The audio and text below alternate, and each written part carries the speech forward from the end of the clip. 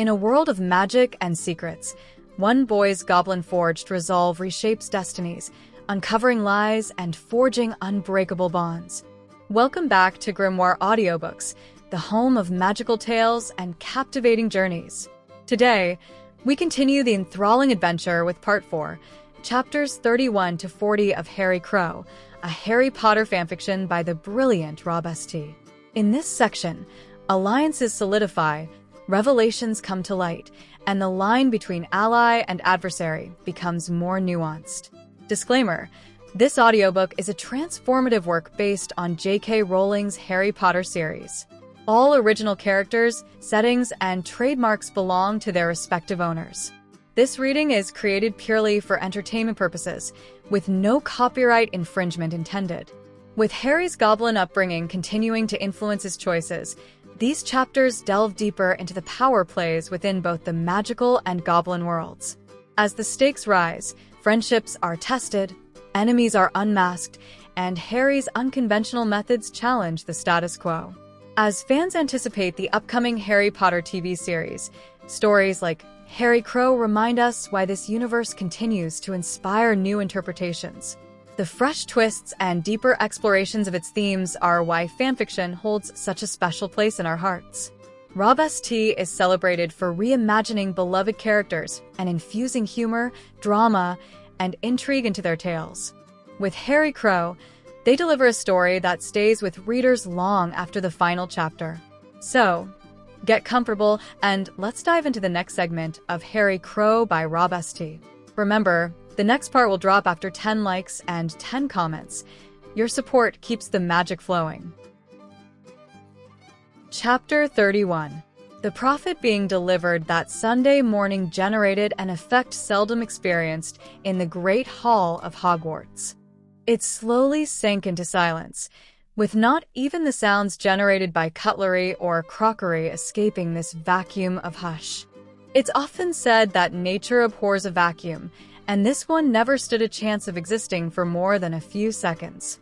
The noise started like a babbling brook, soft and gentle, but soon turned into a raging torrent of white water that engulfed every table, including the staff. Sitting unmoved against this deluge, making them stand out like rocks jutting from the foaming water, the four friends were quietly finishing their breakfast. Bill would be here for their defense lesson in less than 15 minutes. An Order of Merlin. First class?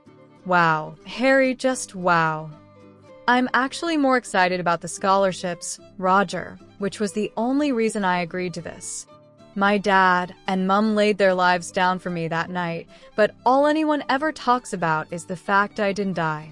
You didn't die yesterday. Let's celebrate that. I understand what you're trying to say, Harry, but I wasn't hit with the killing curse yesterday. But here's the thing, Roger. How do you know I was? The only person to come out of that house alive was me, and no healer even checked me over until I ended up in Gringotts. Voldemort's wand was never found either, so who knows what happened that night. This had the entire Ravenclaw table held enthralled. No one had looked at the incident from that point of view before. A story appears in the Prophet, and everyone just accepts that's what actually happened. We all saw at Halloween how wrong that newspaper can be. I was 15 months old and whisked away from that house by Rubeus Hagrid, under Dumbledore's orders. Where was the investigation? Where was the process of law? Whatever Dumbledore says is just taken as truth, if not law. Yes, he's a powerful wizard, but he can get things wrong, just like everybody else. His girlfriend latched onto what Harry was actually saying here. It's Professor Binns all over again. No one questions what they're being told, so that becomes the accepted truth. People have been able to write what they like about that night, and no one can say whether they are right or wrong. Hermione knew Harry had memories of that night, but had no intention of mentioning that fact to anyone else. The arrival of Parvati saved Harry from having to answer any more questions on what happened that Halloween. She appeared rather upset at the news in the Prophet. Weren't we supposed to be on holiday when it's your birthday? Does this mean the holiday plans have changed? Yes, We're juggling the schedule a bit to put us back in Britain for a couple of days. I thought you would be pleased, going to your first balls. The implications of what Harry just said were mind-blowing, but Parvati needed to hear the actual words coming from his mouth. There could be no mistakes made here. Are you saying what I think you're saying, Harry? I am the guest of honor and get my own table. All of the people going on holiday with us over the summer will be at that table. She looked questioningly toward her twin. You knew? We just found out yesterday. I old home last night. Mum's going to be so excited. I old my gran last night too. She probably wouldn't believe that story in the Prophet if I didn't. Hermione was nodding her agreement with both their friends. Irjit took a letter home for me. It should be some evening. Harry provided the final piece of information. Madame Bones was one of the ball organizers, so Susan should be getting an owl today too, telling her and Hannah of the new arrangements. Susan and Hannah came racing over, clutching a piece of parchment in her hand. Oh, I can't believe we're all going to the ball together. This will be brilliant. Parvati's mind had wandered in a different direction, though. The shopping voucher now makes sense. I'll be able to get a new dress. This saw Harry standing and shaking his head toward the Gryffindor witch. Sorry, Parvati, that voucher was for your birthday. This is a different item. We'll have to arrange another shopping trip for this. Parvati thought she was in heaven, a holiday, a ball, and now 2 shopping trips. Hermione, you're just gonna have to excuse me. With a squeal of delight, she leapt at Harry and practically hugged the life out of him, finishing with a kiss on the cheek just as Bill arrived. Harry, my teaching you defense doesn't seem to be doing much good. My humble apologies. Cursebreaker Weasley. I find there is no defense against a Patil twin who wants a hug. Bill enjoyed the casual atmosphere they could adopt at the weekend, though knew he couldn't get Harry to just call him Bill. The Cursebreaker title was a mark of respect that, in Harry's eyes, he had earned. No goblin would disrespect that. He could still tease Harry back, though. And how are your defenses when it comes to hugs from girls called Granger? Sorry again, sir. I expect AT for that class. I just can't seem to get the hang of why I would want to defend against that. This set Bill off laughing. Good answer, Harry. I only hope you're as good at dodging spells. As a special treat, we got hold of some training dummies that fire back. Should make today a lot more interesting. As long as they don't have swords or axes in their hands, that's fine with me. The weekends were Padma's favorite lessons. Having fun while learning suited her personality so much better. Girls, Hermione had a great idea about dresses. Why don't we have lunch at the Hufflepuff table and talk about it? That way Harry and Neville won't be forced to listen. Her twins' thoughts again went in a different direction. Do we need dates for this ball? It was left to Harry to break the only bit of bad news. Sorry, girls, there isn't any room at the table for more people. So, we need to share you and Neville's? That was never going to work, and Padma quickly marked everyone's dance cards. Sorry, sis. Neville has already asked me to be his date. I'm also pretty sure Hermione is not the kind of witch who shares. Well, at least not Harry. This comment drew laughter from Susan and Hannah, with no denials coming from Hermione or Harry. Bill marching the 4 away may have stopped the conversation, but this would be the main topic inside Hogwarts until the exams hit. Parvati raced back to the Gryffindor table, desperate to tell her news to Lavender. Dumbledore was certainly not pleased at the Prophet's news. Fudge appeared to be succeeding where he had failed so spectacularly. How the hell did that happen? He turned his ire in the direction of his deputy. Minerva, as headmaster, I demand to be kept appraised of all the details of this scholarship. His deputy was having none of it. Sorry, headmaster. You are neither on the scholarship board of trustees, nor require the information on any educational grounds I can perceive. Just what are your reasons for demanding this information? Damn it, Minerva, I'm the headmaster. I am aware of that, though still don't see the reason behind this demand. You haven't concerned yourself with the new first-year intake for almost 40 years. Why the sudden interest now? This scholarship could be a powerful force for good, but we need to ensure that the right people are chosen. We will ensure that the right children are chosen. Amelia, Sirius, and I might have a different definition of right than you do, but I'm learning this is not necessarily a bad thing. If you would like to make a formal complaint, I really don't know who you would direct it at. The trust is set in such a way that, to replace a trustee, you need the agreement of the other two. If you can convince Sirius and Amelia to replace me with yourself, you'll deserve your place on the trust board. Lord Black will be in the castle today as usual. I can only suggest you mention it to him. Albus was taken aback at this information. There is no other involvement, no goblin input? No. Why should there be? Amelia represents the ministry.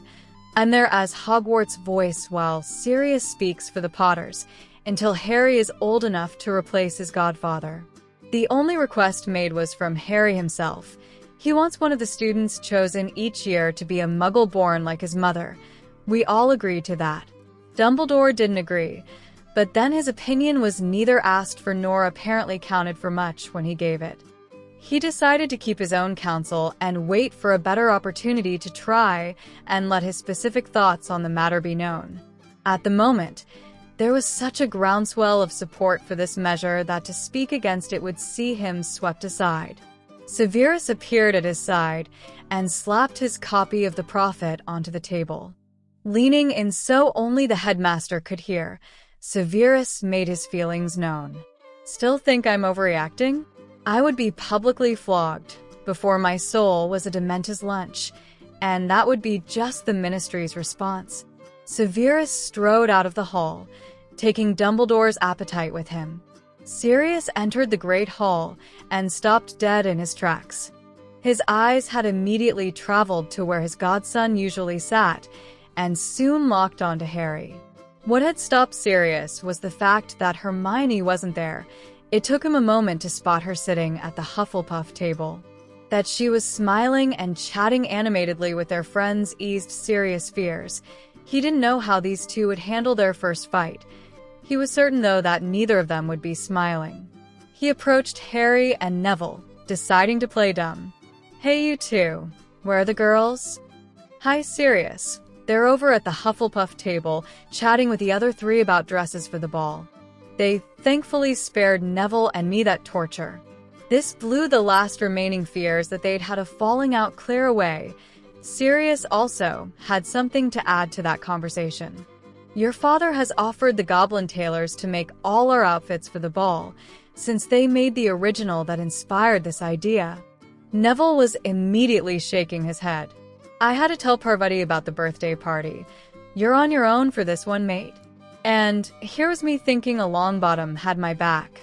Hey, if it wasn't for Padma, I would be dreading this ball. Witches can be really scary. Just go over there. You know Hermione won't let anything bad happen to her boyfriend.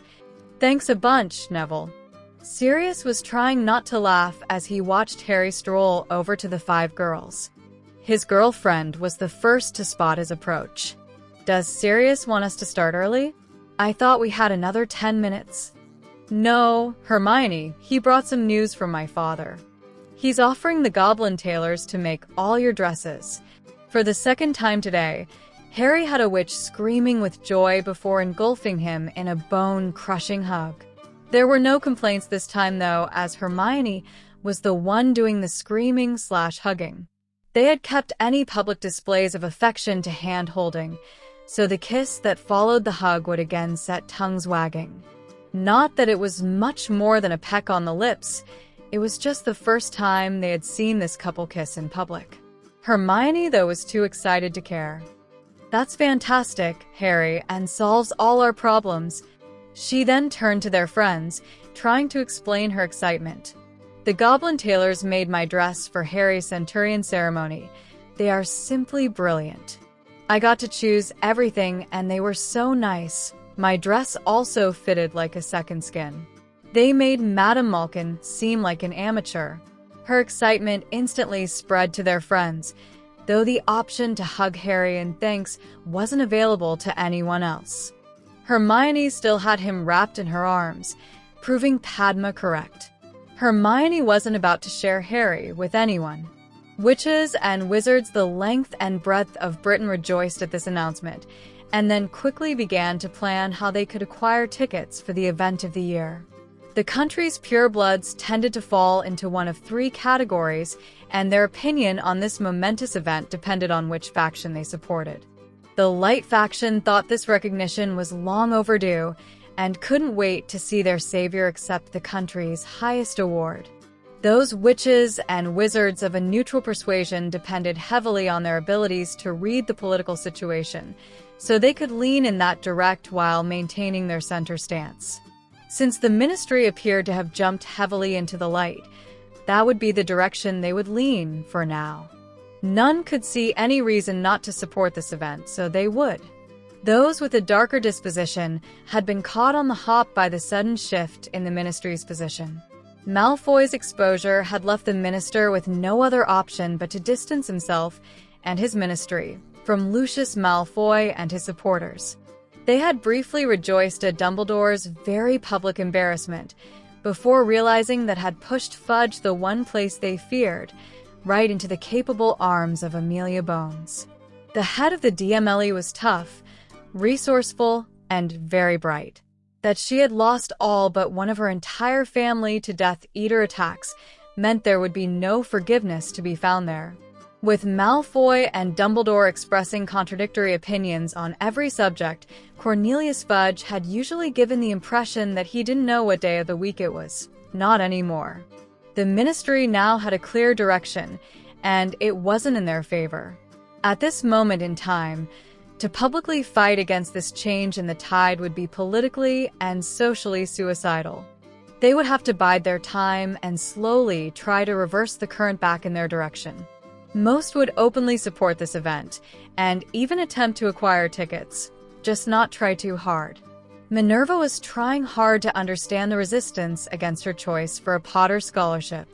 She had spent the best part of a fortnight going over every new student's file, and this child jumped out at her at every turn as a deserving candidate. She was left unsure what criterion the other two were working with, but was determined to get to the bottom of this. Ginevra will be the seventh child Molly and Arthur will have sent to Hogwarts, and September will see 5 Weasley children attending the castle at the same time. They are also as light a family as it's possible to find, and their eldest son has been tutoring Harry and his friends for most of a term. In all of our new first year, I can't see a more deserving case for a Potter scholarship than this. That she is also a pure blood will balance nicely with the Muggle-born we've already chosen. If you have another reason for rejecting this candidate, then I think I'm entitled to hear it. It was left to Amelia to try and calm her old friend's fears. We agree with everything you've just said, Minerva, but there is specific information we can't divulge just yet. Can I say that good things are planned for Arthur at the Ministry?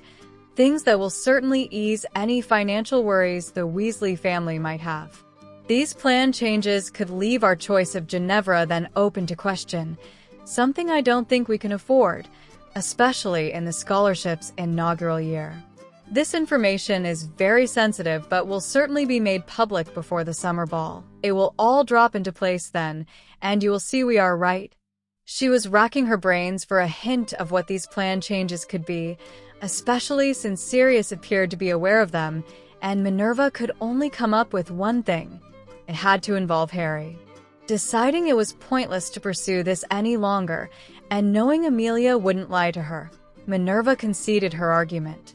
Very well then, remove the financial hardship and there remains no grounds to support that candidate. The witch you both chose would have been my second choice, so I will happily support her as the other Potter Scholarship student. I shall also be studying the Prophet closely for Arthur Weasley's good news. This drew a relieved chuckle from Amelia. Believe me, Minerva, you won't have to look for the news. It will be blazed right across the front page. Sirius wanted to know who got to tell Harry, with Minerva asking for that honor. Harry said he wanted this to be like an extended family. I wanted to have a chat with him and see just how far he wants to take that. I will be arranging a visit to Diagon Alley. He may want to meet with them before September 1st. That's a brilliant idea, Minerva, but we will be out of the country for most of the summer. Arranging it near the end of the holidays would work. They could all do their school shopping together. He could see she was troubled. The signs were hard to miss. Nervously chewing on the end of her quill while neither turning the page of her book nor writing any notes, Hermione had been deep in thought for the last 10 minutes. Since the four friends were currently in the library, revising for exams, Harry had to keep his voice to barely above a whisper. Hermione, if you don't tell us what's bothering you, we won't be able to help. Getting caught wool gathering actually made her blush. It was also scary sometimes how well Harry could read her mood. Sorry guys, was revising some stuff from earlier in the term, and my mind just wandered. To be honest, I was struggling to believe some of the things that's happened to us. I mean, we're only first years. Seeing where this was leading, Harry tried to point her in the right direction. Why are we sitting here revising for our exams? The answer to that was obvious, and Hermione didn't disappoint. So we can get good marks in our exams. It's important that we study and do well. Harry had another easy question for her. So, you would expect the four of us to perform better than, say, Ron Weasley? This very suggestion appeared to light a fire under Hermione. Considering he does the bare minimum to get by, and none of us have ever seen him studying, that would have to be yes. He seems the type who will grab his books the night before the exam, and there's always the chance that the right questions might come up for him. I would still expect the four of us to get higher marks, though. What are you getting at, Harry? What you're saying is that we'll be prepared, while Ron Weasley has to hope for a large slice of luck to do well? Since that summed up Hermione's thoughts, she nodded in confirmation.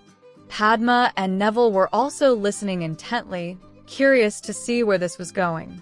Well, I think what you have to consider is that I've been prepared and also been aided by massive slices of luck. There was no chance Harry was going to get away without explaining that comment. I walked into Hogwarts as a goblin warrior, a warrior who had been training and being briefed for this mission for years. Discounting Master Flitwick and now Henrika, Hermione knows more about the Goblin Nation than the rest of the staff put together. But Harry, I've barely scratched the surface. I know, but none of them have even bothered to learn that much. Let's take the sorting as an example. You three now know me. What would you expect me to do in that situation? It was Padma who was first in with an answer, beginning to glimpse what Harry was trying to say. You would never renounce being a goblin, and certainly not because of a situation Dumbledore forced you into. Neville and Hermione agreed totally with that assessment, gaining a smile from Harry. We had the chances of Dumbledore pulling something like that around the 20% mark. There was even a concern he wouldn't let me leave and confine me to the castle. Hermione's hand shot into his at that declaration, offering comfort as Neville asked the question. What would you have done then? I have a way of sending my father a short coded message that we save for emergencies. Gringotts would have shut its doors until I was released. Meanwhile, Hermione and I would have been doing our best to escape. Once outside the wards, we would portkey to Gringotts.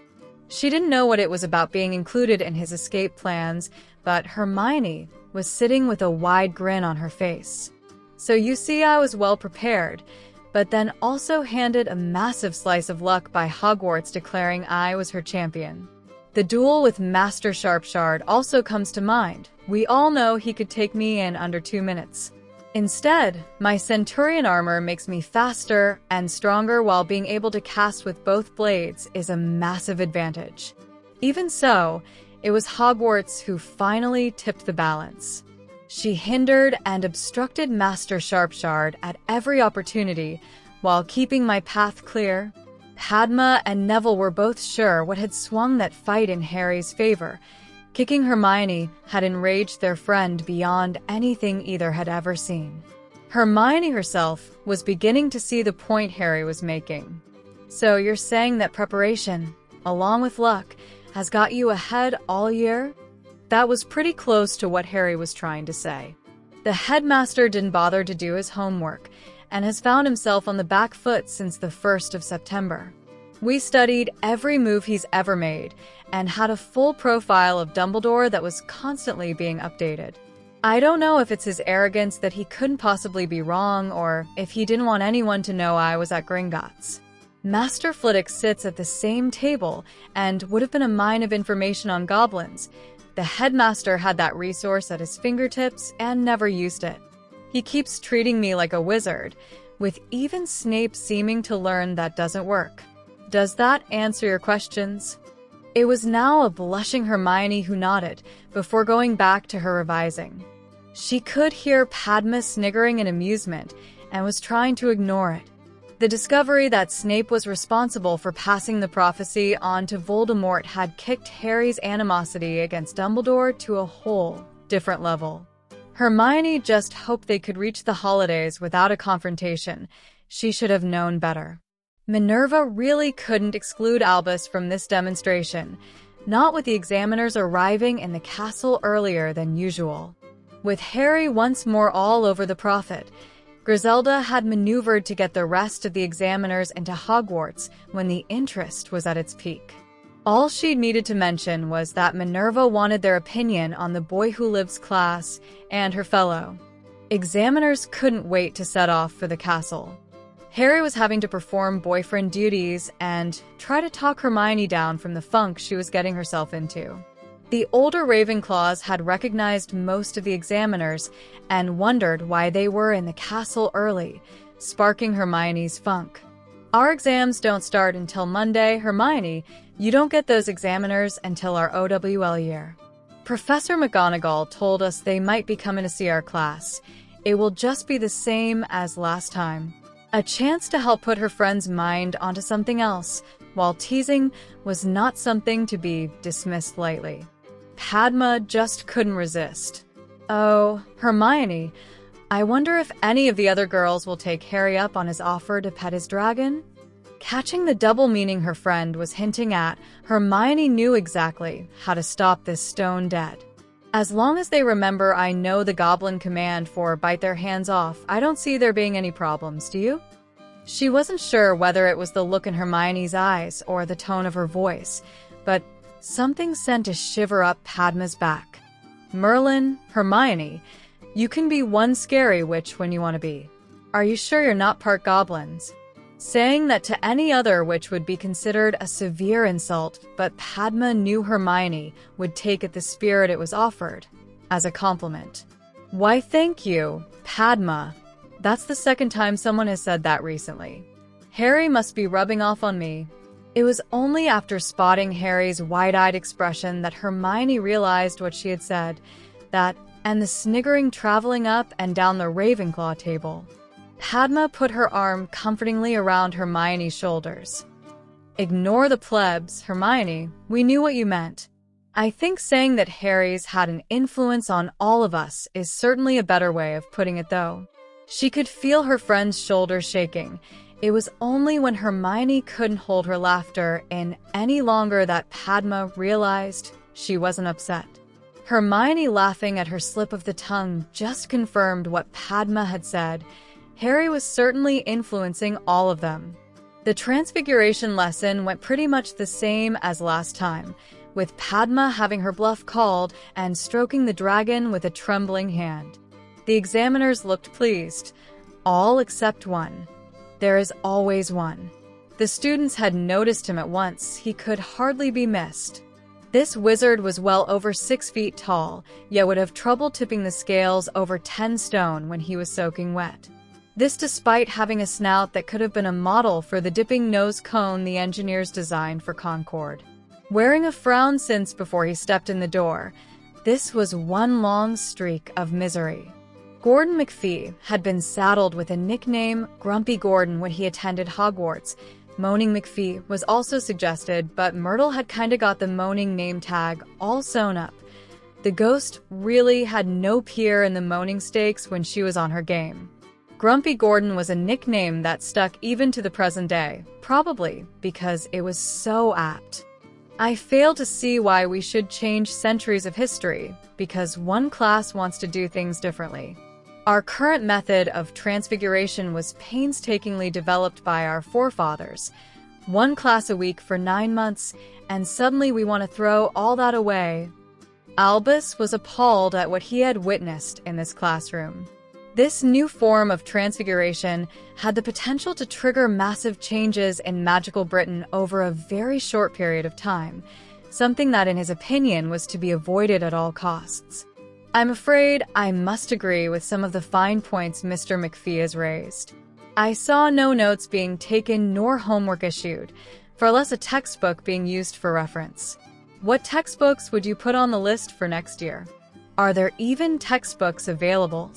Gordon seized on this to further his argument. Exactly my point, headmaster.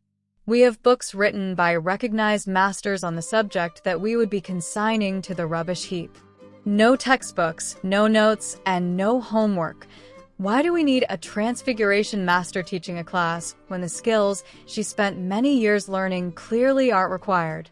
Minerva was ready to go to war, but Griselda interrupted before the enraged transfiguration professor could say anything, far less draw her wand. Perhaps we could ask Mr. Crow if there are any books on this method of transfiguration? The entire class were hanging on every word spoken. To most of the students, this was their favorite class. Even Ron Weasley would cast his vote for this new method of transfiguration. With no notes to take, books to read, or homework to be done, this was easily his favorite class. That he had completed the entire first-year curriculum by the end of January was immaterial to Ron. No one wanted a return to the more traditional method of teaching transfiguration. It's Centurion Crow. Ma'am, and sorry, but the only written material on transfiguration is purely introductory. The class were then left wondering if Snape had based his nasty demeanor on his favorite examiner. There were certainly startling similarities in the sarcastic delivery. Did you really expect them to have books? Please. With Dumbledore already in the classroom, the last thing Harry needed was a reminder of Snape. Everyone in the class who really knew Harry winced at his answer to this examiner, an examiner who reminded the Muggle-borns of the great Gonzo from the Muppet Show. Excuse me, sir, the goblins had a written language and were experimenting with printing while people on this island were huddled over pieces of shredded bark, trying to get a spark by striking 2 lumps of flint together. The goblins have had the written word, as long as man has had fire. This silenced the entire class, but Harry was just getting warmed up. I realize that there are people in this room desperate to call me a liar, and that's okay. Just because you think I'm full of dragon shite still doesn't make your views on any of these matters right. Dumbledore then tried to play mediator, which was certainly the wrong person doing entirely the wrong thing where Harry was concerned. Harry, my boy, can I offer a piece of friendly advice? These people standing here hold your future in their hands. It might not be wise to antagonize them. Harry cut right across the headmaster. Which is why we had a history exam that was the laughingstock of Europe. I'll save these witches and wizards the trouble of remembering me for future reference. I won't be sitting any OWLs. There was now lack of noise and movement as that comment froze everyone. Well, not quite. Hermione's hand again shot into Harry's under the desk. He held his girlfriend's hand before offering a comforting squeeze to let her know he was still in control. Albus was so shocked it was left to Griselda to break the silence. Centurion Crow, if you have no intention of sitting OWLs and presumably NEWTS, could you tell us why you are here? That's easy, ma'am. I'm at Hogwarts for an education. Grumpy Gordon thought he had his opportunity. Without exam passes, you're nothing, boy. The ministry can legally snap your wand. The thunk made the entire class jump, all except Hermione, who'd seen Harry draw his knife and slam it point first into the desk. I don't have a wand to break. Even Dumbledore's pet half-giant couldn't snap that. not without slicing his fingers clean off. Might stop him illegally lifting any more toddlers out their cribs. McGonagall's Harry, combined with Hermione squeezing his hand hard enough to stop blood flow, drew Harry back. He had no intention of backing down though, just curtailing his temper. Mr. McPhee hinted that this class doesn't need Professor McGonagall. I'll say it out loud that Hogwarts doesn't need Mr. McPhee. Professor McGonagall has been teaching her NEWT class for 7 years and knows her students' capabilities in transfiguration better than anyone on this planet. Why should a stranger then come into the school, meet that student for about 15 minutes, and then they get to award a grade that affects that student for the rest of their life? Minerva could see Harry getting agitated at the slight to the goblins, but couldn't understand why he was already refusing to sit exams. We need to be seen to be impartial, Harry. That is why we have examiners from the ministry. I trust your opinion, Professor, rather than that of an outsider. When Master Pitsley thinks I've reached apprenticeship level, he will tell me. I will then have to decide if he would take me on to become a master, or whether my future lies elsewhere. No goblin needs a slip of paper to say how far they took their education. Our system has no such exams. Since I'm attending Hogwarts as a goblin, I have no need of them. Harry was rubbing his thumb along the back of Hermione's held hand, drawing as much comfort from this action as his girlfriend was. He needed it as Dumbledore once more entered the verbal fray. The old wizard just didn't know when to shut his mouth. Harry, my boy, you are taking a decision here that will affect the rest of your life, a decision that doesn't need to be made for another 4 years. I would ask you to reconsider that decision. Why? Is your new plan to send Tom Riddle my OWL results and hope he dies of shame that a goblin beat his scores? I have to say it's defiantly an improvement on your power of love suggestion. I still only kiss Hermione. Hermione wasn't in the least embarrassed. She was watching how close Harry's hand stayed to his knife that was still sticking out the desk. She moved their joined hands until they were next to her sword hilt. Harry gave a slight smile at this, but Dumbledore wouldn't let it go. If you don't sit your exams, you could potentially find yourself wanting to stay in the wizarding world and being unable to do so. Harry's loud laughter cut Dumbledore off, leaving half the class thinking he'd finally lost it. It took Harry a moment to regain control before he could answer. Sorry, Hermione, but that was funnier than any of those comedy tapes you showed Padma and me over the holidays. He then turned his attention back to Dumbledore. If I decide to stay in the wizarding community, I shall be Lord Harry James Potter, Order of Merlin, First Class. Do you honestly think people will care whether I sat my OWLs or not? Your mother and father would want you to. Dumbledore never got to say any more. Harry was on his feet with his knife yanked out the desk and now pointed between the headmaster's eyes. My father will agree with my decision, believing it is mine to make. As to my mum and dad, I'll never know since they're both gone.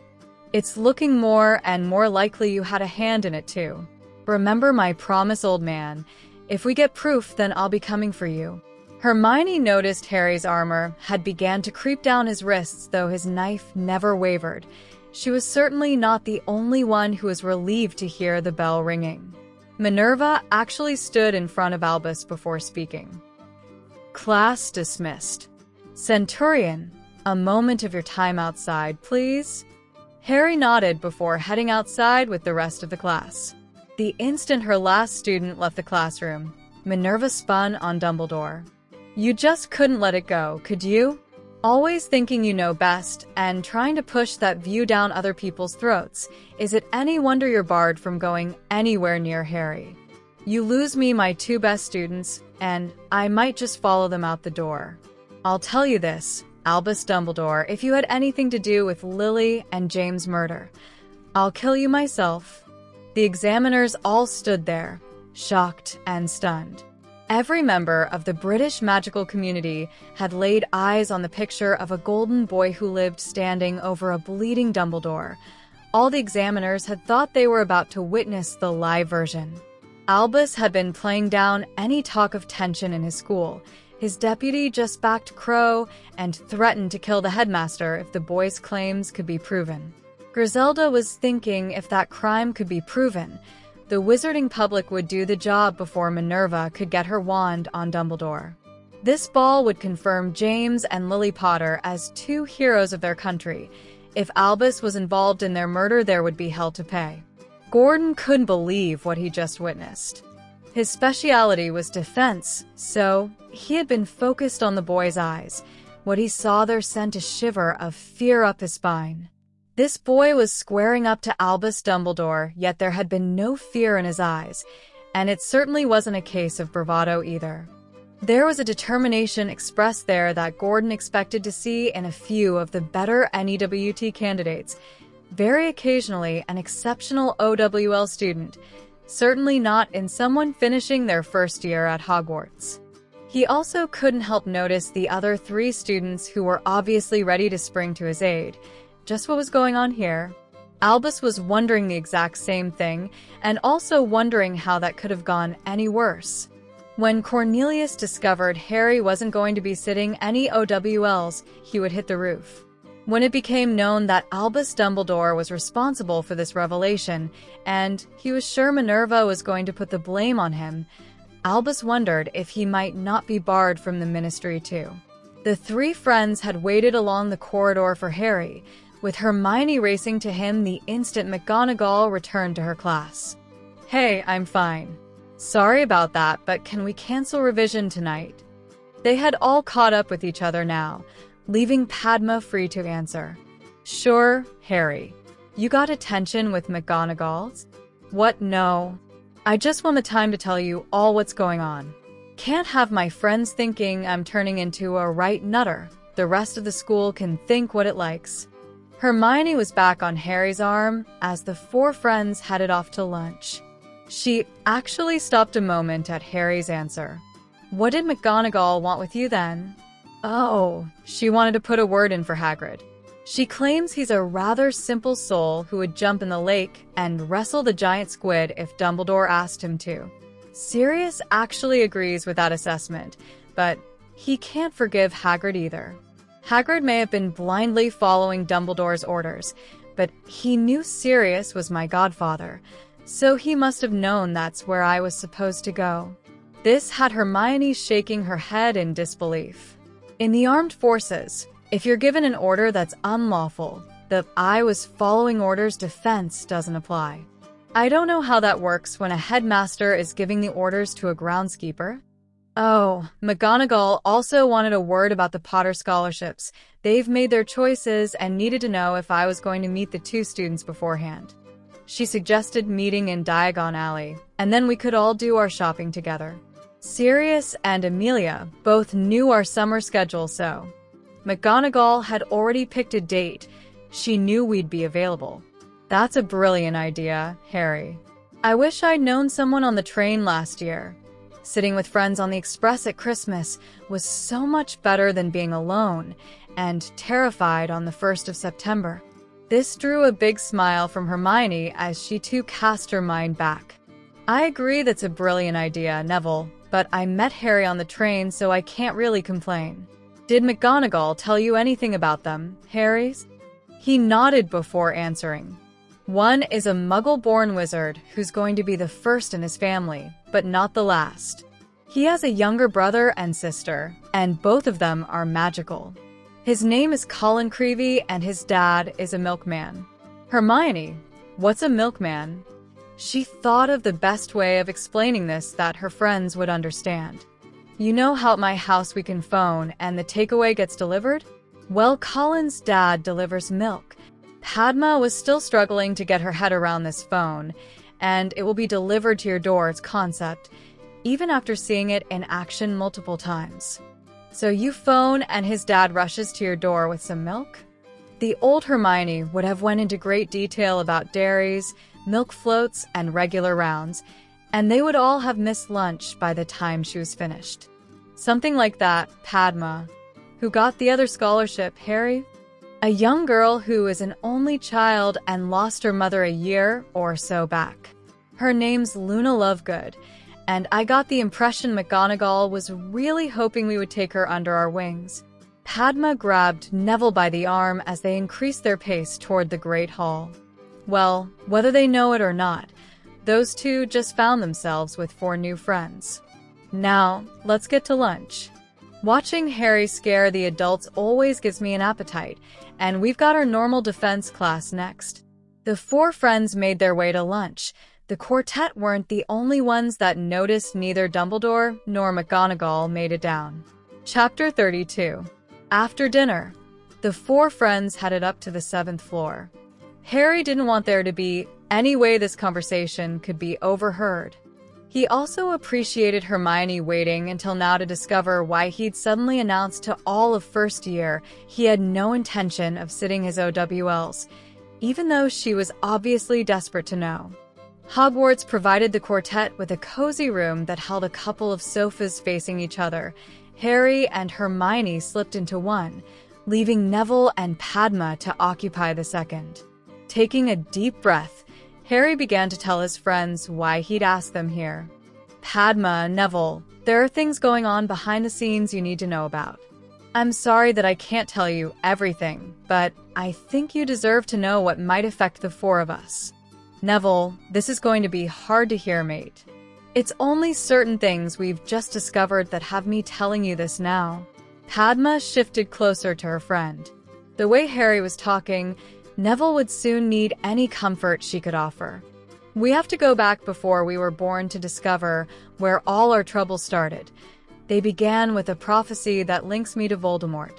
You see, until Voldemort visited Godric's Hollow that Halloween, the prophecy could have applied to one of 2 boys, Harry Potter or Neville Longbottom.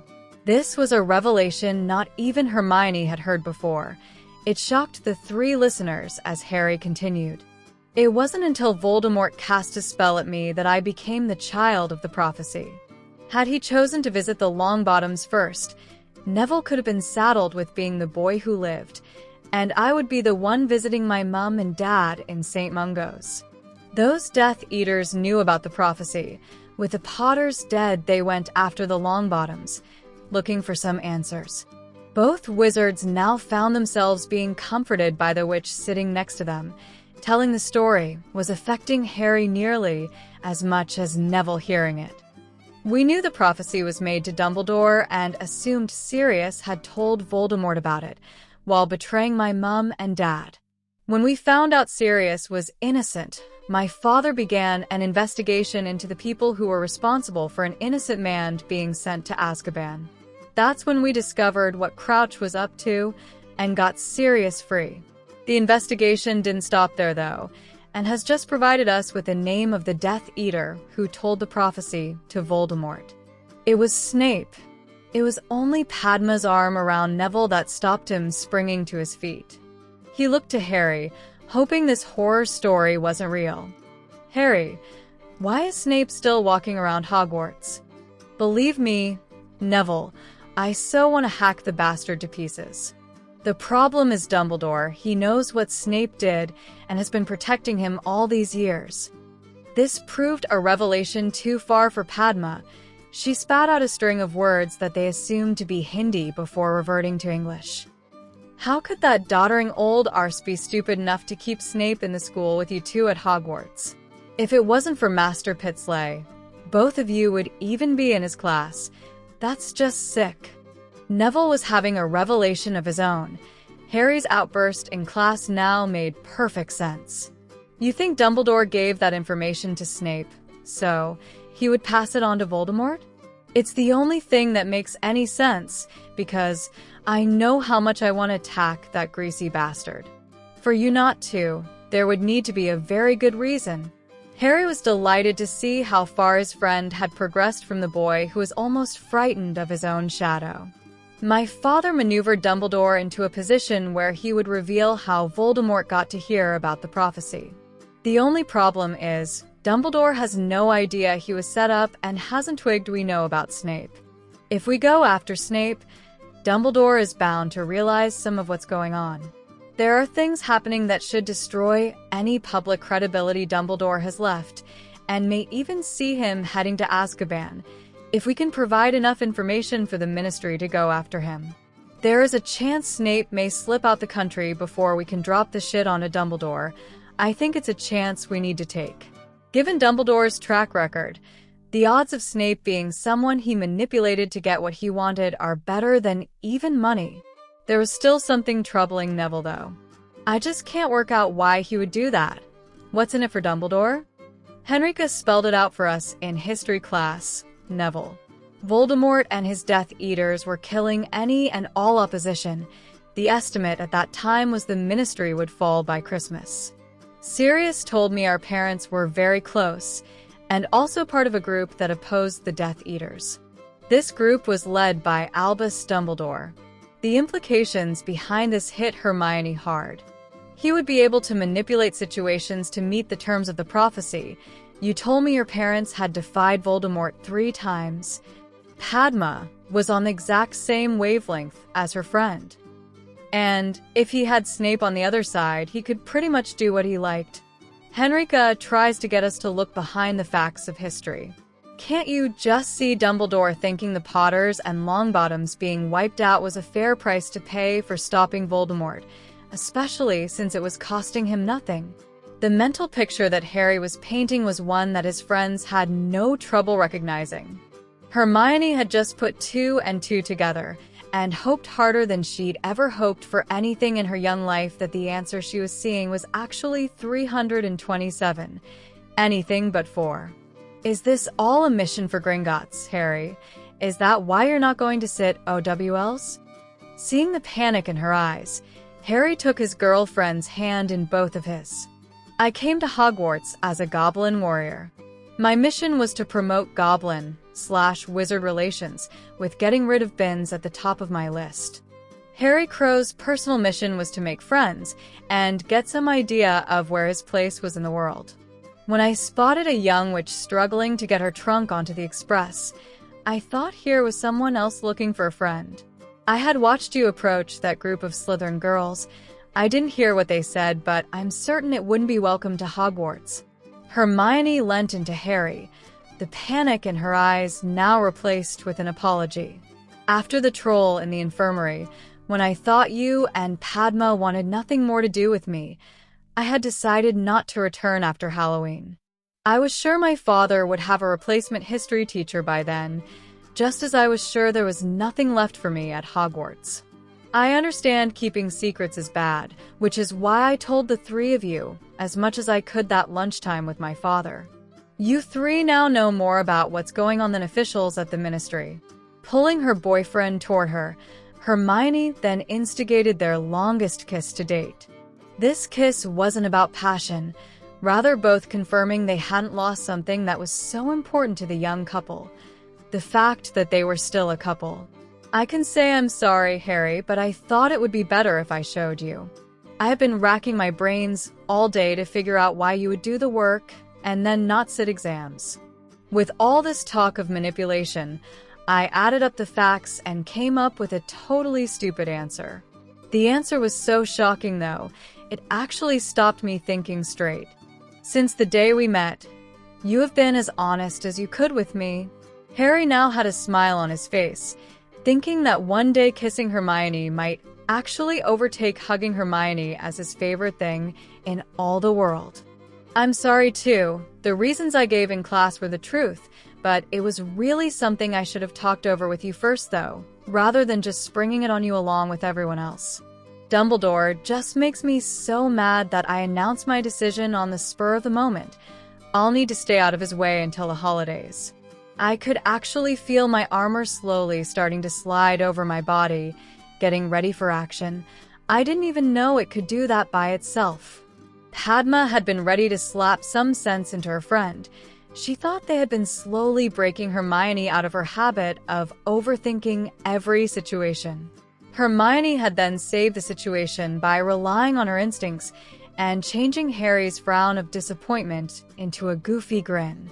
Will help you with staying out of Dumbledore's way. He's not someone I think any of us want to be around. Miss Granger there may just have suffered a brain fart, but Neville and I never doubted you for a second. It was a blushing Hermione who tried to tease back, desperate to put her clangor behind her. "I'll have you know, Miss Patil, that young ladies do not suffer from flatulence of any kind.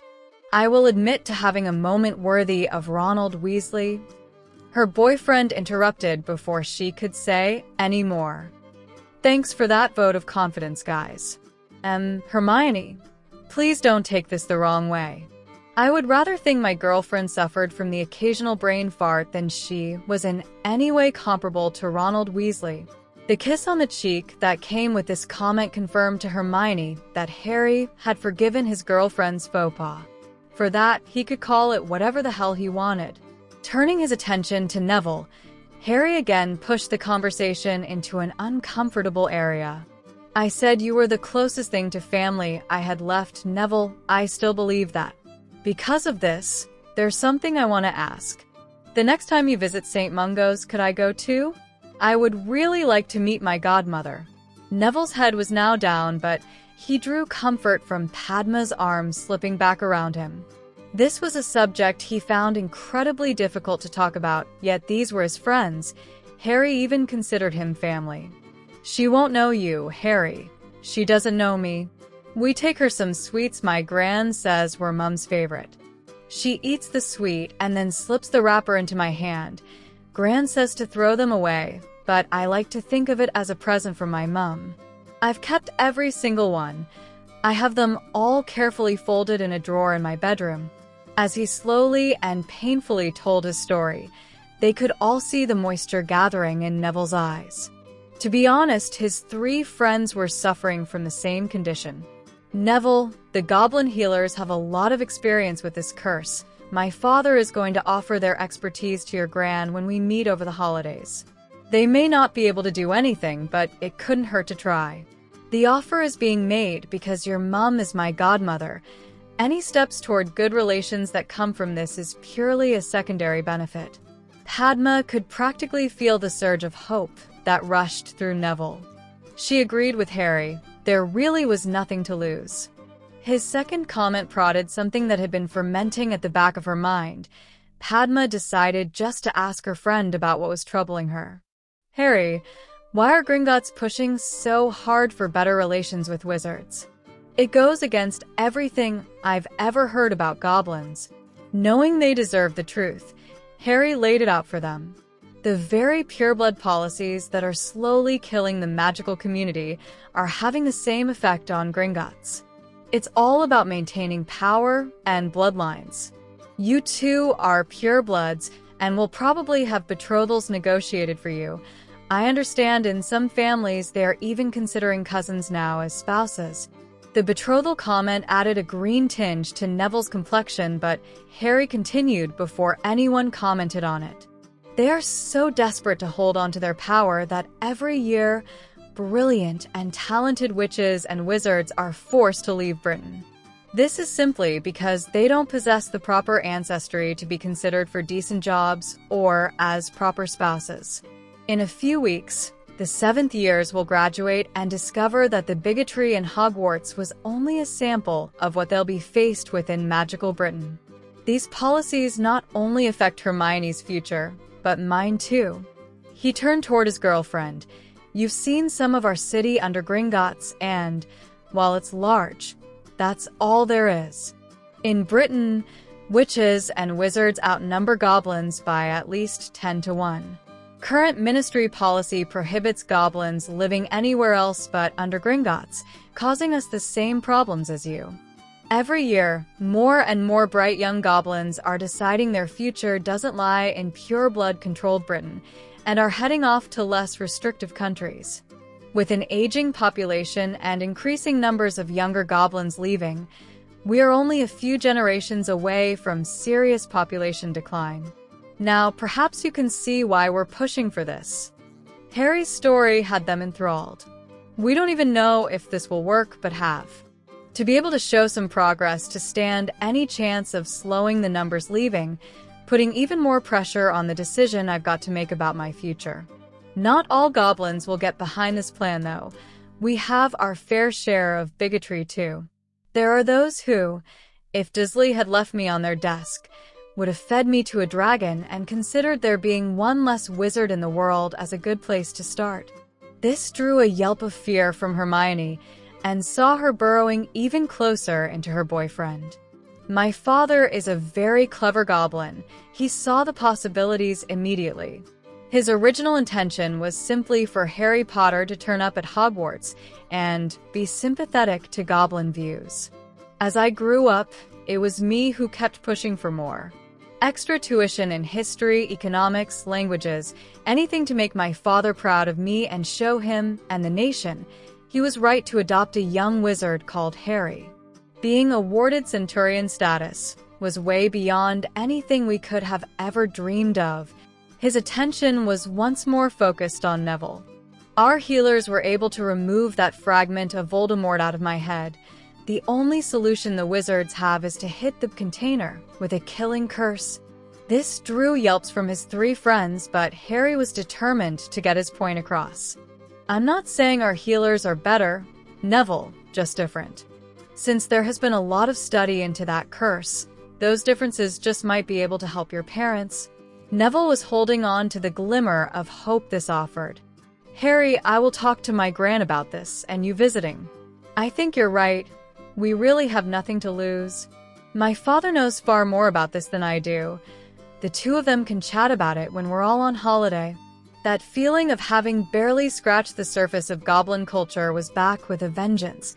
Something Harry had now mentioned twice was niggling at Hermione, so she asked her boyfriend if he could explain it. Why have the goblins done a lot of research on that particular curse? Realizing that this would be something that could affect the Longbottoms' final decision, Harry told his friends some information that had been conveniently forgotten by wizards.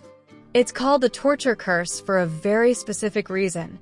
About 400 years ago, this vile thing was invented by the British Ministry of Magic for the sole purpose of torturing captured goblins. This was met by a trio of disbelieving stares. Goblins are pretty tough. Beating them up or breaking bones doesn't usually get you much information, other than having your circumstances of birth questioned. The ministry had a war on their hands and needed information from their prisoners. Something new was needed. The curse was supposed to be kept secret, not much chance of that happening in the ministry. It was only after the war was over that this particular curse was classed as an unforgivable when wizards started using it on other wizards. Ministry law states that using this curse on a human being can see the caster get a life sentence in Azkaban. You do remember what ministerial department deals with goblins? All 3 friends were struggling to answer that without using the words barbaric. Hermione, though, had jumped to a different situation. Does that mean Lucius Malfoy could have cast the torture curse on you that day in defense class and nothing would have been done? Technically, yes, though my knife would have been buried in his chest before Malfoy could cast. We're classed as dangerous beasts. Hermione, is it any wonder goblins are leaving Britain? If Gringotts ever reach the stage where we have to bring in staff from abroad, it would be the beginning of the end. We would need to pay them a higher salary to compensate for the poor conditions in Britain, meaning the bank would have to charge its customers more. Our only alternative would be to close Gringotts. Either way, there are no winners. Padma checked her watch and got a surprise. Guys, we've been chatting for ages. If we don't get a move on, we'll miss curfew. They were heading back to their dorms, and Neville was enjoying Padma holding his arm.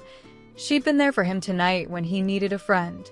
Harry's words from earlier struck another chord, and Neville didn't want Padma's hand on his arm replaced by that of a stranger his gran picked out.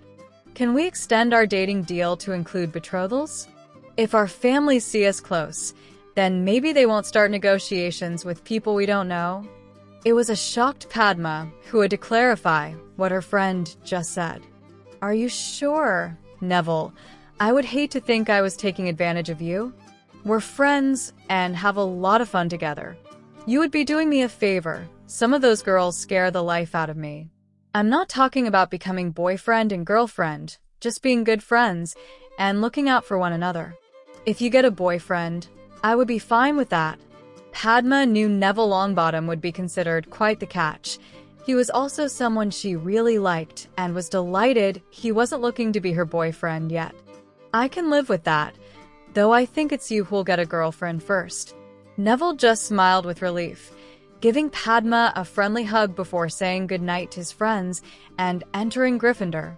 The three Ravenclaws headed for their own house, with Hermione nervously asking Harry if they were okay. A misunderstanding that we talked out. We're fine, Hermione. I knew what not knowing why I wasn't going to sit those exams must be doing to you. I should have spoken to you earlier. I was just so busy trying to figure out how much I could tell Padma and Neville. Sorry, too, about the history lesson that turned into... With Neville safely tucked up in Gryffindor, Padma could now focus her attention on the Ravenclaw couple. She'd been surprised and delighted at how open Harry had been tonight. Even Neville had crawled out of that shell of his a little more. Oh, don't be daft, Harry. Apologizing to Hermione for extra lessons. You put a lot of trust in us tonight, and offered Neville some hope. I'll spare you another Patil sister jumping you for a hug, and just say thank you for that. The three friends made curfew with mere minutes to spare. Gordon had heard fanciful tales of this special room inside Hogwarts, watching those for leave breakfast, and head off for the second morning that weekend had him determined to investigate. His patchy information led him to this 7th floor corridor where he made straight for the only door that was available. Upon entering, he couldn't have began to describe what the room looked like, probably because Gordon couldn't take his eyes off the boy. Harry had a metallic shield over his left forearm, and that knife of his held in that same hand. This was because he was wielding the sword of Gryffindor in his right hand. A kilt would have dated him back when the Highlanders fought the English Redcoats, though the Redcoats never fired spells at their enemies. The boy was fighting 2 dueling dummies. These were the top-of-the-range versions that actually fought back.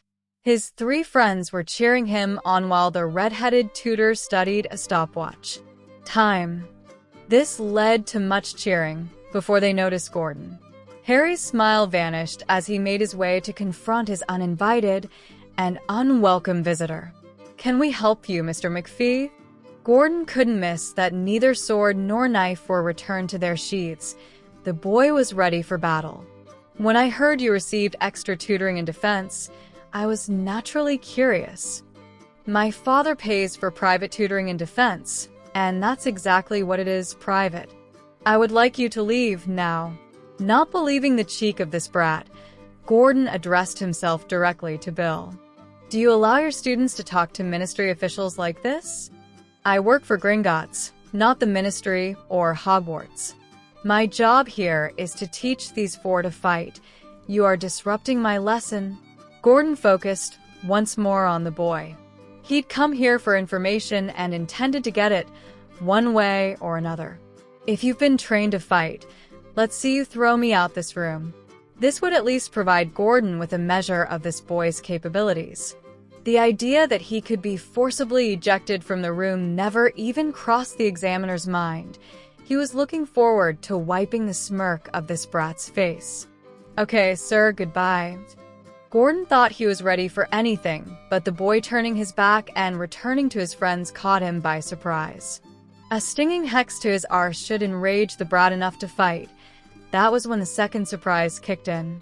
The examiner couldn't move a muscle as Vine suddenly had him tied like a joint of butchered beef. His feet then left the floor as he shot toward the door. Gordon hadn't seen the boy cast a spell, yet here he was, flying through the open door and smacking straight into the tapestry that was hanging in the corridor.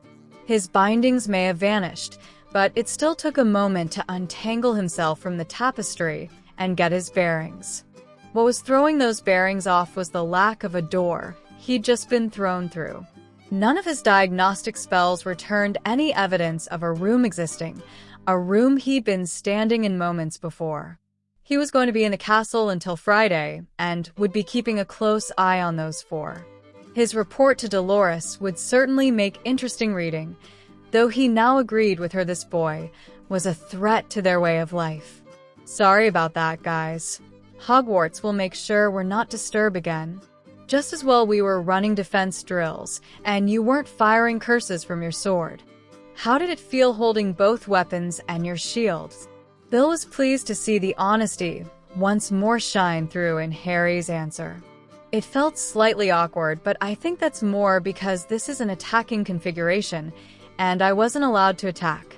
Using 2 blades that can cast spells proved successful against Master Sharpshard, but it would leave me too open against multiple opponents, especially if they had wands. That's why I wanted to add my shield.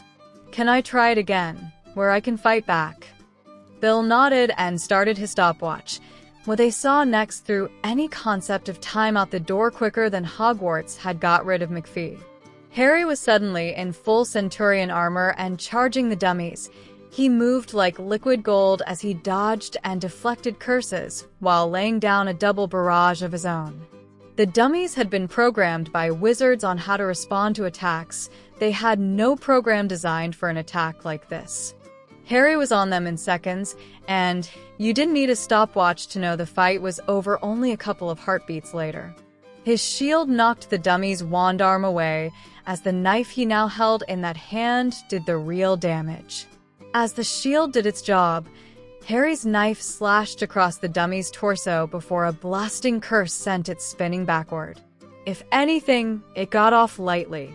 The other dummy lost its wand arm to the sword that then buried itself into the artificial torso of its opponent. A banishing charm saw dummy number 2 then fly across the room along with the first one, leaving both lying in a tangled heap.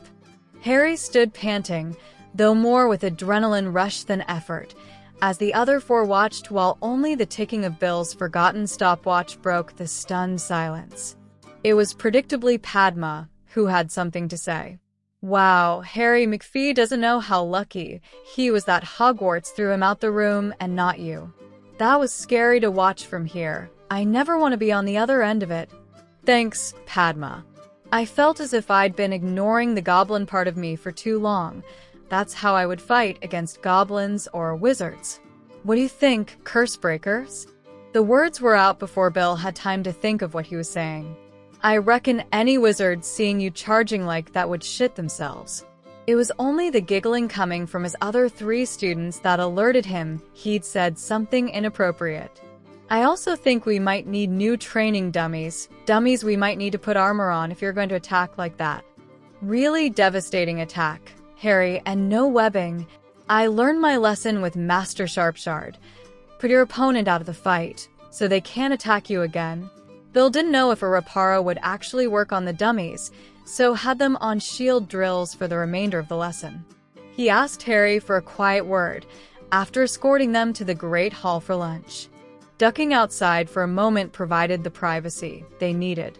Bill didn't waste time, and got right to the heart of the matter. My father is determined to invite Ginny to this ball. He thinks her sitting at your table would be a father, making a daughter's dream come true. I wanted to check that you were okay with this arrangement. This drew a frown from Harry. When we suggested 3 tickets for the Weasley family, we assumed you would be the 3rd guest. This was actually an embarrassing situation his father had placed Bill in, and didn't bode well for future wizard/goblin negotiations. My father had no sisters, and then 6 sons before Ginny was born. He dotes on her. It's actually killing him waiting on Fudge, making his goblin announcement to the Wisengamot, so he can tell Ginny she's invited to the ball. This left Harry shaking his head as another potential problem raised its head. You do know we are all going to the nation's tailors and having our clothes made for the ball? There will be 5 girls sitting there in a certain style of dress, and your sister will be the odd one out. If she wears the same as the rest of us, it could be construed as the ministry already bending over backwards to please the goblins. It is well known Susan is already part of our group and will be on holiday with us, so her dress like us won't matter. Ginny is a totally different case, since her father will be the ministry's direct link to the nation. Harry thought hard for a minute before answering. I have no objection to your sister being there, though not at the expense of even 1 vote being changed against us. I think you'll need to run this past my father. I will happily abide with what he decides. The senior Weasley was supposed to be the ministry's leading expert on muggles. it would seem he had a bit to go to get his head around goblins. It would be interesting to hear Dan and Emma's opinion of the man after meeting him at the ball. Fudge had judged his moment perfectly. Half the Wisengamot were almost asleep, and the other half couldn't wait for this session to finish, so they could get back to their own lives. As Dumbledore asked if there was any other business, the minister stood before the old fool could bring his hammer down. "Excuse me, Chief Warlock. I have a matter to bring before the members. It concerns the Ministry Summer Ball, an event that has all of Europe talking and scrambling for tickets." This drew a few laughs, Johnny Foreigner wanting to attend. Their event, and not being able to get tickets, was considered the way things should be by most of this body. This is easily the premier event on this year's social calendar, and one that I know we're all looking forward to. Why I'm standing before you today is to inform this body that the event nearly never took place. He now had everyone's complete attention, so Cornelius pressed on with his presentation. A brave young man will become this country's youngest ever recipient of an Order of Merlin, first class.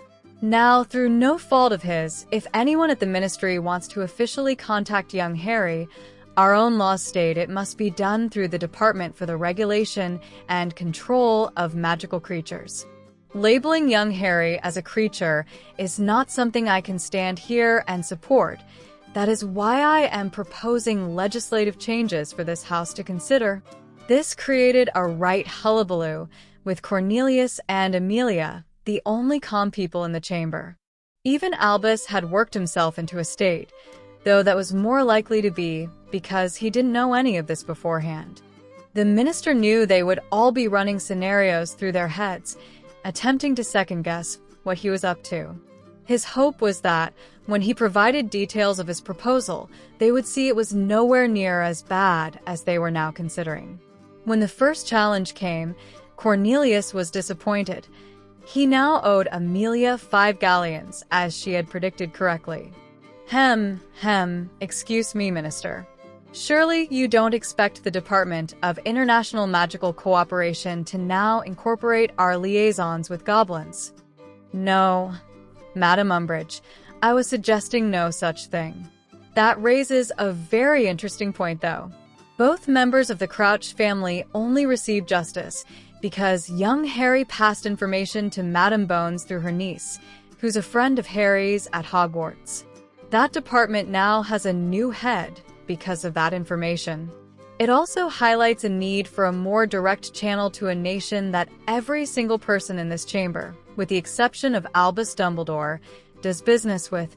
This actually generated some sniggers in the chamber, and broadcast to everyone just how far Dumbledore's star had waned when he was a figure of ridicule for the minister to have a pop at. It was time for Cornelius to reveal his plan to the chamber. We currently have a department that deals exclusively with Muggles, mainly the misuse of their artifacts. My proposal would see that department tasked to take on our relationship with the Goblin Nation, and its current head promoted to handle all the ministry's dealings with both. As many of you will already know, Arthur's oldest son is currently employed by Gringotts as a curse breaker and as a personal tutor to young Harry. That last morsel was indeed news to many, though welcome news. Through this very fortuitous link, a preliminary inquiry allows me to stand before this chamber with the complete proposal you'll hear today. While the ministry would be represented by Arthur Weasley, the Goblin Nation have proposed Senior Accounts Manager Barchoke to be their ambassador to the ministry. This chamber may know him better as the goblin young Harry calls father. This was a bombshell that silenced the chamber. If they rejected this proposal, they would effectively be rejecting the boy who lived's father. Umbridge came back for more. Excuse me again, Minister. Just what powers will this new department have? Madam Umbridge, I'm surprised at you. This proposal is not about granting any one person or department the ability to make sweeping changes. Have you forgotten that only this chamber has the power to make any alterations to our laws? The new department will be tasked with opening a dialogue between ourselves and others. If, in the course of time, this dialogue leads to any proposed changes in those laws, it will then be debated and voted on in this chamber. I believe Barchoke is also considering having William Weasley as his assistant, hoping this will help avoid any issues of protocol from delaying this project becoming a working entity. This drew nods of agreement all around the chamber. 2 purebloods should be more than able to keep a goblin in line. It wasn't even as if the ministry would be granting them a great boon. Classing goblins the same as muggles wasn't much of a step up. If it meant they had a way to intervene when Gringotts threatened to close another pureblood's vault, it would be well worth the goblins' meager gain in status. Dolores just couldn't leave it alone, though.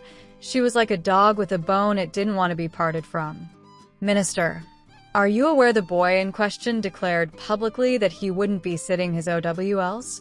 Cornelius had been prepared for this, and understood he had to kill this story stone dead. I am aware of Harry's declaration and the circumstances surrounding why he made it. I've spoken to Harry on many occasions, and Madam's Bones and Longbottom will be holidaying with him over the summer. I'm sure I can speak for all 3 of us, and say we are of the opinion that he is a fine young man. We are also aware how he reacts to attempts to manipulate him, especially by Headmaster Dumbledore. We have 4 years yet before he needs to make the final decision on that subject, and we all know a lot can change in 4 years. Here was the minister's clearest indication that Dumbledore was on his way out. The entire Wisengamot had witnessed the boy's reaction to Dumbledore in this very chamber, so it was Cornelius who was being believed here, despite Alba's strong protest. The minister still had the floor and finished his presentation. The normal period for proposed legislation like this to sit before this chamber is 40 days. I do not want to face the accusation of rushing this through the chamber, so I am proposing we defer voting on this until the 3rd of August. Amelia immediately seconded that proposal and, with no one willing to publicly put their name to an objection, the proposal was passed. Albus still sat in his seat, even although the chamber had now emptied. He was supposed to be the great manipulator, but Cornelius Fudge had just ran rings around him in a chamber he previously owned. The old wizard, though, was grudgingly forced to admit this was a work of sheer genius, even down to the date of the vote. Instead of allowing extra time for members to organize their debate, Cornelius had craftily scheduled the vote to be right after the ball. People would enjoy themselves that Friday night, then come to this chamber Monday morning to vote.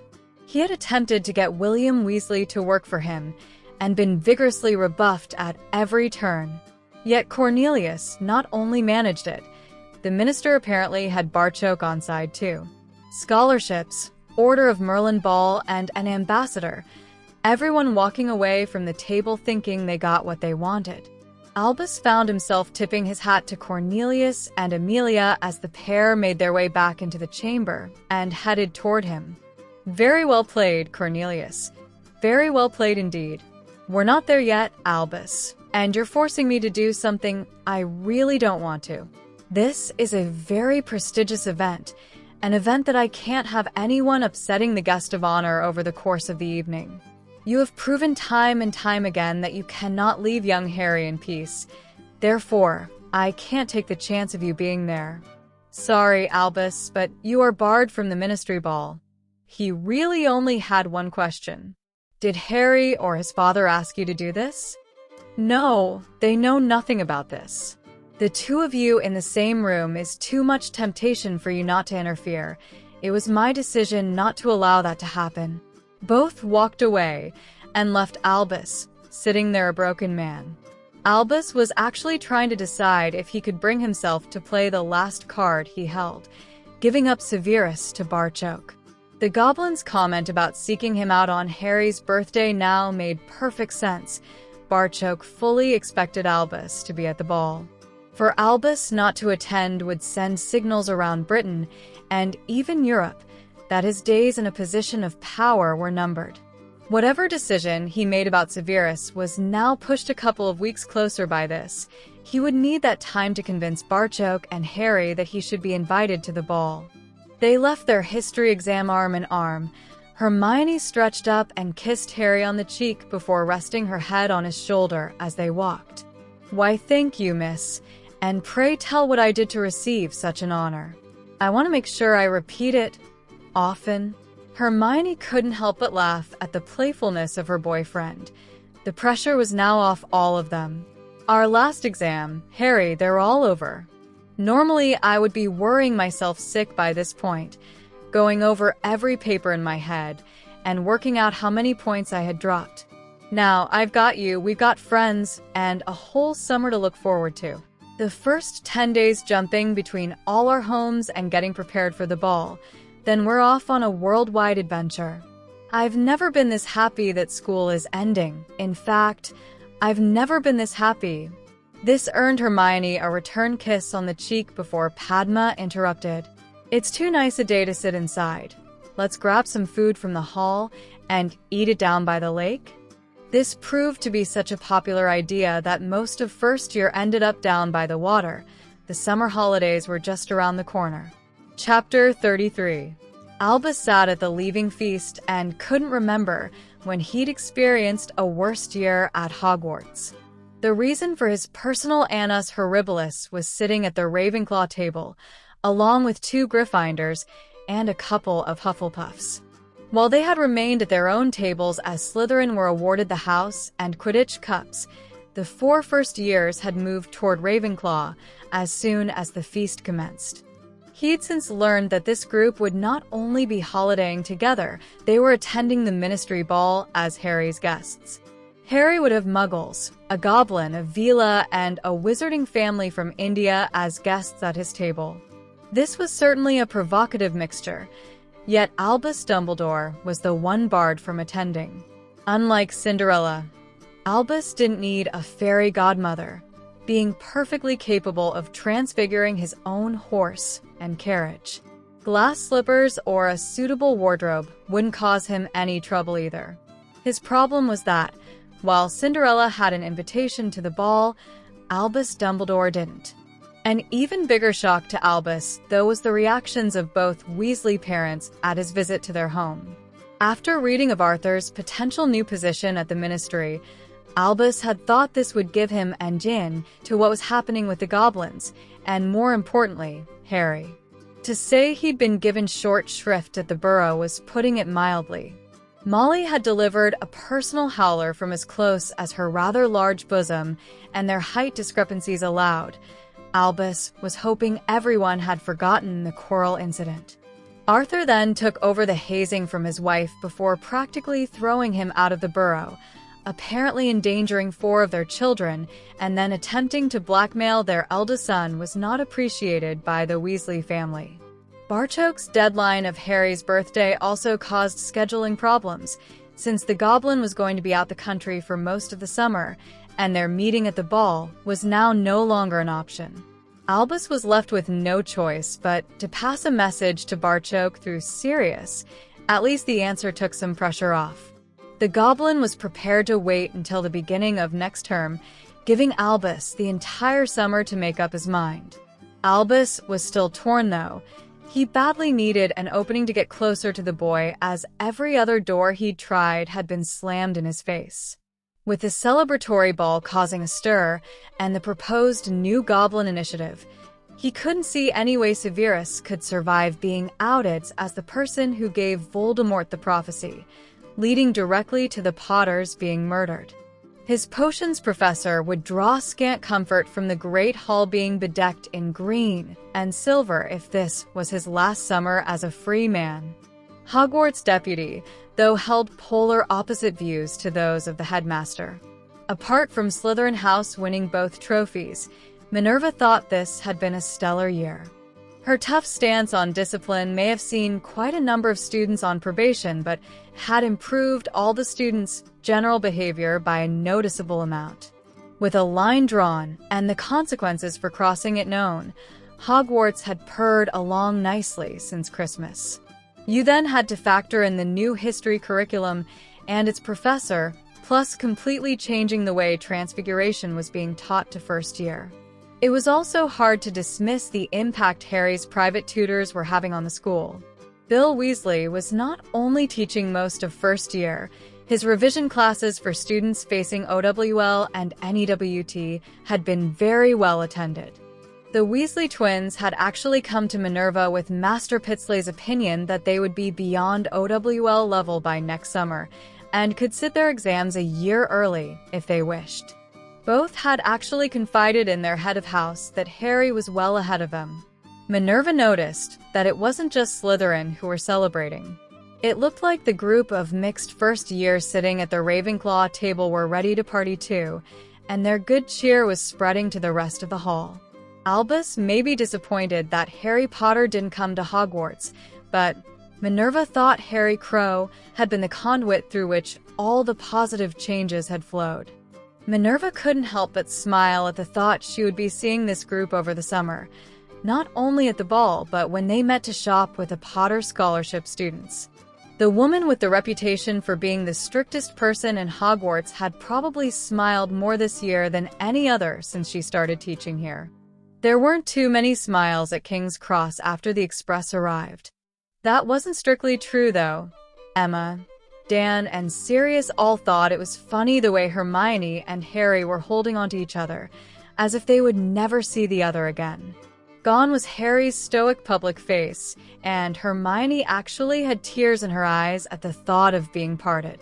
After a couple of minutes of this, Emma leaned towards Sirius. Dan and I are actually working next week. We finish up for the holidays on Friday. How about we take them both home with us for the weekend, and then Harry can use his port key on Monday morning? The alternative would be these two mopping around their houses. Poor Irgit would end up knackered, carrying their letters back and forth. I think that's a great idea. I'll let his father know to expect them Monday morning. Would it be okay if they spent a couple of days at my house? Henrika's going to be very busy at Gringotts for the first half of the holidays. Dan was trying to appear miffed at this arrangement, and failing miserably. Emma made no attempt to hide her excitement at having them home, though she could still tease the man who had quickly become a good friend to both her and Dan. You have a library, Sirius. We may never see them again. Just go, and we'll see how long these two take to notice you've left. Harry's goblin upbringing was telling him this was totally irrational, but it didn't help one bit. He also knew they were meeting up next weekend to get their outfits for the ball. That just made him feel worse. His head told him he'd be fine, but Harry's heart was screaming it couldn't last a week without Hermione's hugs. She'd gotten him addicted since the first day they met. It was an addiction he had no intention of fighting. That Hermione apparently felt exactly the same was the reason they were still standing on the platform, long after everyone else had left. He didn't know how long they had been standing there, but it was now quiet, a state that couldn't exist when Sirius was around. Harry removed that hair he loved so much from his eyes, to see a pair of parents smirking at him. With no sign of his godfather anywhere, he was forced to ask the obvious question. Do you know where Sirius is? This got his girlfriend's attention. She recognized the smirks on her parents' faces at once. They were up to something. Dan didn't keep them waiting. Oh, he got fed up waiting on you two to let go of each other. Your godfather left ages ago. I suppose that means we've got a lodger for the weekend, but only if you take Hermione with you to Gringotts on Monday. Dan was soon experiencing his own personal patented Hermione hug. He wasn't sure if it was her sword fencing or all the practice his daughter was getting with hugging Harry, but Hermione could now make his ribs creak with the ferocity of her embrace. She quickly moved on to her mother, any thoughts of the Blues banished now that Harry was coming home with them. The boy in question had a mad grin on his face, and finally remembered to answer Dan. That would be bloody fantastic. Lucius had watched all this from the shadows, still hoping for a break. He'd easily discovered where the Patils lived. The information proved useless, though. In the middle of a moonless night, he'd attempted to get close to the house, purely on a fact-finding mission. The arm that Voldemort branded all those years ago was burning as if it was going to burst into flames. This was before he could get anywhere near the house, too. Lucius was forced to get out of there fast, just in case his mere presence had triggered an alarm. If the Patil home had wards like that, Lucius was glad he didn't know the Mudblood's address. This little bint was already the one person who possessed the power to completely destroy this boy. Unfortunately, she would also be the best protected. Even slipping her the book in Diagon Alley wouldn't help. The wards around her house would probably fry Tom's diary the instant she returned home. With the Patils being equally protected, this left the head of the Malfoy family with a bit of a dilemma. Did he pass the book off to some nonentity, like that Chinese witch, or even blood traitor Weasley's daughter? Or did he wait until the last minute and take an attempt at a bigger prize? He knew they would all be here come 11 o'clock on the 1st of September. A packed platform should provide the cover for him to slip the slim volume into an unsuspecting pocket. Lucius understood this would be a massive risk, leaving everything to the very last moment. He also acknowledged there would need to be a large slice of luck involved too for him to achieve the result he wanted.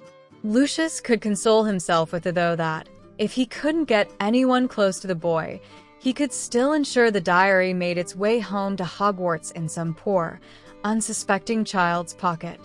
Harry was trying to be there for his friend as they both made their way along the St. Mungo's corridor. It was as if Neville was experiencing every emotion humanly possible with each step that took him nearer to his parents' room. There was joy, yet tinged with sadness, excitement flavored with trepidation. This was clearly something he looked forward to, but at the same time dreaded. Harry, just don't expect too much. Neville, I'm going to meet my godmother and your dad. That's more than enough for me. Augusta walked behind them both, not having words to express how proud she was of her grandson. He had changed beyond all recognition from the timid little boy she'd practically had to force onto the Hogwarts Express last September, and Augusta knew who was responsible for this dramatic transformation: his friends.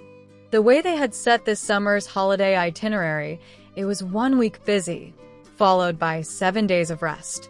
Because of her age, Augusta had no wish to hold the youngsters back. She gave the first week in Florida a miss, joining them in the Turkish villa beside the Black Sea. There she spent one of the best weeks of her life, listening to her grandson try to explain this whole other world they'd visited in Florida. She also watched him like a hawk, delighted with what her old eyes were seeing. The group of four were even closer than she remembered, with Padma and Neville always being together. The affection they had for each other was clearly visible, giving his grandmother hope she might actually see him settled with a good wife and family before her time came to leave this world behind. The Longbottoms were purebloods and proud of their heritage. The family didn't let that fact define them, though.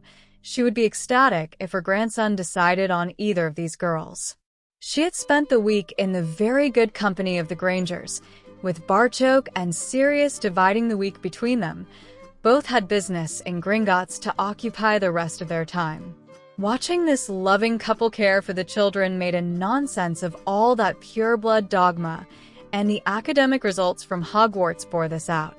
Minerva had confided in her that Neville was not only the top first-year student in Gryffindor, he placed 7th overall amongst all his peers.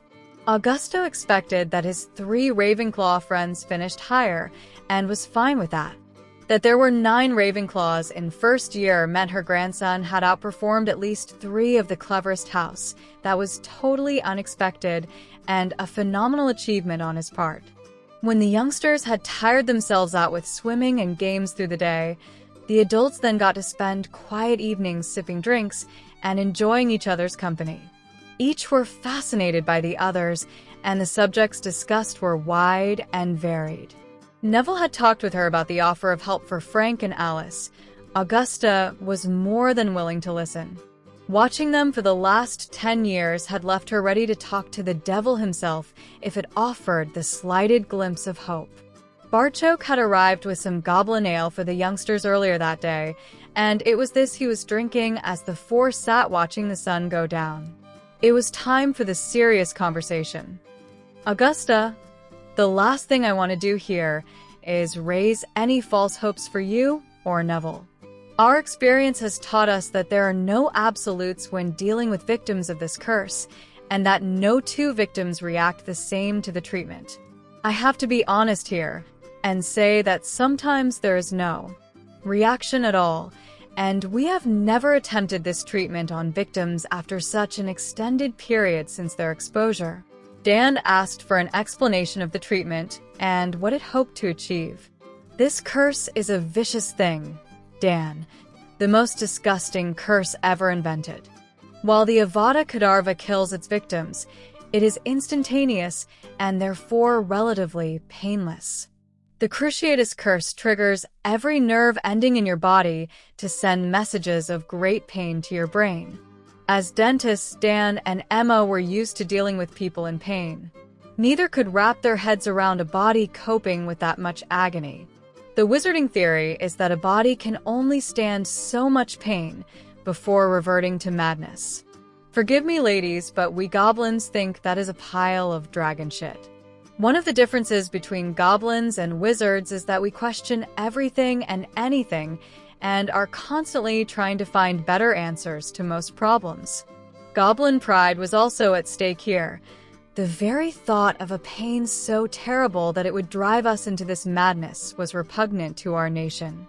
A lot of research was done to discover that Mother Nature is indeed wondrous. Barchok certainly had the other three's attention, but he was no healer. He offered the explanation that had made sense to him. The treatment is purely potions-based. Not possessing the specialized knowledge of how they work on the mind, this is how I understand it. Living underground, fire is essential. It can also be a dangerous thing. A fire breaking out is usually a minor matter, easily dealt with. Should one happen when we're sleeping, taking hold before it can be brought under control, we have stringent evacuation procedures and choke points where the fire can be contained from spreading. We have discovered our bodies react in a similar fashion, closing down routes to the brain in an attempt to keep itself alive. He could see they were following his explanation, so continued. The fact that a patient is still alive shows the body was successful in this most basic function, though we have no way of measuring the damage done. Our treatment is like the cleanup crews who move in after the fire has burned itself out, repairing the damage and rebuilding, making that section habitable once more. As you can imagine, no two fires are ever the same, and sometimes it takes years for a section to recover. Emma and I are well aware of the measures the body can take to protect itself, though neither of us could be considered experts on the subject. What we could offer is a way to assess the damage and measure any progress. There are private clinics with machines that can measure brain activity and perform scans inside your head. Watching the reaction to her husband's revelations, Emma felt she needed to clarify something. These procedures are entirely non-invasive and totally pain-free. Sometimes an indicator dye will be injected into an arm to provide better images, but that's the only thing that may be required. Mostly the patient undergoing these tests just lay on a bed. We could look into getting a full range of tests done before any treatment. Those same tests carried out, say, 6 months later would provide proof of what effect your treatment was having. This was something Barchok was not expecting, and immediately the goblin asked Dan if he could get more information on these procedures for their healers.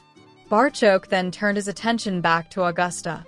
In a small number of cases, this treatment has brought about a complete reversal of the damage caused. I think we have to be realistic and say that is probably unlikely when dealing with patients who suffered this curse so long ago. Sadly, there are those that show no improvement. We can only hope they don't fall into this category. Between these extremes lie different degrees of recovery that are as wide as the sea currently in front of us. Would a mother recognizing her son, or a son recognizing his mother, be considered a success? Only you and Neville could really answer that. Augusta had been glad of the glass of port in her hand that evening. It helped her distill the entire problem down to one question. Did she trust these people? With that question instantly answered, the rest was easy. The Grangers had made some calls, and Sirius had picked up the brochures that had been delivered to their home. Augusta hadn't been able to make head nor tail of these glossy colored pages, but everything looked safe. Barchoke admitted the copies Sirius had dropped off at Gringotts had left their healers drooling at the possibilities this would provide. At the end of their week, Augusta had parted company with the group. They were heading off to Rome, where the rest of the Patil family would be joining them for a week of sightseeing. She had been busy making arrangements of her own, arrangements that would come into play today. They had the ministry ball tomorrow, and then the entire group was heading off to spend a nice, quiet, and restful week in the Maldives. Though, with their numbers swelling to 17, Augusta questioned how quiet it might be. She entered the room to find precisely what she expected, her son and his wife in exactly the same condition as they had been for the last decade. This state of affairs was no longer acceptable to the acting head of the Longbottom family, not now that she knew there were possible alternatives. St. Mungo's were about to discover that Augusta's reputation as a formidable witch was well earned, and she was about to add some new chapters to that reputation today. The portkey had barely deposited the father and son to the Granger's back garden when Harry was running for the door. The way he was feeling, only one thing would help. Hermione was waiting with open arms, and soon both were wrapped in a needed hug. How did it go? Barchoke took a moment to watch the distress flowing out of his son before answering. Augusta said it went exactly as planned. Frank and Alice are traveling by private ambulance to the clinic. After some tests, they'll spend the night there before more tests tomorrow, and then heading back to London. Those nurses Augusta found will stay with them on rotating shifts, and then, after returning to the city, portkey with Neville's parents into Gringotts. Neville appeared every bit as upset as Harry. He could have done with Padma there too. Just being in his girlfriend's arms had calmed Harry enough that he could answer. She'll be there tonight for Neville's birthday. Padma's like Hermione and seems to know instinctively what to do. I've not been here 5 minutes, but already I'm feeling better. He gave his girlfriend a kiss on the cheek in thanks before continuing. It's easy to see why the Sorting Hat couldn't put Neville anywhere else but Gryffindor. Walking down that corridor when you know what's waiting at the other end takes real courage. We have to help them. Father, whatever it takes. We will, son. Everything we possibly can will be done. These tests will also tell us if the Muggle doctors have any way of treating this. Our healers were very impressed that these facilities existed. Far less could be used on anyone. Emma was now busy fussing over Harry and making sure he was feeling better. It was Dan who followed up on that. Our doctors are always striving to increase their knowledge of how our brains work. They may be able to offer some form of help. We find it strange, but refreshing that your healers are so willing to share information between each other. It must make things so much easier. We have dentistry publications that are periodically delivered to our practice, as do most dentists in Britain. They not only keep us up to date with any new developments in procedures and technology, they have information on anything interesting that's happening in dentistry anywhere in the world. For at least 150 years, the Lancet has been providing the same function for doctors the world over. Shared information in that publication has led to more than a few medical breakthroughs. The more time Barchoke spent with these people, the more he found his views on the world changing. Seeing Harry was back to himself with Hermione at his side reminded Barchoke there was another matter he wanted to discuss with the Grangers. It would require the use of their memory viewer, though.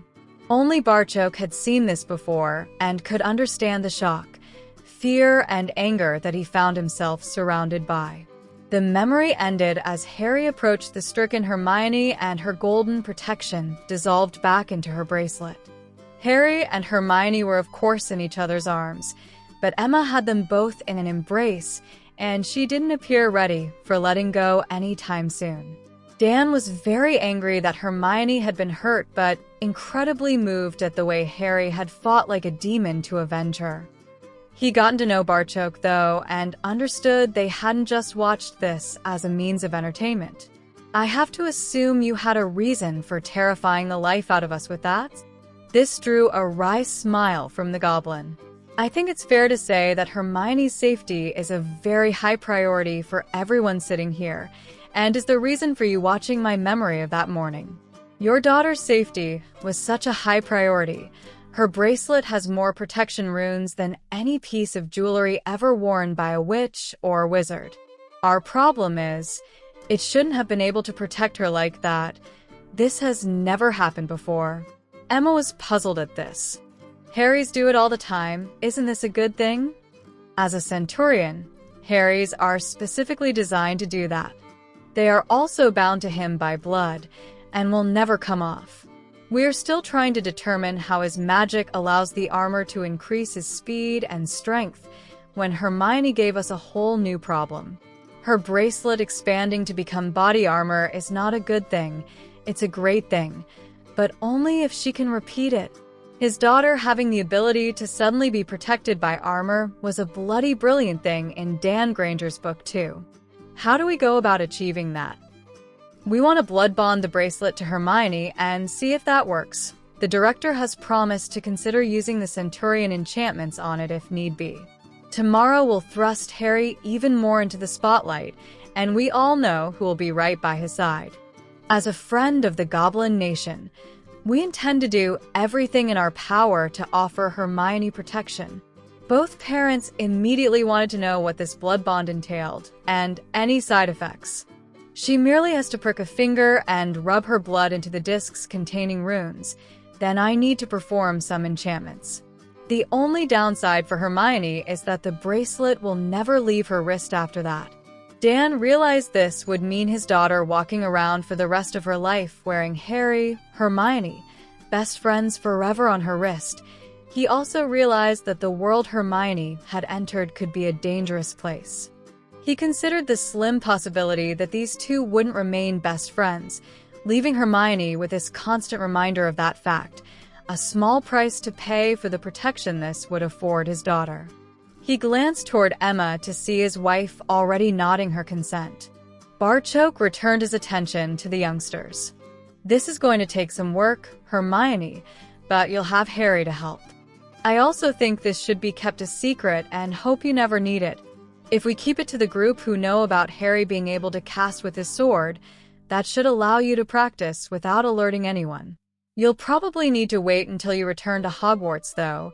You have other friends with you for the rest of the holidays. Hermione had a question that was worrying her. That shield formed over my clothes. Will it form under them if my bracelet is bloodbound? This is so unusual that all I can do is offer my best guess, which would be yes. This drew a blush from the young witch. Harry might not have a problem with displaying his chest. Hermione had no intention of letting that happen to her. At least not for a few years anyway, and then only when she and Harry were ready for that. Despite Harry's repeated protests that it was Neville's special day, those protests were ignored, especially by Neville, and the party at Longbottom Manor was held for both birthday boys. Neville managed to turn Harry's opinion around halfway through the evening when he confessed this was already his best birthday party ever. It was a group in very good spirits who were gathered in the anteroom at the Ministry, waiting on tonight's events getting started. As the guests of honor, they would only enter the ballroom after everyone else was seated. An aide then informed them that the minister had just taken his seat. It was time to go. Arthur Weasley brought up the rear of the procession, with Molly on one arm and a wide-eyed Ginny on the other. Ginny was dressed in the finest robes she'd ever owned, yet still didn't fit in. She was here, though, which was more than any of her brothers had managed. She didn't really need to console herself. Just being here tonight was magical. She was drawn out of her dreaming by a loud fanfare of trumpets. "What's that, Daddy?" "Oh, that will be Harry." "Oh, wow. He can play the trumpet too?" Molly's harumph was ignored. just like her husband had ignored her opinion on tonight. With Bill no longer having to spend his weekends at Hogwarts, he had switched to spending that time in the burrow. He was still teaching, though, trying to prepare them for what they would face tonight. Three things very quickly became apparent to Molly. This was a really big night for the Weasley family. They were woefully underprepared, and they'd be leaving the biggest asset the family possessed sitting at home.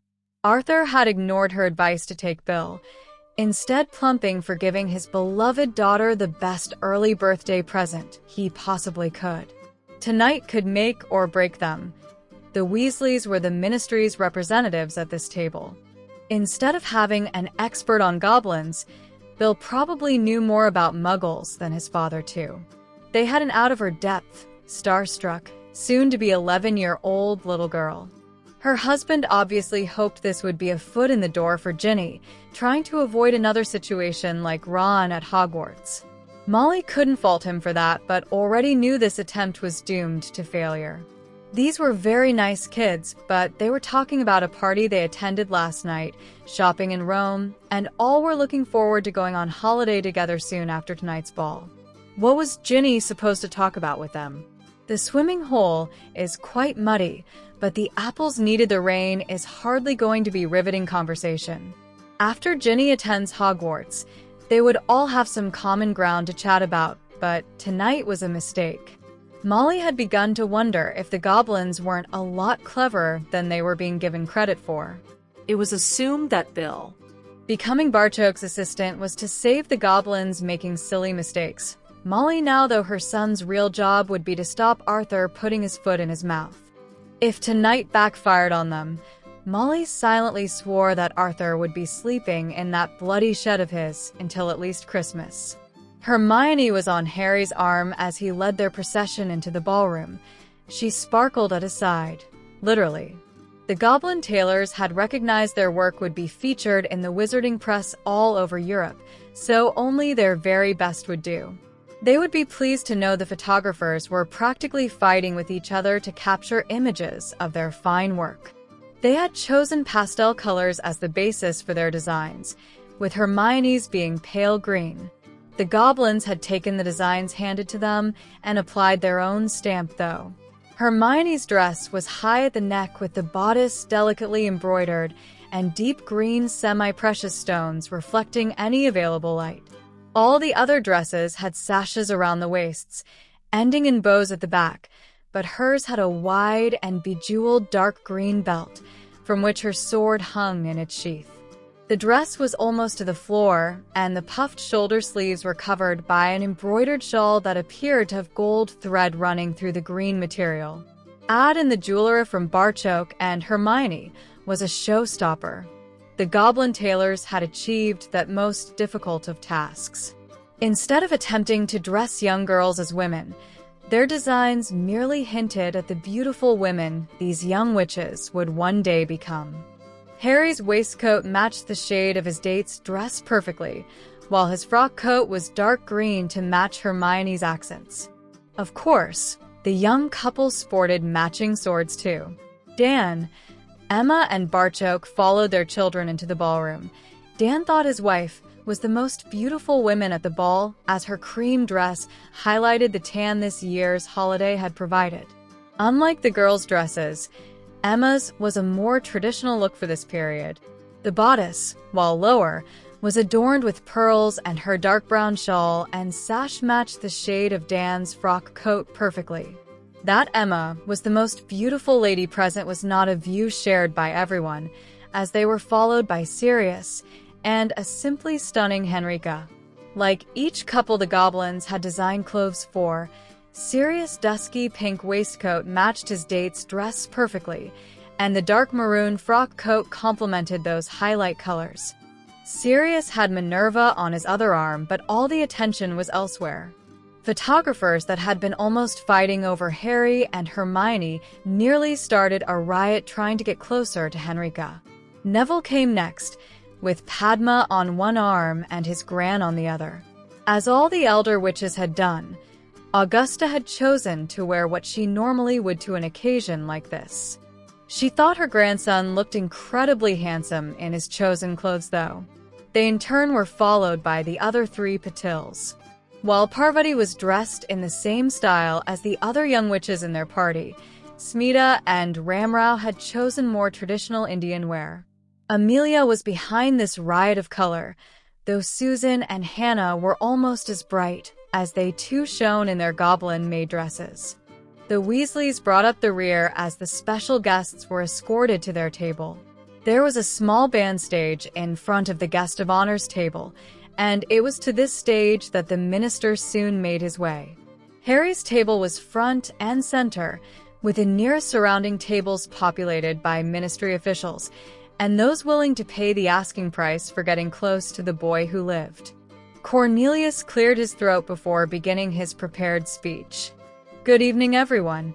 It gives me great pleasure to greet you all at this very special event. Our guest of honor made a couple of requests regarding tonight, requests I was delighted to comply with. First, young Harry asked if some of the formality could be removed from this evening, as it's his birthday. How could I say no? This drew some laughter, cheering, and a good few shouts of happy birthday. Cornelius wasn't lying. He was just being a politician and stretching the truth. Harry had asked that he be awarded his medal as just that, Harry, hence losing the formalities. There was also a request made that we do the presentation before dinner, getting the speeches out the way and allowing everyone to enjoy their evening. Yes, a request had been made, but the minister had no intention of saying the request came from him. With the presentation done, his hope was that the press would stay for the free food, perhaps the first dance, and then bugger off.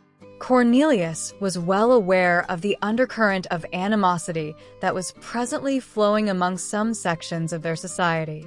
One glance at Harry's table was enough to know that here would be the lightning rod for those animosities, especially as the night progresses and the drink flowed. The minister wanted the press long gone before any incidents presented themselves. It was Halloween 1981 when the Dark Lord visited Godric's Hollow. Tonight is about this country acknowledging the debt that we owe the Potter family for their bravery and selfless sacrifice. The ministry wanted a way to express their gratitude, and from this, the James and Lily Potter scholarships were born.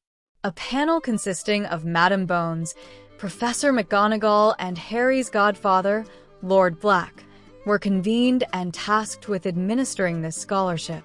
In September, a young first-generation wizard and a pure-blood witch, who tragically lost her mother in an accident, will be the first recipients of this scholarship. Young Harry, though, is taking his involvement even further. He and his friends intend to meet these recipients in Diagon Alley and make sure their transition into Hogwarts students is as painless as it can possibly be. This was met with loud applause. Helping children through Hogwarts was not something that anyone could really publicly oppose. We are now at the portion of the evening that everyone is here for. Rather than me standing here and talking about the boy who lived, I think we would all rather see Harry receive his Order of Merlin, first class, and then hear from him. Harry rose with the applause and purposely walked toward the minister. He'd gone over this speech with his father and Hermione, and was as ready as he would ever be. While wizarding speeches appeared to be long and flowery, goblins tended to be more direct and leave less room for misinterpretation. Kill the bastard before he guts you might be appropriate, but would hardly go down well tonight. The minister pinned Harry's medal onto his coat as his table led the loud cheering that followed. He was then invited forward to say a few words, and an expectant hush fell over the ballroom. I would like to thank the minister and his ministry for this prestigious award.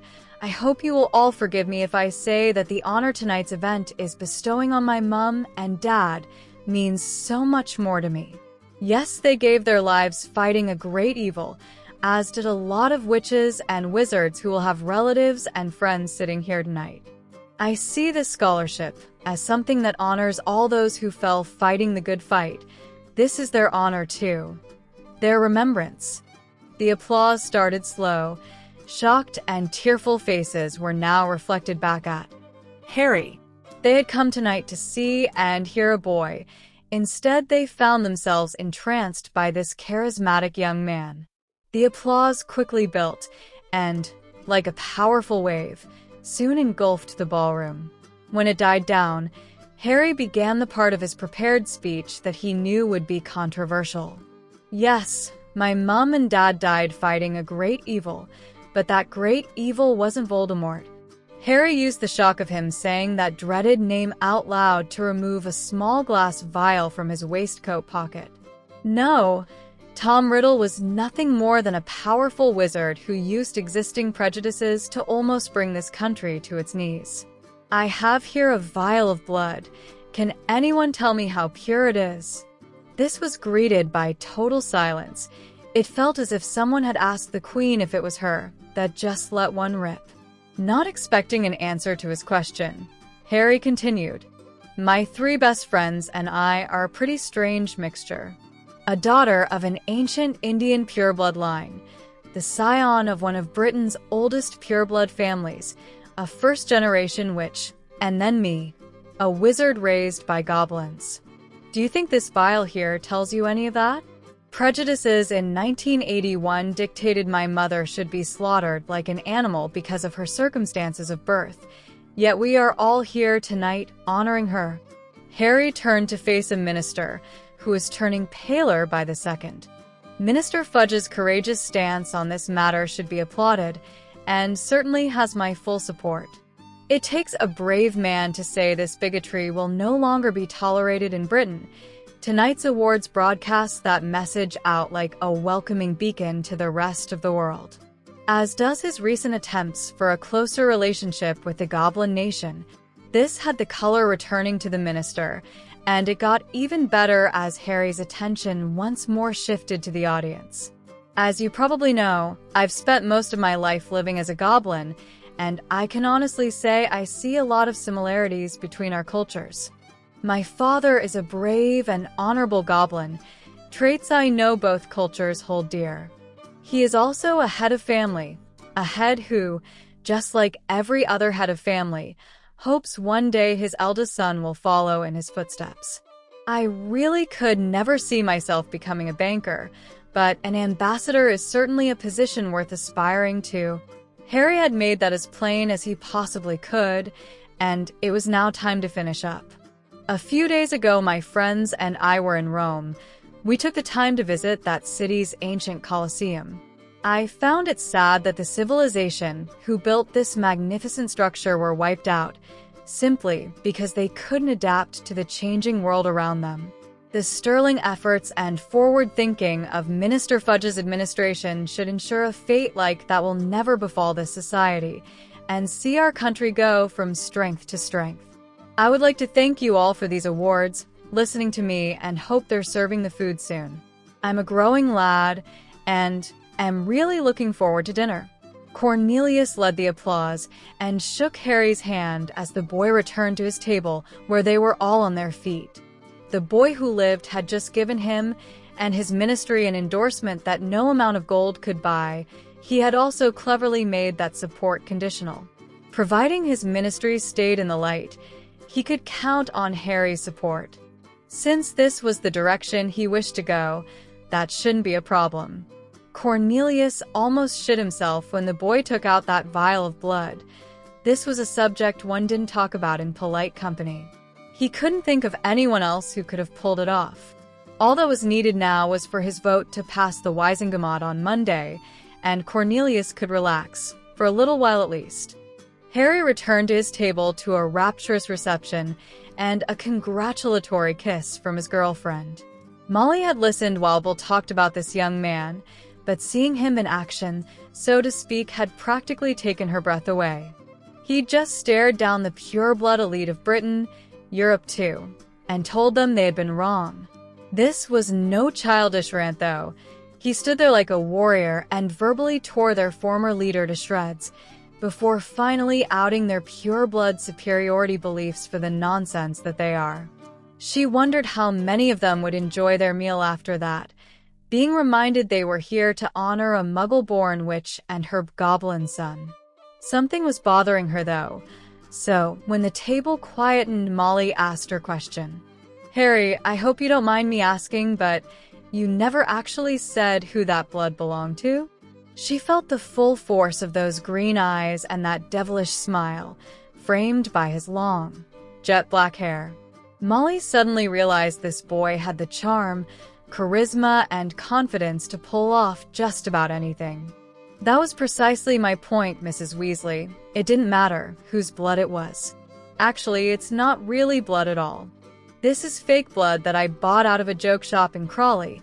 It's supposedly edible and strawberry flavored, if anyone wants to try it. Serious. Dan and Ramrau suddenly had their respective wives and girlfriend pounding between their shoulder blades to alleviate their choking, a consequence of trying to burst into laughter while eating soup. Not sure whether her hearing had suddenly malfunctioned, Molly asked for confirmation. You faced down this entire crowd using something you bought out of a joke shop. Harry's smile went up another notch in answer as Arthur suddenly had a horrible premonition of what his new job could entail. Bill tells us you are friends with Fred and George? Oh yes, sir, they're great guys, especially after we came to an understanding that meant no more pranks on us. Of course, that was a story the entire table wanted to hear. It left Molly certain she was right. They had really underestimated the goblins. Arthur thought his wife was correct too. He wasn't anywhere near prepared for this job. Dolores hadn't been prepared for that speech. At least she wasn't alone in that. It certainly ruined her appetite. She'd been working quietly behind the scenes for the last few weeks, trying to ensure this disgusting goblin proposal was kicked out on Monday. That speech from the boy who lived just destroyed all her endeavors. That wasn't the real reason she was currently stirring her soup, rather than eating it. Glancing over at the top table destroyed any appetite she had. How were you meant to enjoy your food with mudbloods, muggles, and even creatures sitting in the heart of the ministry? Why didn't they just invite a centaur along too, and be done with it? She was sure the caterers would have arranged for a bale of hay, save the curtains and upholstery from getting chewed. A house elf could have been ordered to follow the beast around with a shovel. Centaur shit on the ballroom floor would really have made everyone's evening. It was time for Dolores to stop her musing and face facts. Unless something was done here tonight that would show this boy for the child that he was, the goblin proposal would sail through the Wisengamot on Monday. It was also looking increasingly likely that she would have to be the one to do it too. Now, all Dolores needed to figure out was just exactly what it could be. Chapter 34. Albus was taking an evening stroll around the castle. This was at least better than sitting in his office moping. He'd been so busy thinking about the public embarrassment missing tonight's ball would cause him that he'd totally overlooked the much greater problem that was right under his nose. Albus had also been mulling over what to do about Severus when it hit home that he hadn't actually seen his potions professor for a while. During the summer break, it wasn't uncommon for staff to be missing for weeks at a time, but Severus would usually tell him when he set off on an ingredients gathering trip. As Albus cast his mind back further, the last time he could recall seeing the head of Slytherin was when Severus saw his students off to the Express. This led Albus to do something he would not normally do: enter a professor's accommodation without their permission or knowledge. In Severus' rooms, he found no sign of his potions professor, literally. It was evident Severus had packed everything he owned and skedaddled out the castle. No fond goodbye, or even a note. This left Albus in a precarious position. If he told Barchoke that it was Snape who passed on the prophecy, it would now appear as if he'd helped Severus flee before revealing the informant's identity. The headmaster was also in a quandary over what to do about a potions professor come September. Severus hadn't handed in his notice, and advertising his position might alert people that he'd done a runner. Just when Albus thought he'd finally got the defense job sorted, along comes something else to upset the apple cart. He was left asking himself why the Fates suddenly hated him so. Dolores thought the Fates were against her as well. She would admit to herself that thinking on her feet was not one of her best traits. She was more of a careful schemer who strived from the shadows to achieve her long-term goals, but that wouldn't work tonight. She had approached a few people who shared some of her opinions on magical society, hoping to create a collective sense of outrage at this odious circus tonight's ball was turning into. Really, she was just looking for someone to do the dirty work in her place, but Dolores was finding no takers.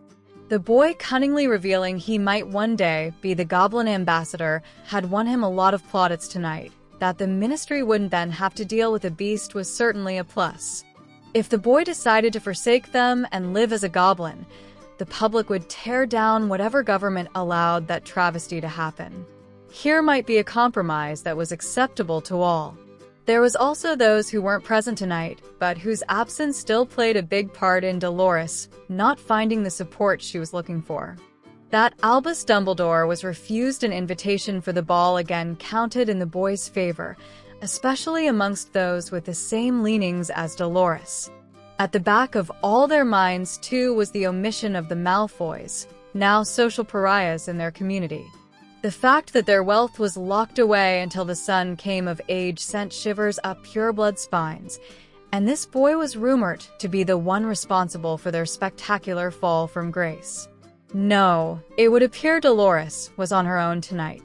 Gordon had told her that when he tried to instigate a confrontation with the boy at Hogwarts, this supposed hero had point-blank refused. This led Dolores to believe his extra defense training was because the boy who lived needed it. All she had seen from the boy so far was cutting Dumbledore's wand with a sword, after Black had punched the old fool out and put him on his back. Dolores was confident of winning any confrontation with the brat. It would be the engineering of it that would take all of her skill. A direct attack on the boy would see her lose support, even after she trounced him. Dolores needed to choose her victim carefully, one that would have him rushing to their aid. All his friends were out for the same reason as the brat was. Publicly, she couldn't appear to be a bully that was picking on children. This left Dolores running her eye over the rest of his company. Part of her would really like a go at that Vila creature, but a mature Vila wouldn't need a little boy springing to her aid. It was also known they could transform and throw fireballs at their foes, not something she fancied facing. The more she studied, the more her choice became obvious. The muggle bitch who thought she and her mudblood daughter had the right to be here tonight. The problem with her choice was that Amelia Bones and Augusta Longbottom never let her intended target get out of their sight. Dolores was getting desperate, but not desperate enough to tangle with either of those two witches. Emma couldn't hide her delight at dancing with her daughter's boyfriend. Oh, thank you, Harry. If Arthur had asked me one more stupid question, I swear I would have screamed. If that's the ministry's expert on the general British public, Mr. I collect plugs and batteries too, Weasley, then I hate to think how poor his knowledge is on your nation. Eccentricity. Even Augusta knows better than that now. Molly's been staring daggers at her husband all evening, but I think the chance to talk with two live muggles is too big of an opportunity for him to pass up. Well, it also gets me away from their daughter staring in my direction all through the meal. The break from Hogwarts must have lowered Hermione's tolerance. She usually can just ignore it. She knew she really shouldn't tease, but Emma couldn't help it. The mother in her had grown very fond of Harry. I noticed the only time she wasn't staring at you was when you looked anywhere near her. Then her face was redder than her hair. Do the girls stare often, Harry? They stare at the boy who lived, not me. My friends don't stare because they've taken the time to get to know me, not some myth. Emma had spotted some girls in Florida who'd never heard of Harry Potter, but still eyed up this handsome young man. Harry's shoulders were so broad and muscled that they'd had to purchase t-shirts supposedly for ages 15 to 16 to achieve a proper fit. With shorts and trainers completing his outfit, you would never have placed him as just approaching 12. Emma felt those muscles tense as they danced before they sprang into action. She would not have considered herself light as such.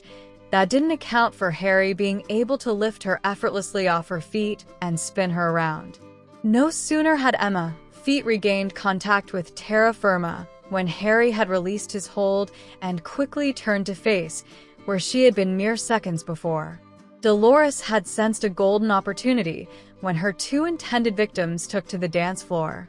Her original intention was to stick out her foot and trip the bitch before instigating an argument. That was before the green-eyed monster of jealousy saw the angry red mist descend to cloud her judgment. This woman was beautiful. Even Dolores couldn't deny that.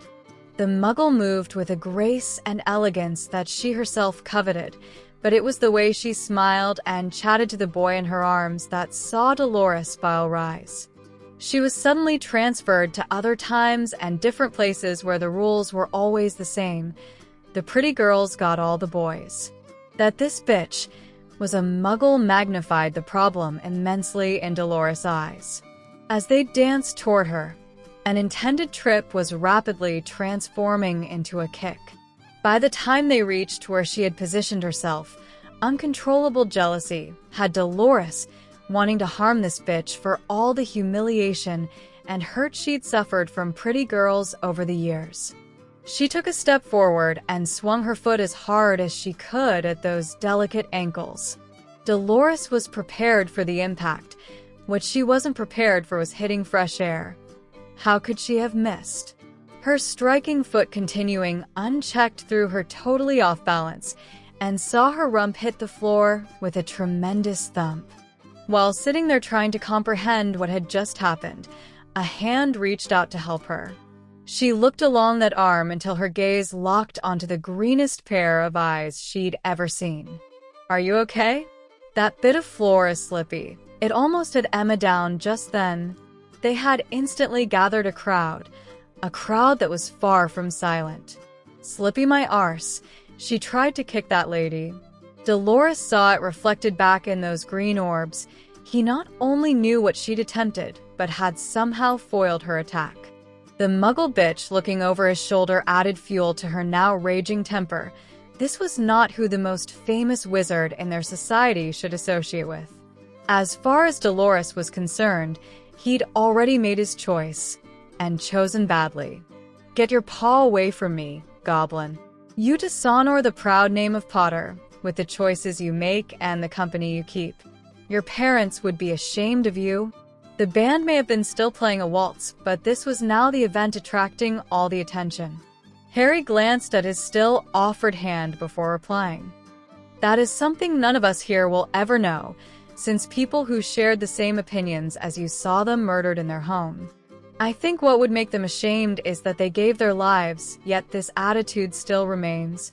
His offered hand was withdrawn, and Harry's gaze got harder.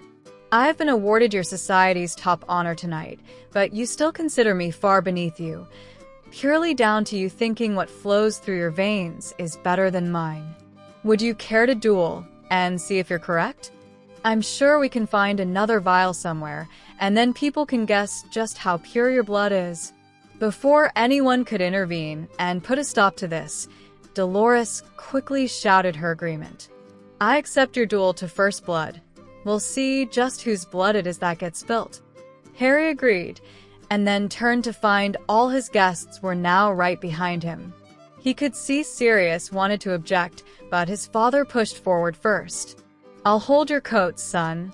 This effectively killed any argument, though Hermione was now in front of him too. She began unbuttoning his waistcoat before giving advice most of the listening crowd could certainly hear. "Remember Master Sharpshard. Don't mess about. Take her out quickly. I want more dances with my boyfriend tonight."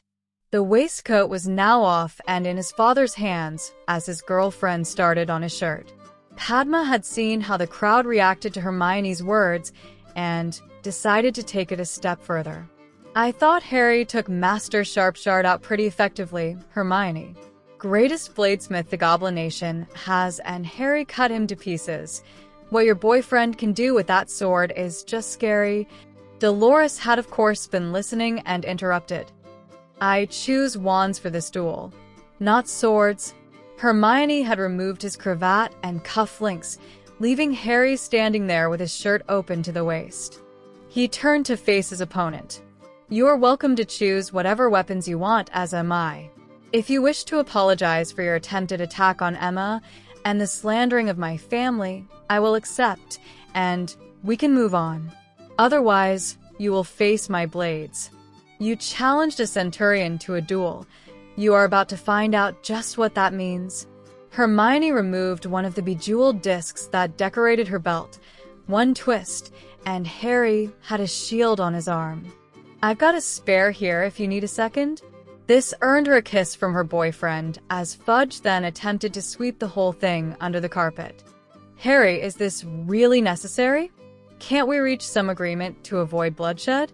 A sword against a wand is hardly a fair fight. I don't wish to see you hurt. This saw his three friends burst out laughing. Neville further amazed his grandmother by standing up to the Minister of Magic. Barchoke arranged dueling dummies for us to practice on. These are top-of-the-range models, but we can't let Harry fight them. Two of them together can't hit Harry with a spell before he hacks them to pieces. Professor Weasley couldn't repair the last two he destroyed. I would guess she will get one. Perhaps 2 spells off before Harry's blades find their mark. I don't know what she does at the Ministry, but I would guess she won't be at work on Monday. Harry had a shield and his knife on one arm while he drew his sword, taking a few practice swipes. I've given my terms, Minister. She came looking for a fight. I would hate to disappoint. The Grangers are under my protection, yet she still made the attempt. Even then, I was prepared to overlook that since it was so childish an attempt. Not now. Glad his boots were made of dragon hide and would cope with the change, Harry activated his armor. Hermione may have been terrified inside, but none of that showed as she gave Harry a quick kiss for luck. Make it quick, Harry. Don't give her a chance to get a lucky shot in. Dolores was rapidly reevaluating her options. They didn't look good. To back down now would be the end of her career, but to fight might be the end of a lot more than that. She enjoyed her position in the Ministry. She also enjoyed picking her nose on occasion. If that blade got too close, Dolores might lose both her job and her wand arm. She tried to stall. Dolores was ready to try anything. Armor. What kind of honor is there in fighting with armor on? The same type of honor there is in challenging a 12-year-old boy to a duel on his birthday.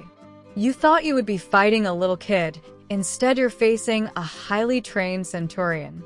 Do we need a referee, or are there too many witnesses for you to attack me when my back is turned? The band had long since stopped playing, unable to compete with the entertainment this confrontation was providing.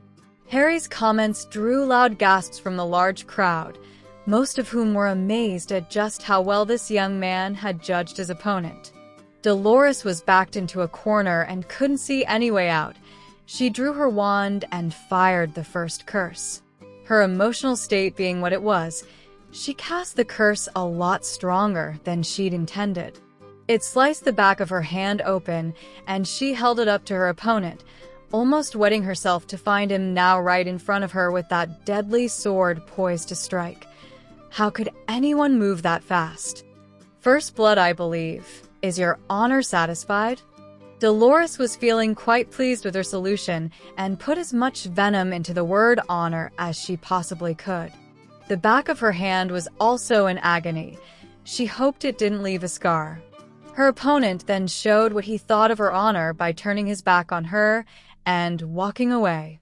This was about as big a show of disrespect to an opponent's honor as possible, without committing the ultimate social faux pas and actually spitting in someone's face.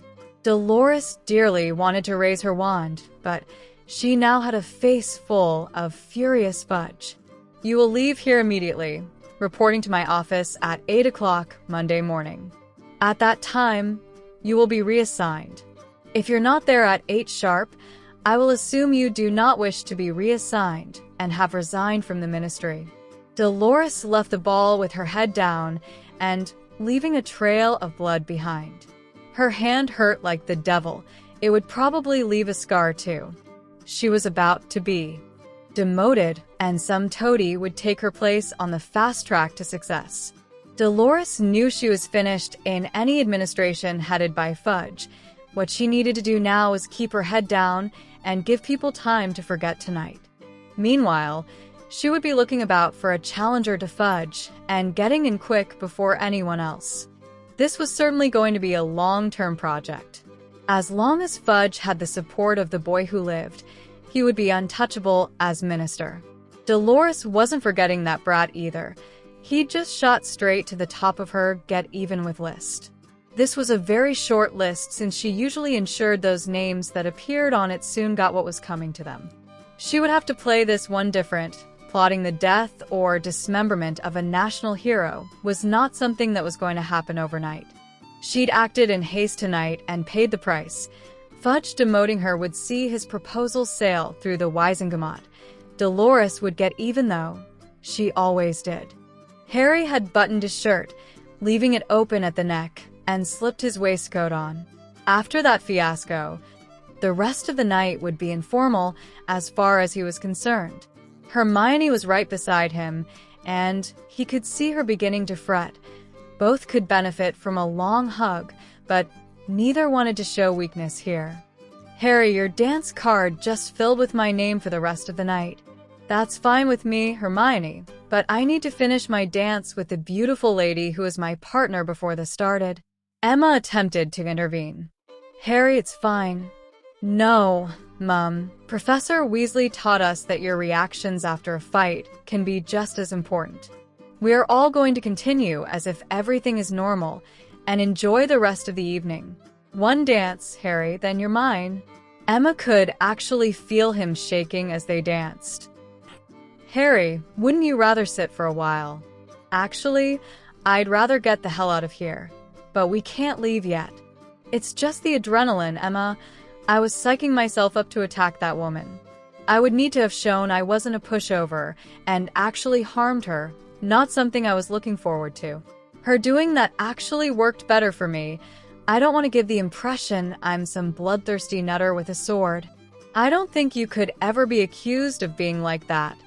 Dumbledore thought so after the troll, and some of the people here would too if I'd just sliced that witch's wand arm off. After the troll, I stood in a shower for about an hour before hiding in my room for the rest of the night. After Malfoy, I was in a toilet throwing up when Hermione found me. With Master Sharpshard, I was too concerned for Hermione to let anything else bother me. This drew a shiver from his dance partner. "Don't remind me. Watching the memory was bad enough. You've had a hard life for a 12-year-old. "Oh no, Emma. I've had a great life. My father is a very wise goblin. He wanted me to see the world, and I've loved every bit of it. The summer holidays have been the best time I've ever had. You now have some idea how wealthy my family is. I could easily spend the rest of my life living in my own private and privileged world. I think that is something my mom and dad would be disappointed in. I know my father wouldn't stop me, but I just couldn't do that. All three have put their lives on the line to save mine. I think I need to at least try and make something of myself. Harry, you've already done more than enough to make all three of them proud of their son. I watched your father's memory of when you fought your trainer after he hurt Hermione. Then tonight you stepped in to protect me too. How could anyone not be proud of you? Does this mean you would accept a lodger for the rest of this weekend?" "Well, since we'll all be going to your private island after the Wisengamot meeting on Monday, I would say that was a distinct possibility." She could feel his shakes lessening as they danced. Both were simply ignoring the stares of the other dancers. Emma decided to make something clear. "Harry, that room at our house is now considered yours. Providing your father agrees, you can stay whenever you want. Dan, and I certainly don't mind, and I doubt Hermione will complain." She was rewarded by his first genuine smile since the incident. The dance ended and Hermione was waiting for them. The young couple took to the floor and were soon oblivious to everything and everyone around them. Ginny had watched the entire incident from behind her mother. Bill had told her Harry was very close to his three friends, but this just drove that home. They were all there for him without a moment's hesitation. Ginny was trying to tell herself this was just a hopeless crush, but Merlin, Harry was so handsome. She'd almost put her elbow in the soup simply eating at the same table as him. Watching him dance with the girls at the table had built a hope in her she too might actually dance with Harry on his birthday. That was gone now, and probably just as well. Had he actually held her, Ginny Weasley would probably have fainted on the spot. Emma returned to the table and was determined to take control of the conversation this time. "Molly, Arthur, I can't praise your son, Bill, highly enough.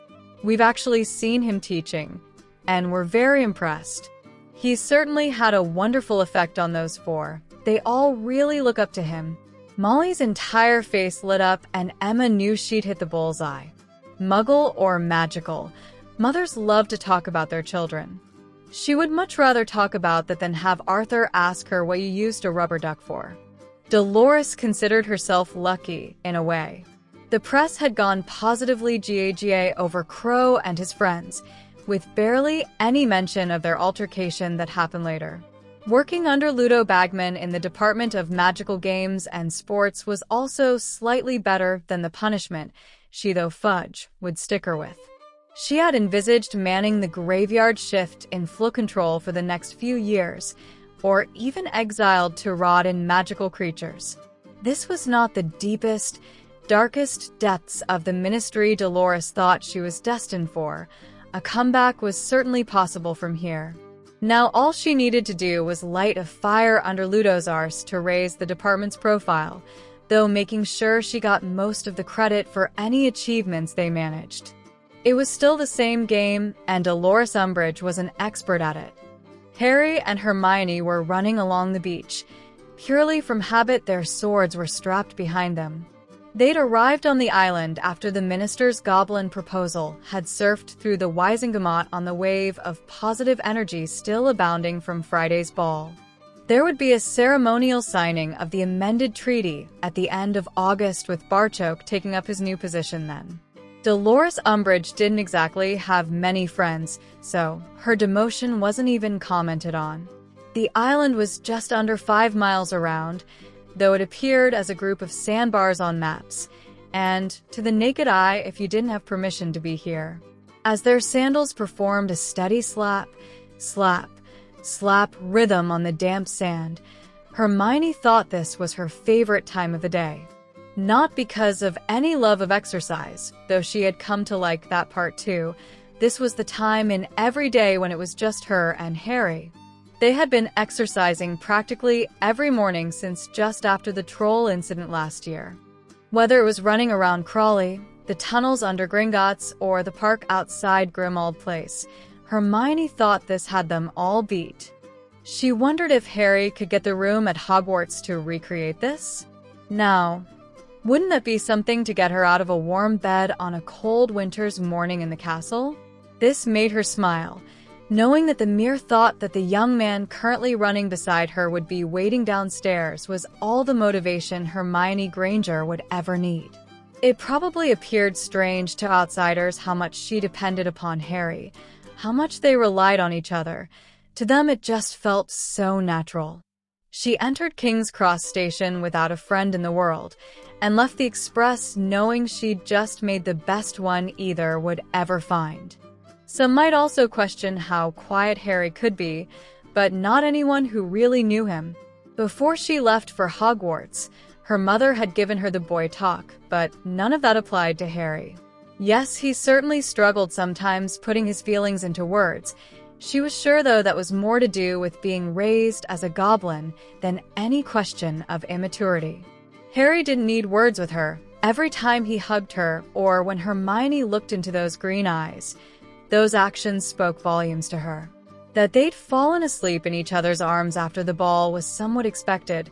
Waking up still there, and covered with a quilt, showed the enormous trust both sets of parents placed on them, something neither had any intention of breaking. Just being with Harry meant this would have easily have been the best summer of her life. That they had seen and done some amazing things together was just the cherry on top. They could see the beach chalets up ahead, meaning they were near the end of their run. Hermione reached out and took Harry's arm as both of them then slowed to a walk.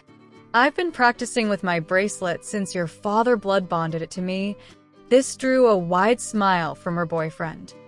None of us actually thought you would wait until we were back at Hogwarts. How's the practice going? Trying not to blush at how well he knew her, Hermione thought a demonstration would be the best way to show Harry. Her bracelet expanded up her arm and wrapped around her shoulder, slipping partially under the sports bra she was wearing. Hermione, that's fantastic. When you fight with a sword, your shield arm is the most exposed. If we can get that shield expanded over your torso, you will be almost as protected as me. Harry prays, followed by taking her in his arms and offering a kiss in reward for her efforts, meant Hermione's morning was just perfect. They walked arm in arm the last quarter of a mile to where they were staying. There were 8 chalets/beach huts spaced along the white sands. They may have appeared rustic and basic from the outside, but stepping onto the porch brought you every comfort magic had to offer. The twins were sitting on one of those porches, eating breakfast and watching the young couple approach. Parvati's eyeballs nearly joined the cereal in her bowl at the sight of Harry in just a pair of shorts.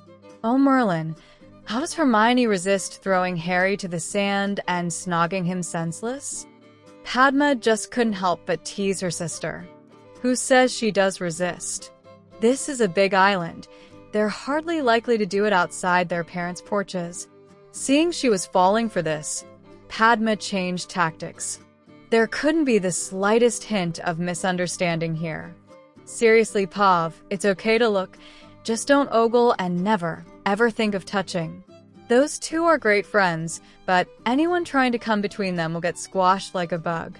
You were brilliant in Rome, but here it will only be us. We'll swim, play games, and generally have a great time. Both Harry and Neville will spend most of the week like that. Just be their friend and get used to it. We thought the boys were going to have a heart attack the first time they saw us in our bikinis. They got over it pretty quickly. You mean the boys have seen you in that thing you showed me? No, we took them off and swam naked. You did what? Dad. I was only kidding with Pav. Emma and Augusta were there all the time. Do you really think those two would let anything happen? Ramrao had walked out and just caught the end of that conversation. Sorry, dear. You just scared your old father half to death. I trust the people you were staying with, the young men involved, and more importantly, I trust you. This saw Padma rush to hug her dad. I was very proud of you at that ball, the way you helped Harry. He really didn't want to fight that woman. Ramrao really shouldn't have been surprised at his daughter once more springing to the young man's defense. Of course, Harry didn't want to fight her. Only a fool would want to fight. We're taught fighting should be your last option. We are also taught how to fight, just in case we need that option.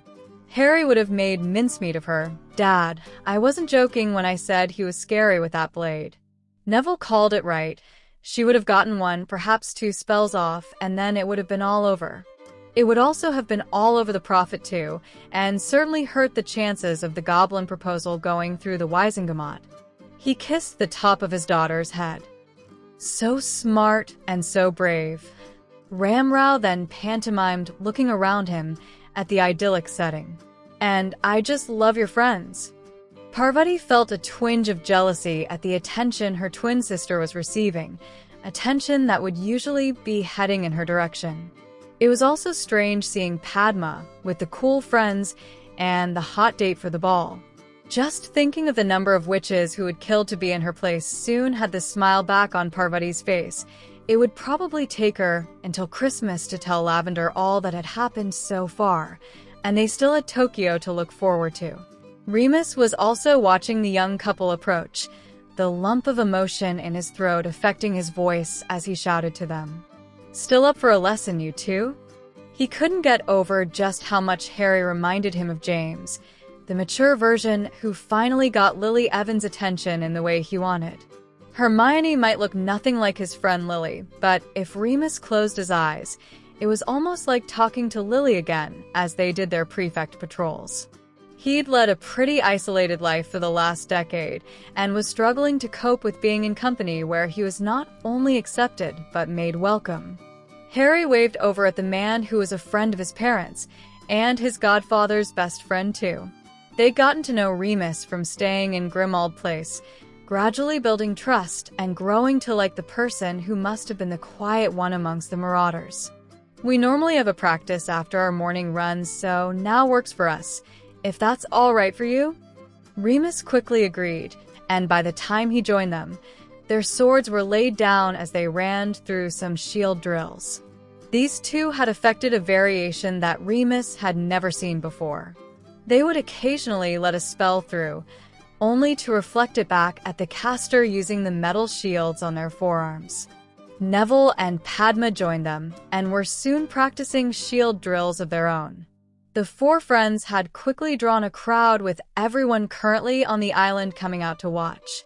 Barchoke removed some portable wardstones from a bag, creating a shielded area around the four who were practicing. Remus' intentions were for them to carry out their normal practice, so he could assess what level they were at. They were clearly a lot more advanced than a normal first-year Hogwarts curriculum would provide. When they finished practicing, they switched to duels with the three going after Harry. It soon became obvious that the wardstones were needed to protect the spectators as curses were flying everywhere as they deflected off shields, magical and physical. The trio were working well together, trying to outflank Harry, while keeping him busy defending himself from very accurately cast curses. Harry, though, had a trick up his sleeve and created a powerful blast of air. Normally, this would be worse than useless. Normally, they didn't fight on a beach. Neville and Padma were soon out the fight. Sand in their eyes left them sitting ducks to be picked off. Hermione had used her metal shield to protect her eyes, but now knew she was outmatched. With Padma and Neville blinded from the sand, even reviving them wouldn't help. She was still figuring out what to do when her boyfriend clipped her with a stunner. She came back round, hearing Padma's voice. "Have I told you I hate you today, Harry? If not, consider it done." That sand went bloody everywhere. Neville's answer to that problem was to strip off his shirt and dive into the sea, creating another problem as three young witches were left practically drooling at the two boys on display. Harry was helping a groaning Hermione into a sitting position. "You did well." "I did not. That was a brilliant use of our environment as a weapon. I'm still taking too long to make my mind up about what I'm going to do. In a real fight, I won't have 5 minutes to think over what action to take. Don't be too hard on yourself, Hermione." The last word was shouted in shock as a wave leapt from the sea and soaked both of them. He'd been concentrating on cheering up Hermione and missed what her wand was doing.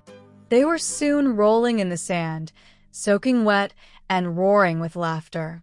Both marauders were also wearing wide grins at the prank, but the morning entertainment wasn't over just yet. Barchoke removed 2 dueling dummies from his bag and brought them to full size. "I know some of you were very worried at the ball the other night. You may have noticed neither I nor his 3 dueling partners had any concerns on the matter. This was not bravado. We just know Harry's abilities. He would need to have done something really stupid to be in any danger, and Hermione had him focused totally on the task in hand. I'm hoping we could have a little demonstration here this morning, Harry's." He pulled Hermione to her feet, getting a kiss for luck before going over to collect his sword. With this amount of people here, he wasn't going to be able to cast with his sword, but Harry should still be able to manage. Even with this handicap, a golden Harry had destroyed both dummies in under 10 seconds. Amelia had probably more experience with fighting than anyone there. Her knees went weak at what she'd just witnessed. She sat on the beach before her legs actually gave way. Ramrao was reminded of Padma's words earlier and found himself in complete agreement with his daughter. Harry would have made mincemeat out of that witch. Dan and Emma had watched the memory of a very real fight against that giant goblin. Harry hacking a couple of dummies just couldn't compare to that. They now had a better idea of what Harry could have done to that witch the other night. No wonder the kids were really upset when they eventually came home. Remus was standing beside Sirius, Henrika, and Barchoke, and wasn't slow to let his opinion be known. Whoever you've got teaching these for defense, keep a hold of them. That was simply brilliant and devastating. Amelia's sitting there trying to figure out how you would defend yourself from such an attack. I doubt she's having any better ideas than me, and all I've got is get the hell out of there as fast as possible. All could see the pride of a father in his son. That is an attack Harry has developed by combining Cursebreaker Weasley's teachings with that of his goblin weapons training and centurion armor. If it makes you feel any better, we goblins don't know how we would stand up to that either. He used something similar to defeat someone we all thought couldn't be beaten. If any goblin is ever stupid enough to challenge my son in the goblin arena, they probably wouldn't have time to shit themselves before Harry cut them down. Henrika was nodding in agreement. I've been worried about that since reading through your laws, especially the inheritance ones. Harry could be challenged, and now he's a centurion, you wouldn't be able to represent him in the pit. It has been a worry of mine for a few years, how Harry would cope if I couldn't represent him. I'm not worried anymore. I don't want to say too much here, but Harry was actually holding back there. Remus glanced towards Sirius for confirmation of that ridiculous remark, only to get a nod that left him with only a one-word answer. Shit. Augusta had been concentrating on something else this morning, watching as her grandson threw magic around with accuracy and ease. She also hadn't missed the reaction of the three young witches when Neville stripped off his shirt. For the first time in many years, Augusta saw a bright future for the House of Longbottom. She was in a very happy frame of mind when Barchoke approached her, removing a book with a plain brown cover. This will give you something to read while our charges tire themselves out having fun on the beach. It's a preprint copy of a book that won't be available until the 1st of September. All I ask is that you keep it quiet until then.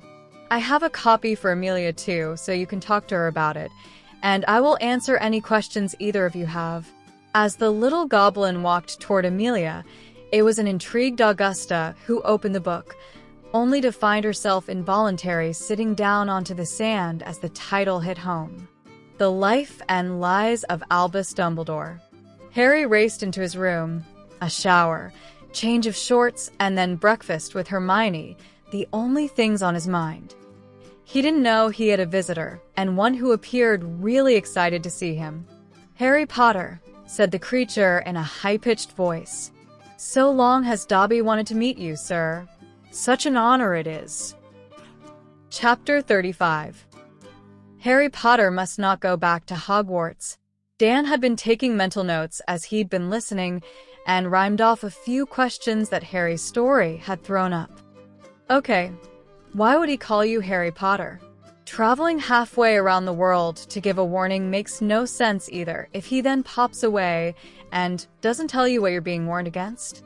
I'll probably have more, but that should do to get us started.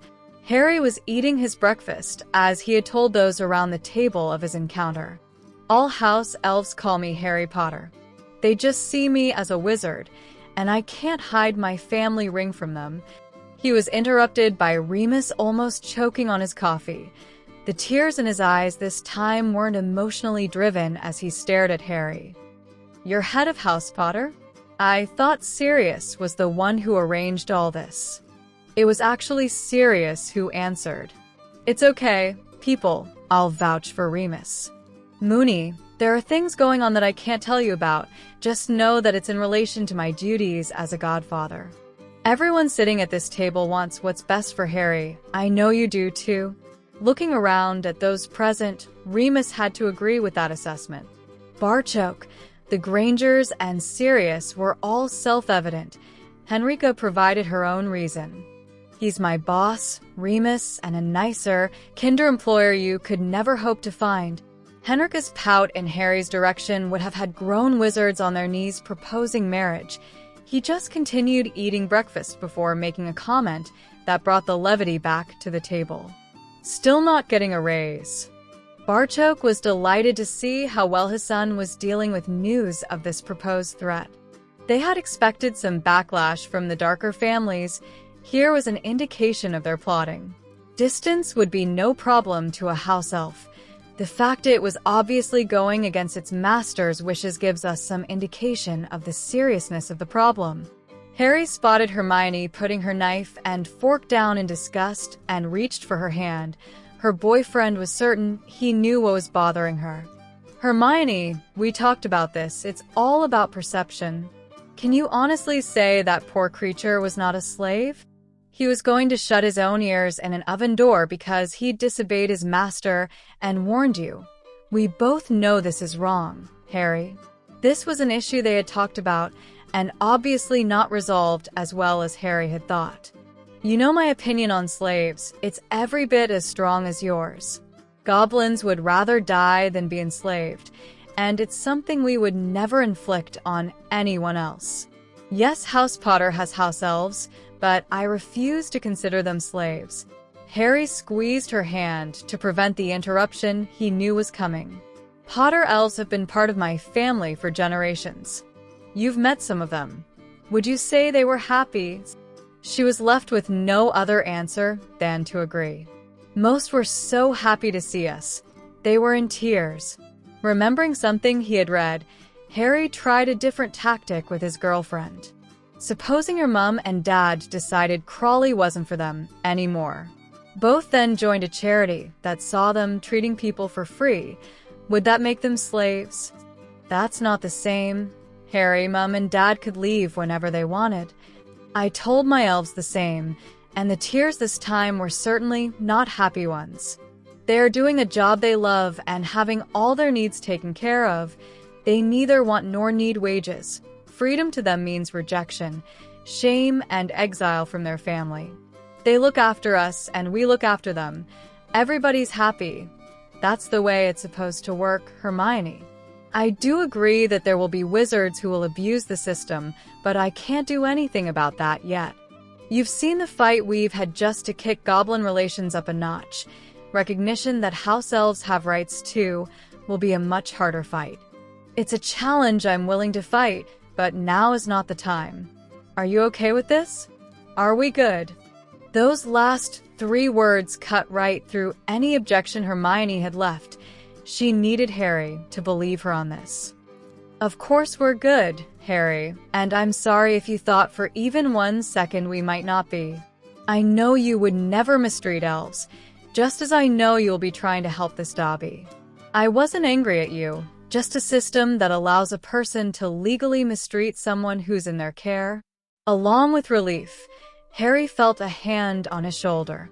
As well as that gesture of support, Dan had some kind words to match. Just keep talking things out, you two. You won't go far wrong doing that. Now, what do we do about this warnings? Harry looked toward his father, getting a nod of agreement before continuing. He thought his father would leave the decision up to him. It didn't hurt to check, though. If Hogwarts is going to be in danger, she'll need her champion. I have friends in that castle, and 2 new Potter Scholarship students will be looking to me for help with settling in. Unless we get more information, it will be a case of keeping our eyes open. Henrica will be there full-time, with Sirius, Cursebreaker Weasley, and Master Pitsley paying regular visits. We tell Neville and Padma what we know, but any more could see rumors starting. Rumors that would grow arms, legs, and a dozen fire-breathing heads before they were done. Hermione was now very worried. She looked at both her parents. I want to return with Harry. We'll have adult support and a method to get out of there if anything happens. Her parents held a conversation with a few glances before Dan spoke.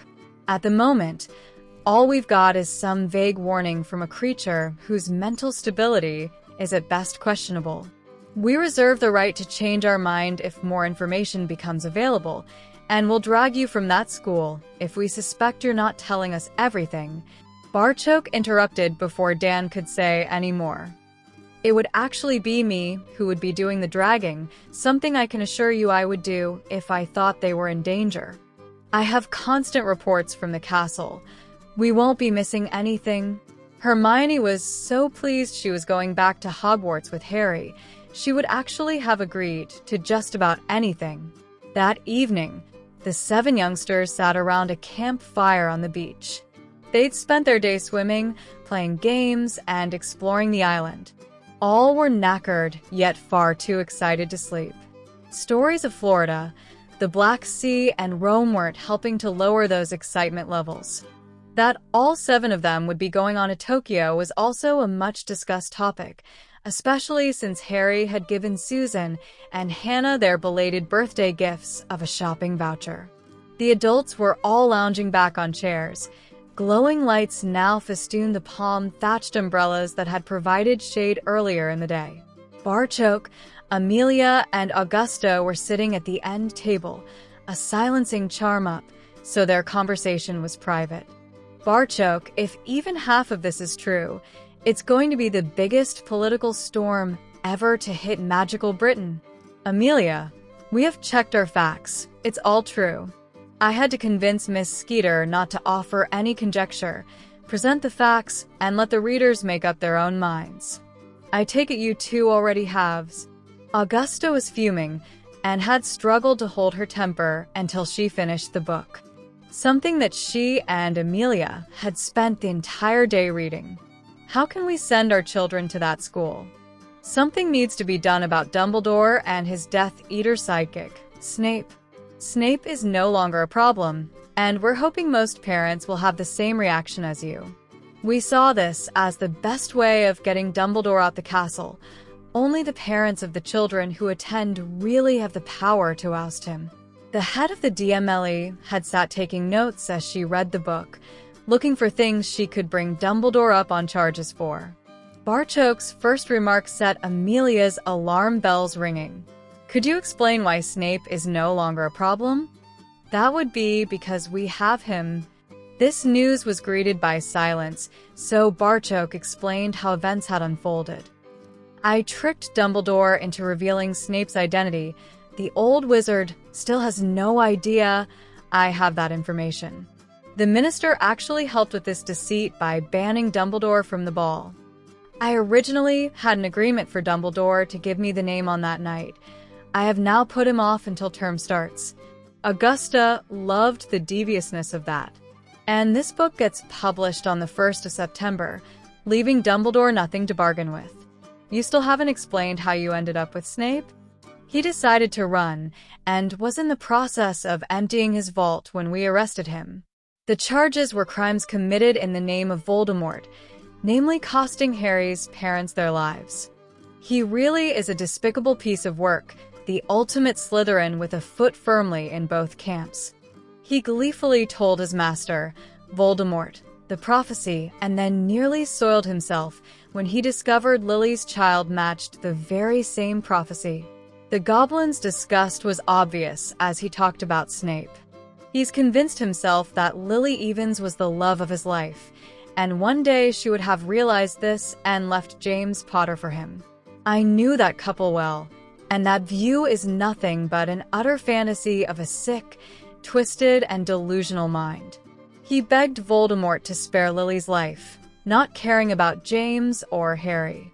Snape didn't trust Voldemort to keep his word, though, so he also approached Dumbledore and confessed everything. Dumbledore actually told a group of us in his own office that the power of love would defeat Voldemort. He must have ate up the story of Severus loving Lily with a spoon. A shudder of revulsion passed through the goblin at the thought of all this bartering in the name of love. He was sure neither of those 2 men had any acquaintance with the emotion. Whether Dumbledore believed him or not, that didn't stop the old wizard blackmailing Snape to spy for him, and he then kept his spy on a short leash at Hogwarts. In return, he told the Wizengamot his spy was no Death Eater. Amelia was almost afraid to ask this question, but knew she had to. What did you do with Snape? We sentenced him to 5 years. At the end of that time, both Neville and Harry will be of age, if they want to take things further. We thought of having him toiling in the dragon pens, but that would be a waste of a resource. He's working in our potions labs. Last report I got, he was asking if his sentence could be increased. Apparently, he's never been so happy. I can arrange for you to meet him to confirm any facts. provided you can keep it quiet until the book is published. Well, next week I'm in Tokyo with the gang, so it would need to be after that anyway.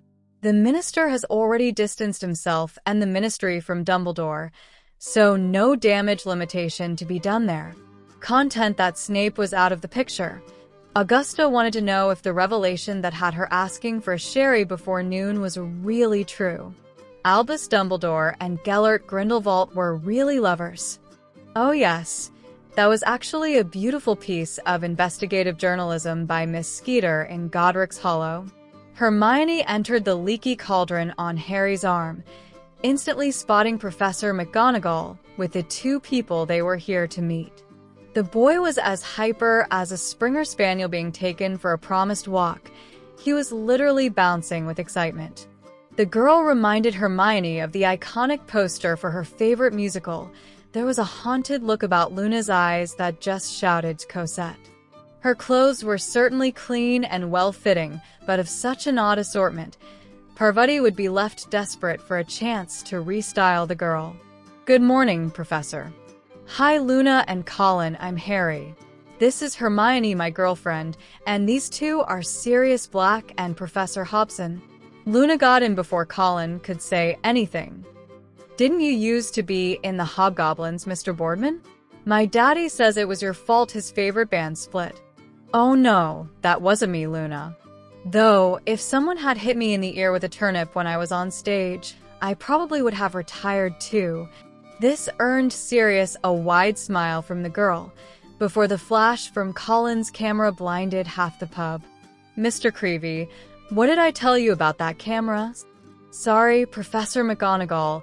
I have to save it until I get to Hogwarts. Precisely. Your family saw the leaky cauldron and Diagon Alley on your induction day. There is no need for photographs today. But Professor, they never got to meet Harry. It was Harry who answered the excitable boy. That's fine, Colin, but you've now taken a picture for them. We have a lot to do today, including meeting some of our friends for ice cream later.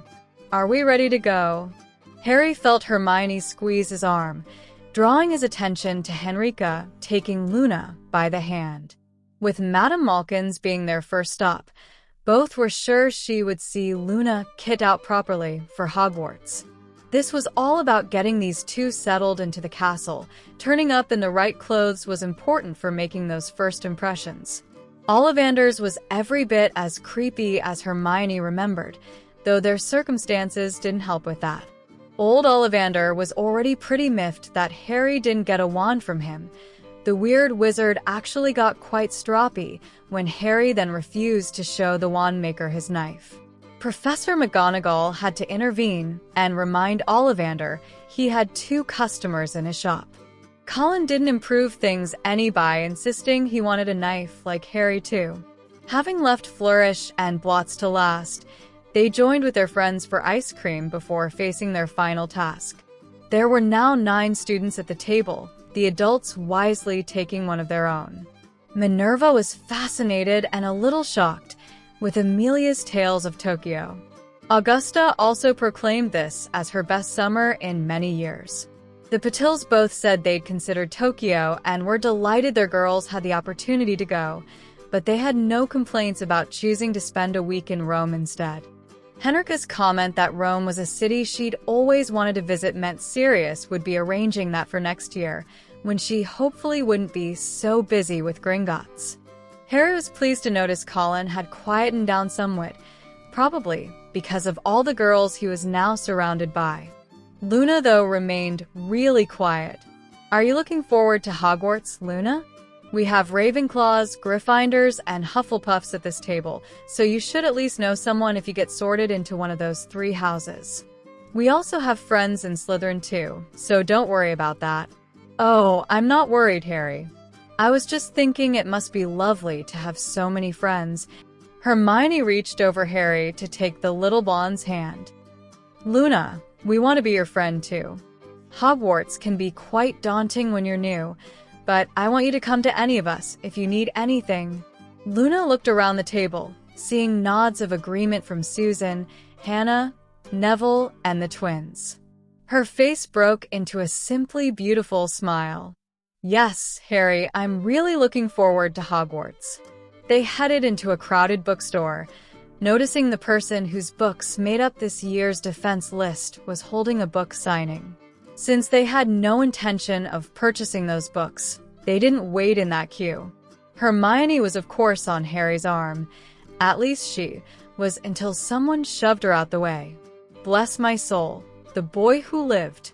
Smile. Harry, together we rate the front paean. Harry didn't know who this perfumed and perfectly coiffed Ponce was, but nobody treated Hermione like that. An arm had went around his shoulder, and Harry decided it was time to put some of Remus' recent lessons into practice. He grabbed the pinky of this hand. Twisting it sharply backward resulted in a girly squeal of pain from its owner.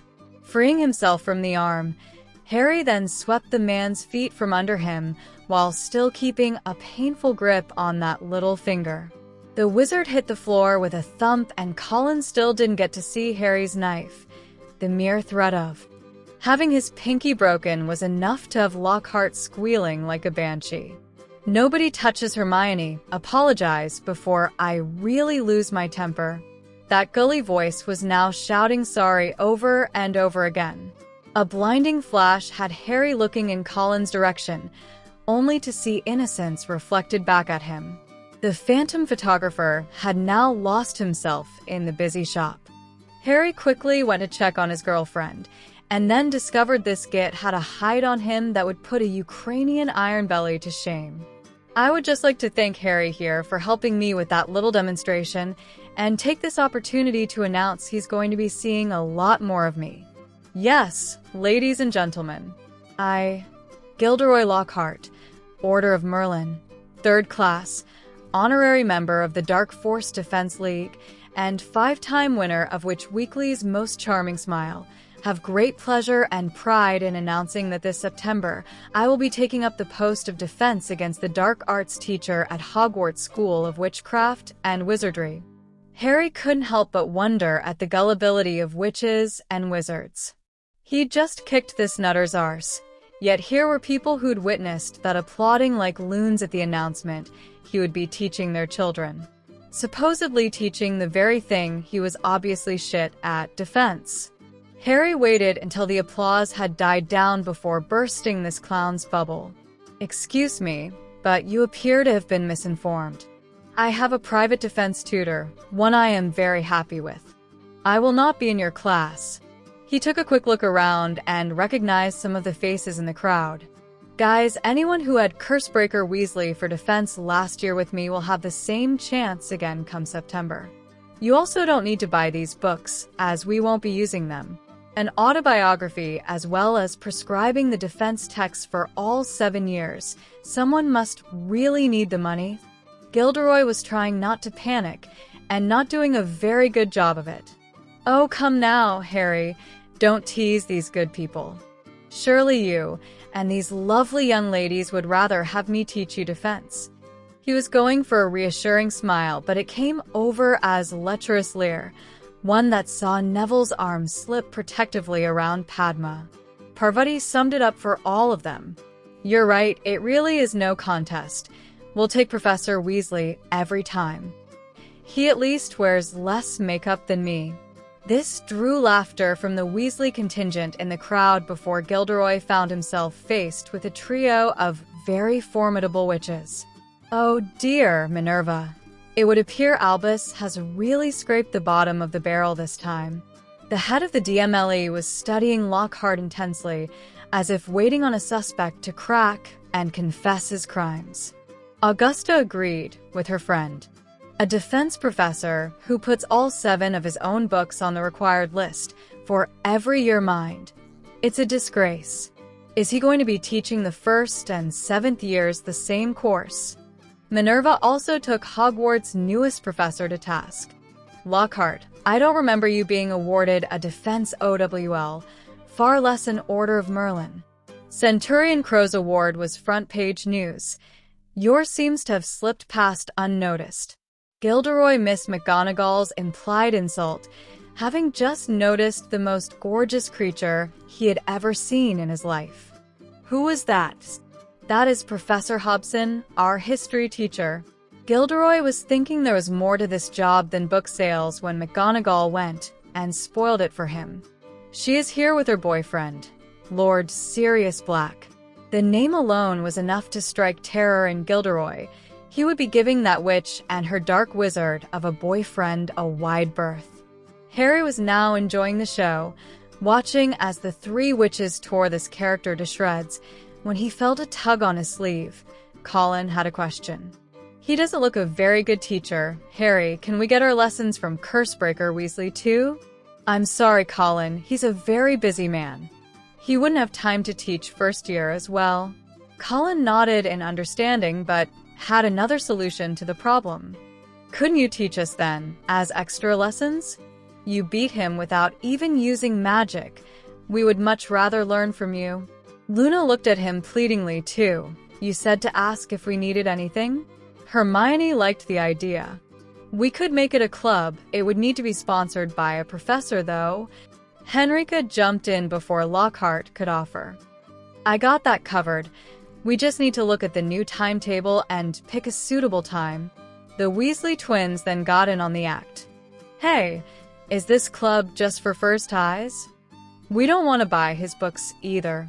Gilderoy stood helpless as the entire event slipped away from him. This was already a publicity disaster, and then McGonagall really put the boot in. Last year, Professor Weasley held revision classes for our students sitting OWLs and NEWTs, leading to Hogwarts' best defense results in many a year. I shall personally be contacting Ambassador Barchoke in the hope we can call on this special favor again when the exams approach. The cheer this received from those Hogwarts students in the shop had Gilderoy wanting to cry. Just who is this Weasley person? And how could he possibly be more popular than him? Molly was standing there with an armload of books she now wasn't sure she wanted signed. Harry had easily defeated this famous wizard, giving rise to the first ray of doubt. The reaction of the students toward her son, Bill, was a heartwarming moment for the mother. She'd heard from Emma how highly regarded Bill was amongst the four he was training. Apparently, that regard ran a lot deeper than just 4 students. Her son was going to be an assistant ambassador, one who worked with his father. Her 2 eldest sons had made career choices she hadn't agreed with at the time, but both were now proving successful in their own right.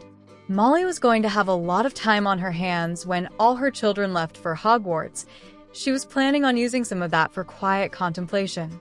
The world they lived in was undoubtedly changing, and Molly had brought 7 children into the very same world. She was not going to be left behind like those Roman relics young Harry mentioned in his speech. Molly intended to talk to Bill about this. Ginny was ecstatic. Lessons from Harry and his friends was certainly something she would be putting her name against. She also hadn't missed Harry's reaction when that fool pushed Hermione out the way. He'd been calm and controlled at the ball, but hurting Hermione instantly put an end to that. Harry had their new defense professor on the floor in seconds, and it certainly wasn't planned, no matter what Lockhart said. Amelia stirred the pot some more by pulling Minerva aside for a whispered conversation.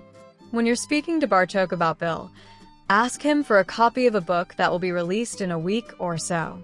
Gilderoy Lockhart teaching defense might be the least of your worries at Hogwarts this year. After completing their shopping, plans were made to meet up on the platform before getting on the express. McGonagall would take both her charges home while Sirius and Henrika dropped theirs off at Gringotts. Neville and his Gran were with Harry and Hermione, both eager to see if there was any sign of improvement with either Longbottom currently undergoing treatment. The young couple left the Longbottoms. Their intended destination was much deeper into Gringotts. They heard their target long before setting eyes on him. The loud shouts and clangs of clashing metal reverberating through the tunnels. Harry led his girlfriend in, both standing respectfully against the wall and waiting to be called. He'd seen what could happen to those who interrupted a lesson. It was not something Harry wished to experience personally. Finally, the bellow came in their direction. So, Centurion Crow, what can I do for you? Harry and Hermione both came forward and knelt before the large goblin. Master Sharpshard, a gift from a very grateful student, Harry presented his mentor with a katana. The handle, guard, and scabbard were all jet black, but the blade was polished to a silver mirror finish. This is exquisite craftsmanship. Centurion. Where did you get this? Gringotts in Tokyo. They tried to palm me off with the usual junk they sell to tourists. That was until I told them it was for my sensei, Master Sharpshard. Mentioning your name had a profound effect. They all wanted to be the maker, who supplied Master Sharpshard with a katana. Even after leaving, he's still sucking up. Teachers, little pups. The insult was said loud enough for Harry to hear, and sarcastically enough to more than imply an insult. Harry had cursed his luck when he first spotted just who was in this class. He had no intention, though, of just kneeling there and swallowing this insult. Why dragon breath? I didn't know you missed me. Speaking of pups, I see you still have the manners of a dog, poking that wet nose in where it's not wanted and whining like a bitch. I'm also amazed you can hear what we're saying when you're all the way over there, especially with those tiny ears of yours. Dragontooth's insults had the class sniggering. Harry's reply had them laughing out loud. Insulting a goblin's name, ear size, and nose in one go was impressive. The goblin those insults were aimed at didn't think so. You and your ugly human bitch strut around Gringotts wearing our sacred blades. You are nothing more than a festering boil on our proud nation, a boil that needs to be lanced before it poisons all of us. Harry now stood and faced his antagonist. Everyone here knows you possess neither the skill nor courage to do that lancing, Dragon Breath. We can settle this right now, and I'll even allow you to choose 2 friends to help. That is if you have 2 friends. The glint of triumph in the goblin's eyes alerted Harry he'd been duped. He was just about to find out how badly he'd been trapped. And I will allow your human bitch to fight by your side. Let's see if she can even hold a blade. At that, Hermione was by Harry's side, surprising everyone in the class by answering in their own tongue. I accept. Fighting a female would appear to be about your limit. Harry then pulled her to the side for a quick word while the class prepared for the fight. Hermione, this isn't wooden swords we'll be fighting with. The duel doesn't finish until someone is bleeding. I know, Harry, I also know he baited you into this. I wasn't having you losing face over me. It would probably be a deadly insult to both parties, but he reminded me so much of Draco Malfoy. His uncle was one of those my father fought in the pit.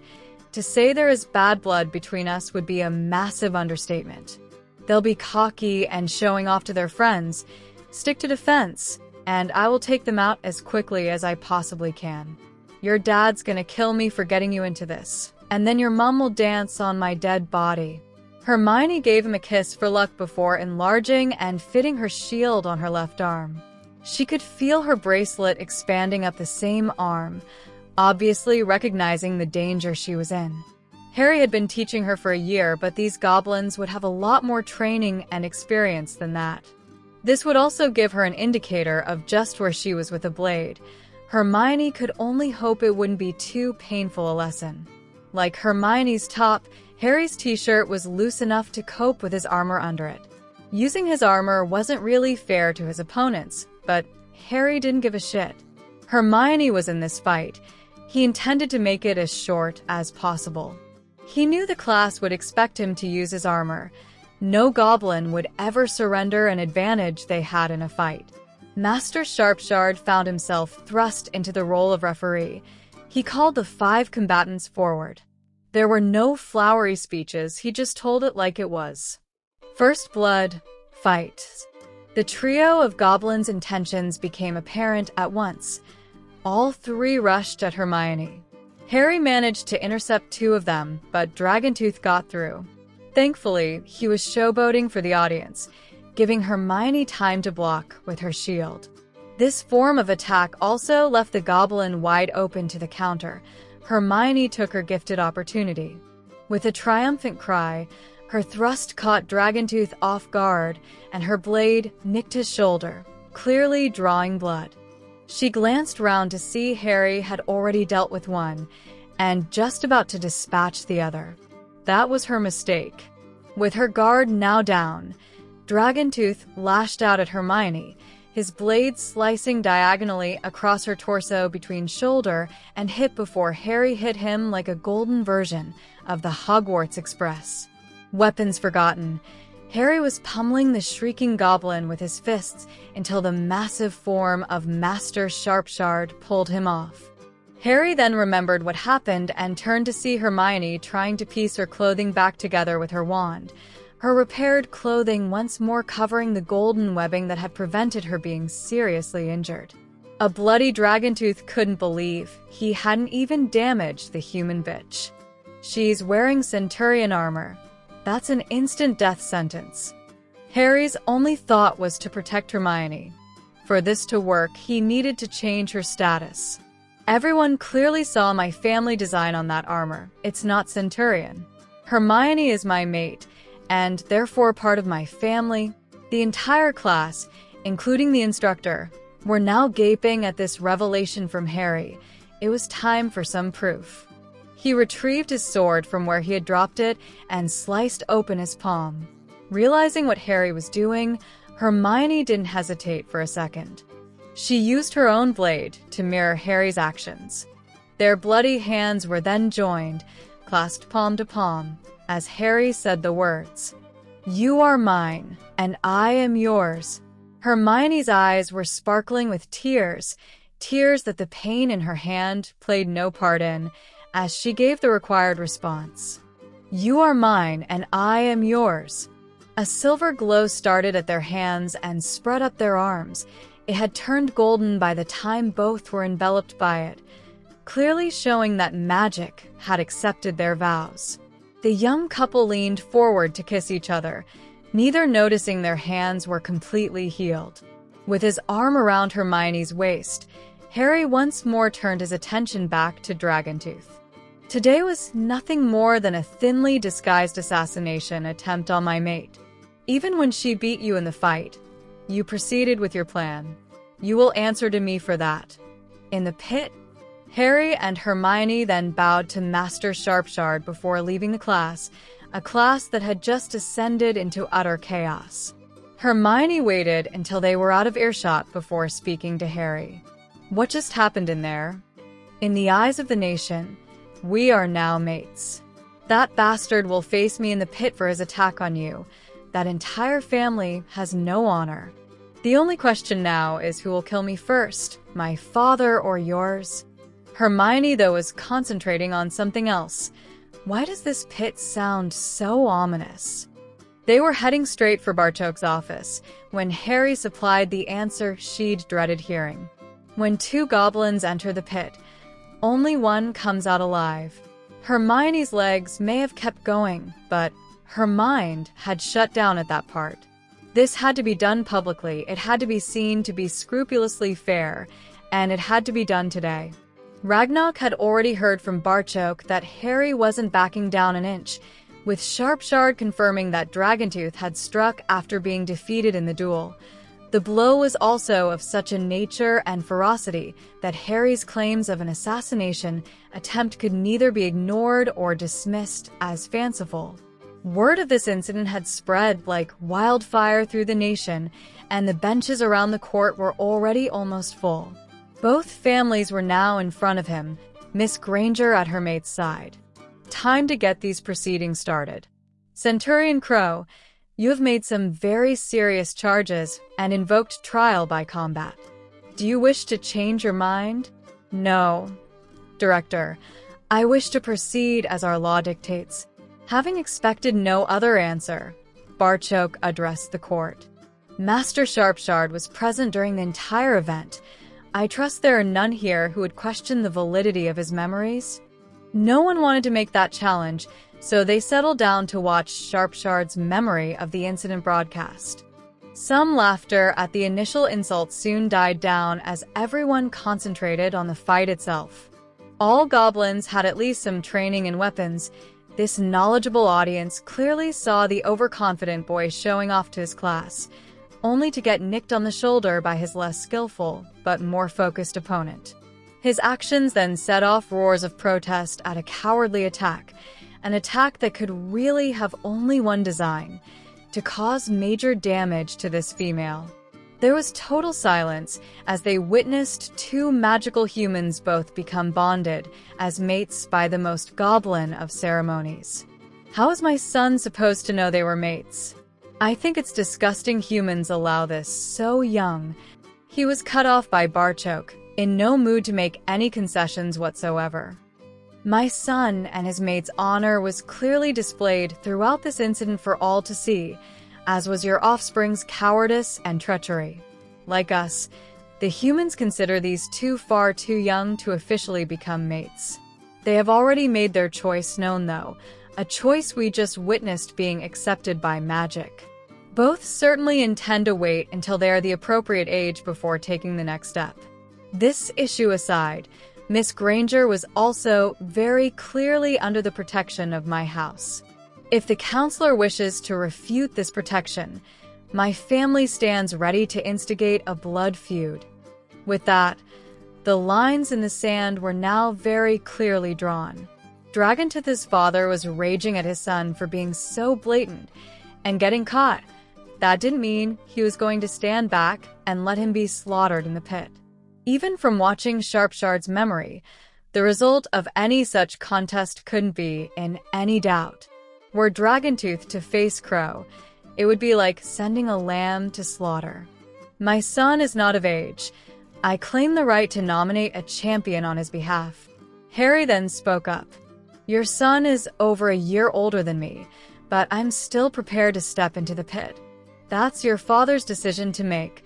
I will work within the law to protect my son. Since my mate has already defeated your son, I understand this cowardice. Know this, though, I will fight your nominated champion.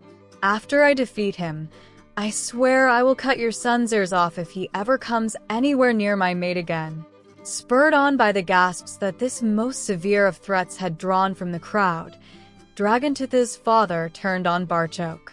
Are you going to stand there and let this boy issue threats, and even consider letting him enter the pit of justice?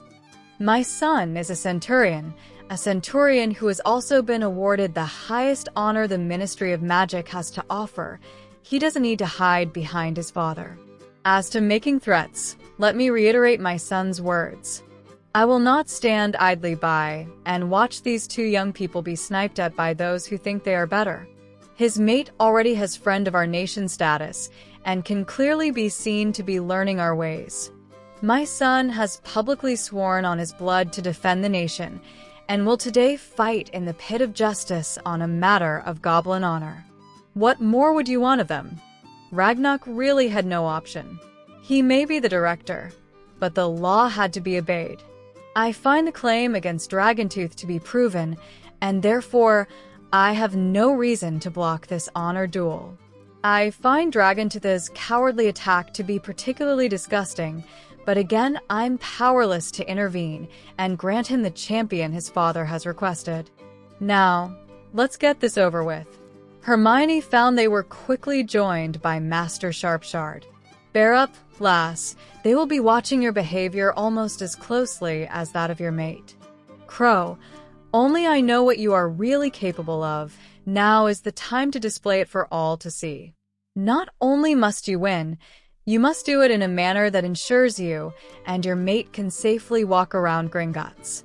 Scrape a victory, and you might as well declare yourself a wizard now, because they would be queuing up to get you in the pit, and they all now know just how to achieve that. A threat to your mate has you rushing headlong to defend her. This fight is not just for your safety.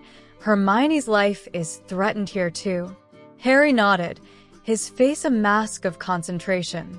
He bowed to Master Sharpshard, kissed a trembling Hermione before bowing to his father. It was time. Hermione knew Barchoke and Master Sharpshard were offering words of comfort as she sat wedged between the two. She didn't hear any of it. Her entire being was focused on Harry and the large goblin that waited on him in the appropriately named pit. The enclosure had a sandy base, better for absorbing spilt blood. about 60 feet in diameter and with walls at least 4 feet deep. While the entire arena was lit entirely by flaming torches, Harry's golden armor made him easily visible, though the massive battle axe the goblin held certainly grabbed Hermione's attention too. They stood about 20 feet apart, bowing to each other before Ragnarok set the proceedings underway. To the death. Fight. Apparently, normal behavior for these fights predetermined that the two combatants would circle each other, probing to assess their opponent's strengths and weaknesses before making a move. The big goblin had other ideas. He thought he was facing a human child and wanted this over with quickly, unknowingly playing straight into his opponent's greatest strength. Dragantith's champion was merely hired muscle, not too smart, and the large bag of gold offered had instantly destroyed any reservations the greedy goblin might have had about his opponent. He also wasn't too bothered about the centurion armor his opponent possessed, positive his battle axe would penetrate it. With a roar, the goblin charged as he swung that great axe in what would be a killing blow should it connect. In a move that Hermione had seen Harry use on Master Sharpshard, the sword of Gryffindor sliced right through the shaft of the goblin's axe. Harry was moving quicker than seemed possible.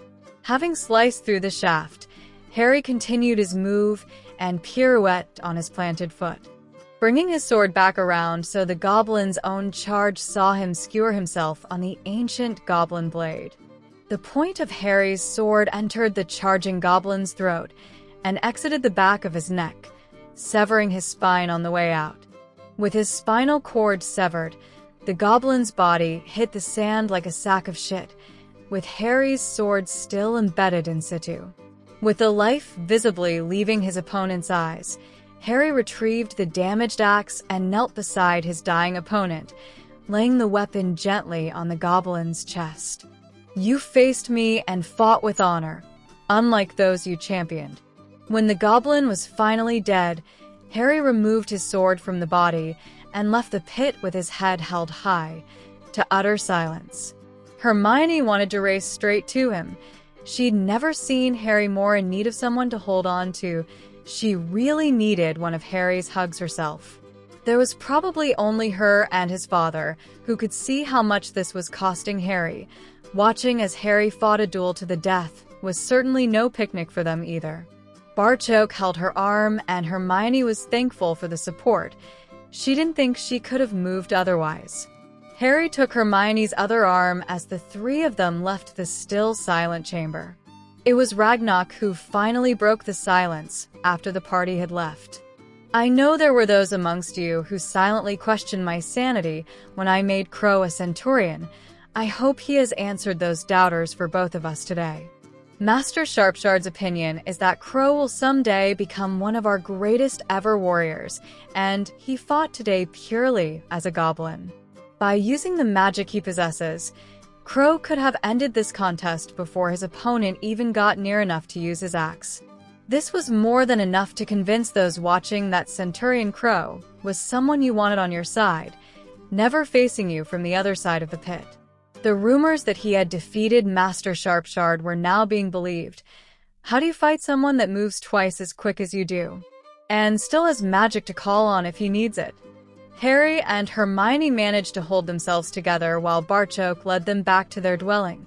The door was barely closed before both of them collapsed sobbing into each other's arms.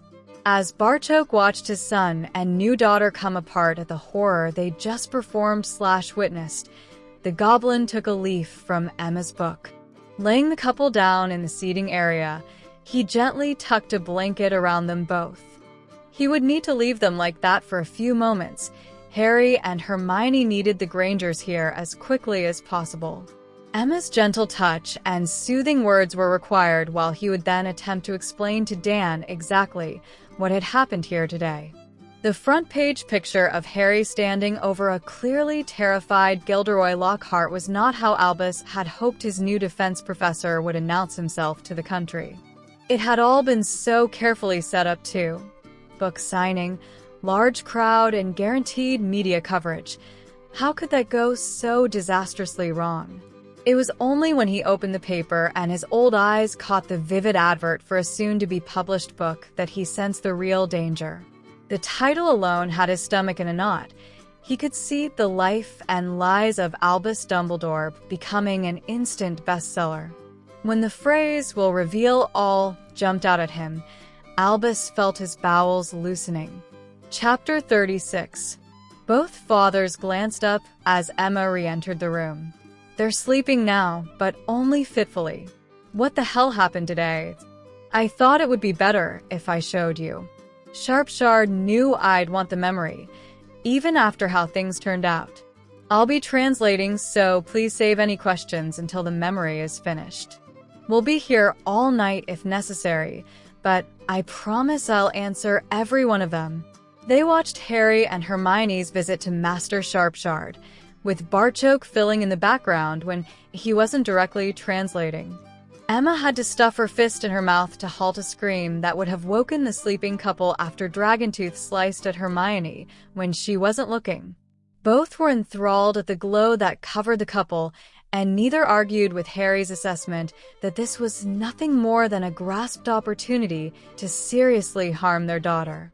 After the memory finished playing, Dan took a moment before saying anything. There were things happening here beyond his comprehension, and he didn't want to begin shouting.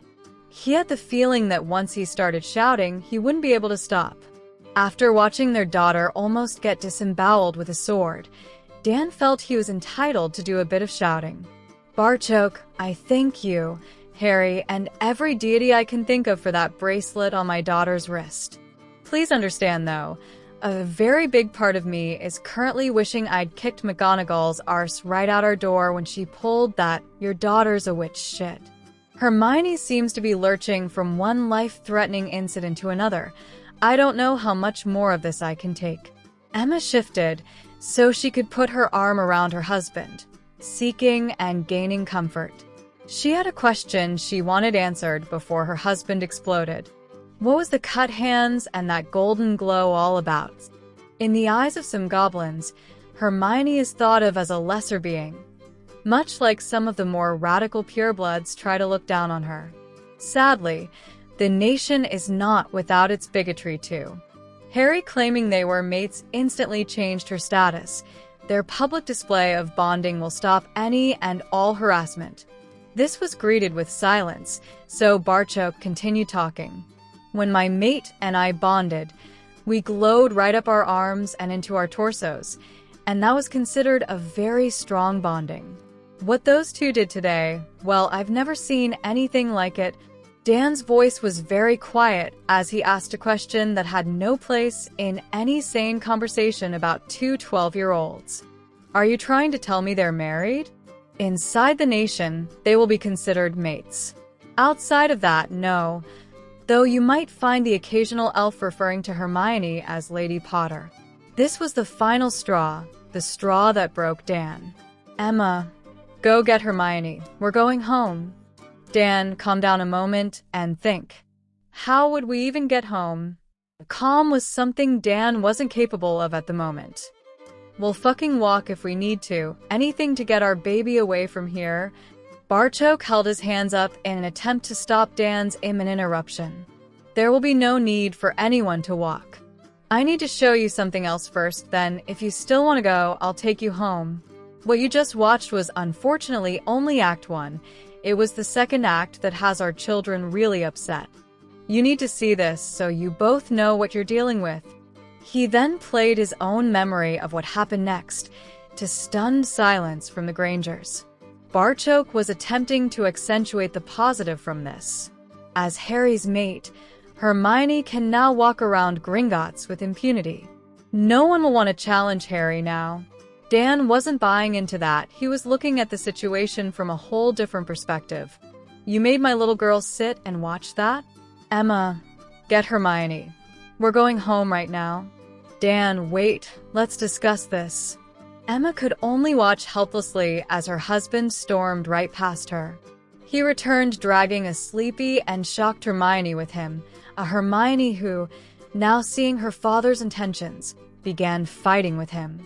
Every step of the way, and screaming for Harry. The boy who had been so decisive in battle earlier stood holding onto the door jamb, totally lost at what to do next. Barchoke, we're ready to go home. Hermione's cries of anguish were being totally ignored by her father. Harry, I'll be right back, son. Hermione's father has decided she's going home for the evening. Somehow, I don't think you're invited. Barchoke took Emma's hand before grabbing Dan firmly by the arm and portkeying the Granger family home. Emma finally entered the lounge. She sat on a chair well away from her husband, not even looking in his direction, far less speaking to him. Is she asleep? After crying for over 3 hours, she's exhausted. I don't know if I would class that as sleep. She'll understand. How can she understand? I don't understand. She watched Harry kill that goblin today. Daniel Granger, you have become the thing I hate most, a fucking hypocrite. You tell your daughter to talk things out, and then when you really need to sit and talk things out, you go all Captain Caveman and drag Hermione out of there. Those two have had a pretty traumatic day.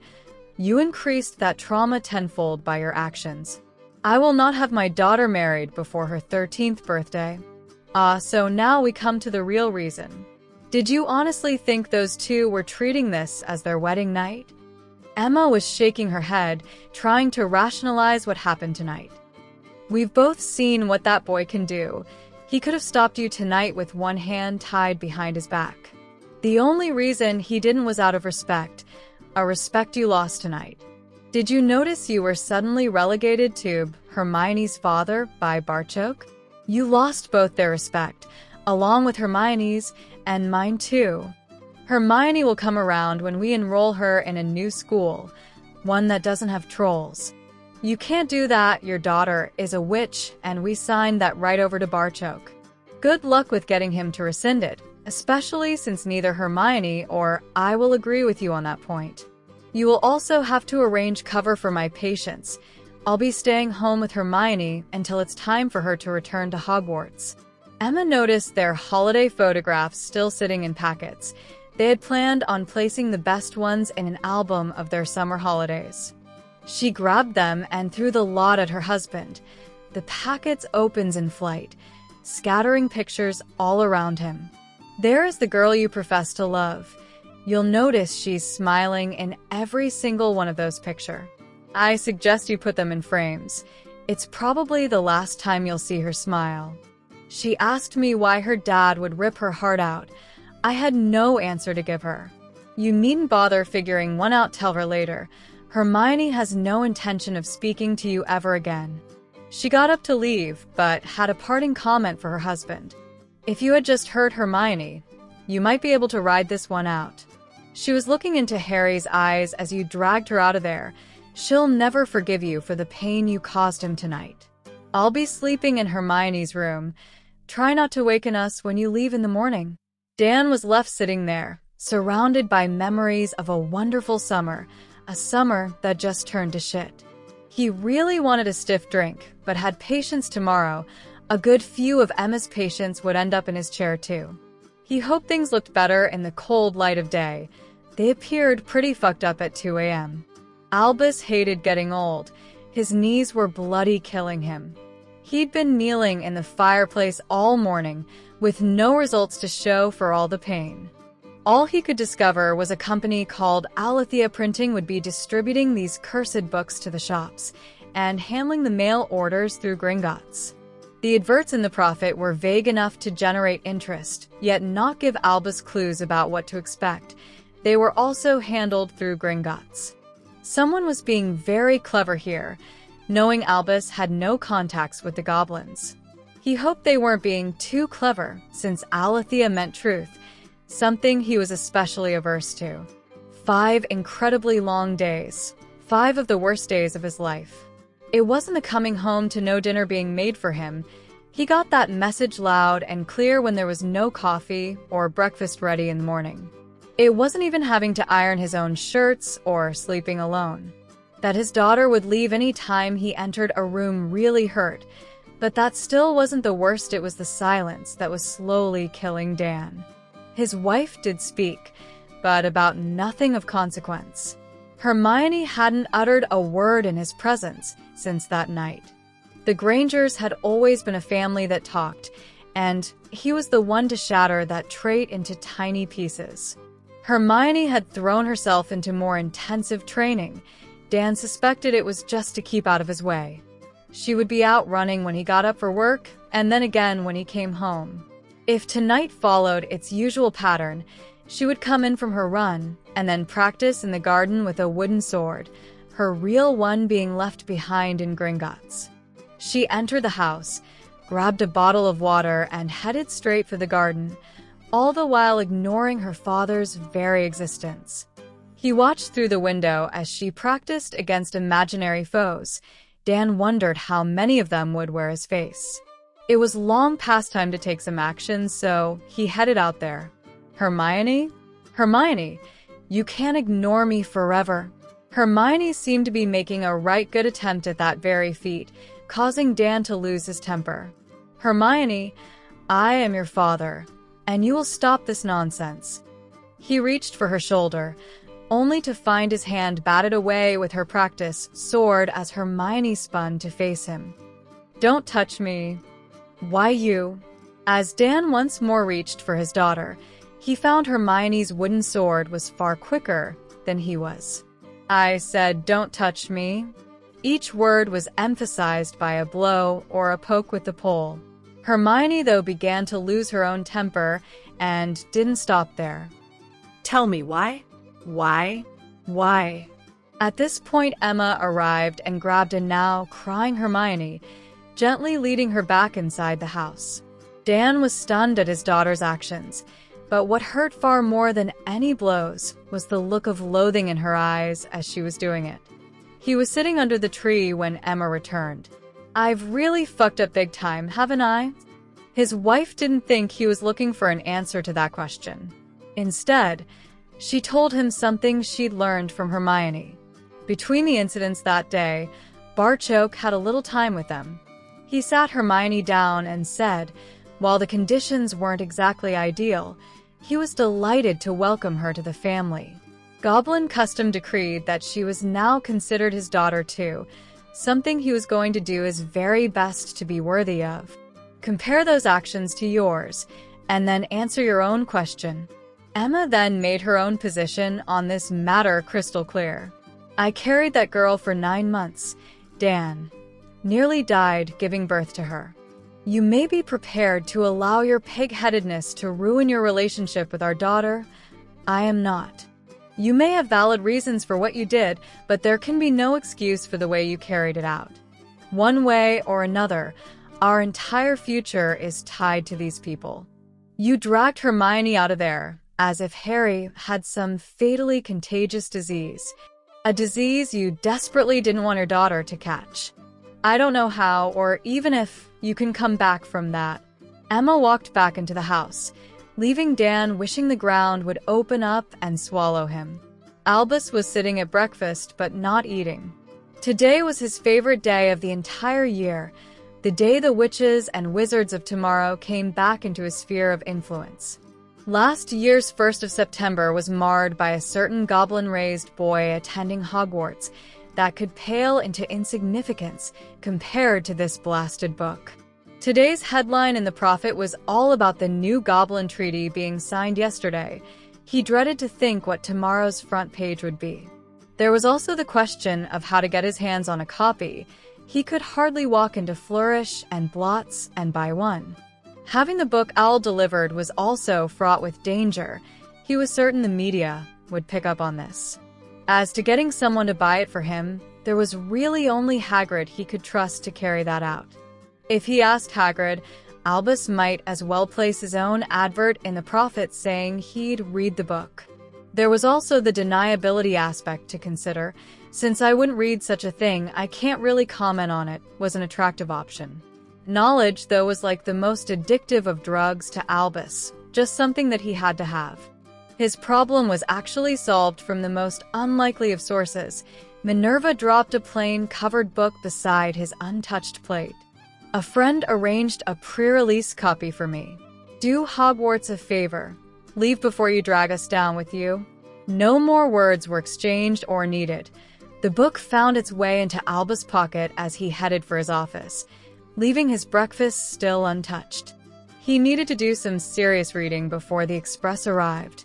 There was excitement in the Granger household today, something that had been sadly missing in the 10 or so days following the happenings in Gringotts. Emma entered her daughter's room to see a hyper Hermione with a big smile on her face. "And I thought you were excited about going to Hogwarts last year?" Both smiled at that and recognized Hermione was a totally different girl from the one that boarded the train last September. Their problem stemmed from one member of the family not realizing just how much she had changed. "Hermione, your dad wants to go with us to the station?" "No." "Hermione, I think he now realizes what he's done." "He has no idea what he's done, nor does he care. Harry had just killed someone to keep me safe. You can't understand what that did to him. We were both in a bad place, but coping. As long as we were together, we could handle it. He took that away from us." Emma could see the determination in her daughter's eyes. It was as she'd feared. Anyone hurting Hermione drew a predictable response from Harry. Their daughter, though, was every bit as protective of her mate. She'd had long conversations with her daughter about what this meant, and had been greatly relieved to learn the answer. In the short term, not very much. They had no intention of letting any outside factors sway the pace at which their relationship developed. Emma was further relieved to hear her daughter say that she would probably have to be the one to instigate any further steps.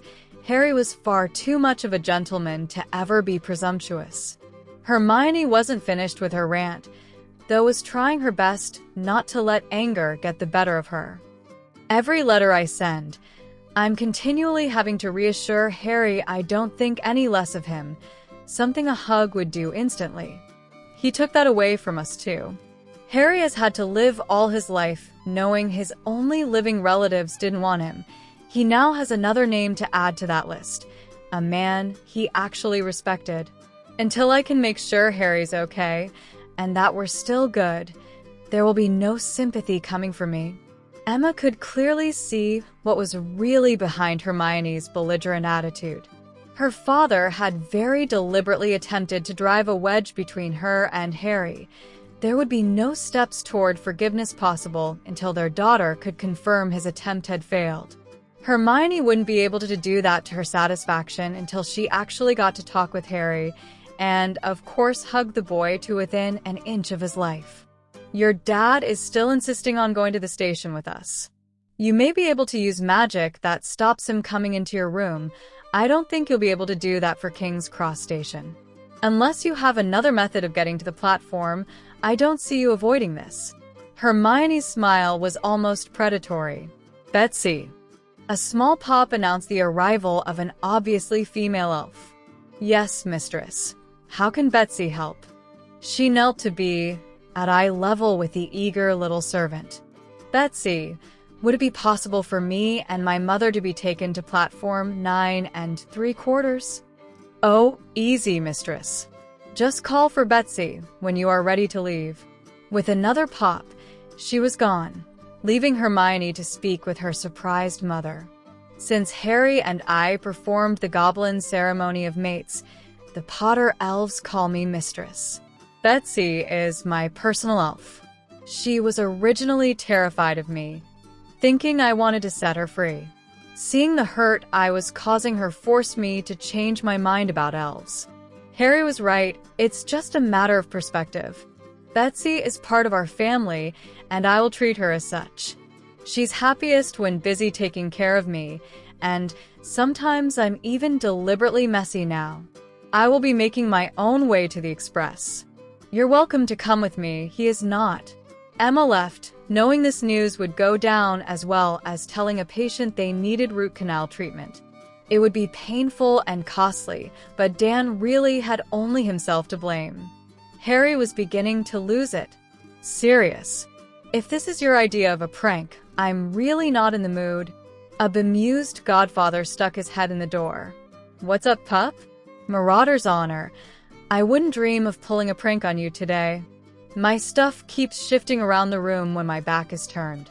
I'm trying to get ready, but it's almost like something doesn't want me to go. Realization hit Harry at that point. Or someone. Potter elves to me. Multiple pops saw Harry's bedroom at Grimoire soon fill with elves. I think we have an intruder. I don't want him harmed, just caught and brought to me. It was only seconds later that 3 elves returned. The trio also had a hold of a struggling Dobby. Stand still, Dobby. No one here wants to hurt you. But this has to stop. Harry Potter must not return to Hogwarts. Terrible things will happen there. Terrible things.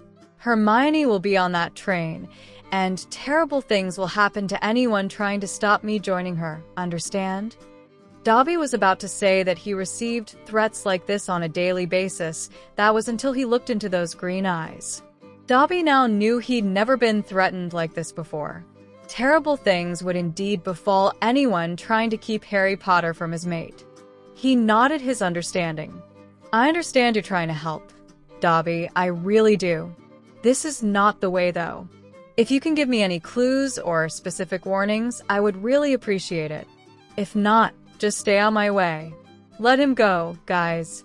No sooner had Dobby been released than he was off, something Harry would soon need to do too. Harry was heading for the barrier, when probably the last person in the world he wanted to see stepped out in front of him. Harry, can I have a quick word? Not at the moment, Mr. Granger. I'm in a hurry. Dan was ready to insist when a primeval part of his brain screamed, not to be so bloody stupid. The same part of the brain that kept our ancestors alive in the days when man was not the top predator in the land. One look at Harry was enough to confirm this would not just be a bad mistake. It might be the last mistake he ever made. Very well, Harry, have a good year.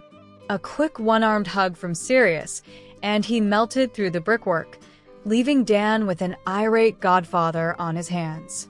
I'm going to give you the benefit of the doubt and assume you were about to apologize to my godson. Otherwise, you and I have nothing further to say to one another. I was hoping to, yes. At least Harry was civil. Hermione refuses to even speak to me. She's done some kind of magic that won't even allow me into her room. This left Sirius shaking his head. She controls the wards on your home. They need to be tied to someone magical.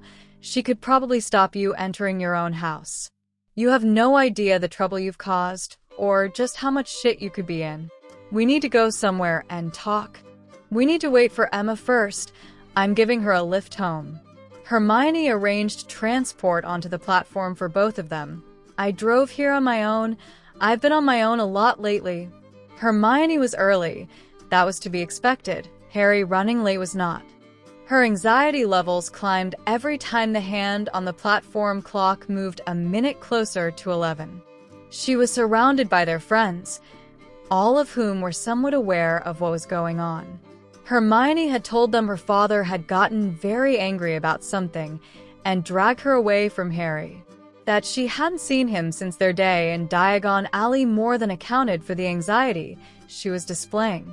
The group should actually have gotten on the train as they were causing a bit of an obstruction. Hermione didn't care. She wasn't moving from that spot until Harry arrived. As the tallest amongst them, it was Neville who spotted him first. He's here. Hermione took off in the direction Neville had indicated, only stopping when she crashed into her boyfriend. Arms wrapped around each other, they discovered that kissing and talking at the same time was something they would need to practice. Just having her back in his arms made everything in Harry's world okay. He just needed one final piece of reassurance. He whispered in Hermione's ear, "Are we good?" "No, Harry, we're bloody great." Their needy hug was broken by a familiar voice. "You two need to get on the train. You have a long trip to get reacquainted." "Hello, Mrs. Granger." She remembered what Hermione said and let her actions speak for her. She pulled Harry into a hug. "It's Emma, Harry, just Emma. Perhaps, in a few years, we may give something else a try. I don't think either of us is quite ready for that yet." Harry, though he couldn't be any happier, only to be proved wrong. Emma kissed them both before shooing them in the direction of their waiting friends. More hugs of greeting was followed by a quick hello to Colin's parents and a promise to keep an eye on him. Luna was coming with the Weasleys, who were apparently notorious for running late. They needed 2 compartments, counting Luna and possibly Ginny too. Just as the train was getting ready to leave, the redheads arrived. Sensing that the 4 had things to talk about, Susan offered that they would go and find Luna, now that the train was pulling away. Harry appreciated that, but had another task they could help with at the same time. He opened his trunk and started piling up books on the floor. Transfiguration. I thought you said there wasn't any books on Goblin Transfiguration? There aren't, Susan, and neither are these. I just didn't want them getting confiscated. A book that might be confiscated was certainly one Parvati had an interest in. One look inside the cover had the witch doing her happy dance. Here was enough gossip material to last until Christmas. Oh, Harry, can I get a copy for Lavender's? Well, since I want this spread all over the castle, I can't think of 2 better witches for the job. The smile Harry wore robbed the words of any intentional hurt. A hug from Parvati saw her shoot out of there with her pockets full of Dumbledore's expose. Susan and Hannah also took more than a few copies, promising to make sure at least a couple ended up in the hands of Slytherins. When it was just the 4 of them, it was Padma who then broached the elephant in the room. What the hell happened that would make Dan go off like that? Did he catch you 2 in bed together or something? Padma had tried to inject some levity into the situation. She wasn't prepared for Hermione's answer. With Harry back at her side, Hermione found she could actually crack a joke about something that yesterday was too painful to even mention. Something like that. He actually dragged me right out of Harry's bed. Seeing their 2 best friends with their chins on the floor gave Hermione her first laugh in over a week. It was time to tell their story. Sirius waited until their order was delivered to the booth before erecting a privacy charm. I need you both to sit, drink your coffee, and listen. Halloween 1981. I made the wrong decision, and it harmed my godson. I spent 10 years in Azkaban because of that mistake, yet Barchoke barely forgave me. I only got back into my godson's life because Harry wanted it, and his father thought his son needed me.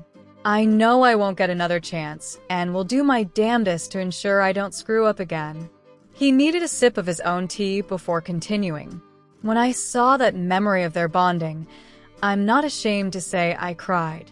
Though it was the most beautiful thing I had ever seen, and I have Henrika Hobson for a girlfriend. I don't know Hermione nearly as well as I'd like to, but a blind man could see she loves my godson, almost as much as Harry loves her. The last week or so has been hell. Watching as that young man questioned everything in his life was not a pleasant experience. Emma had tears in her eyes as she answered Sirius. Hermione has been the same.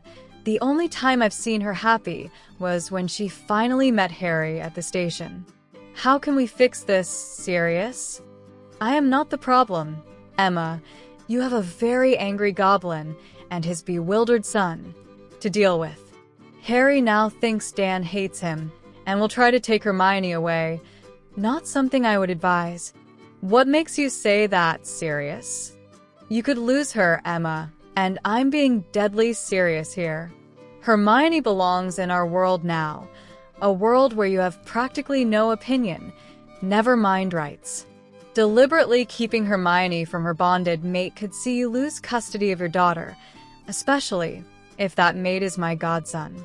He has an in with the ministry that would see such a request almost instantly granted. You've seen enough of how our system works to know this is true. Harry is killed to protect Hermione. He'll do whatever is necessary where she is concerned. Shit. If Harry declared himself Lord Potter, Fudge would change the law to let them marry the following day. Emma was in bits at this news. Dan was in tears too. What can I do? I'll do anything. Sirius. I'm desperate here.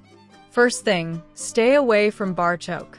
You not only ripped the guts out of his son, You also hurt the girl he now legally calls his daughter. Hurting a goblin's children, well, not a smart move.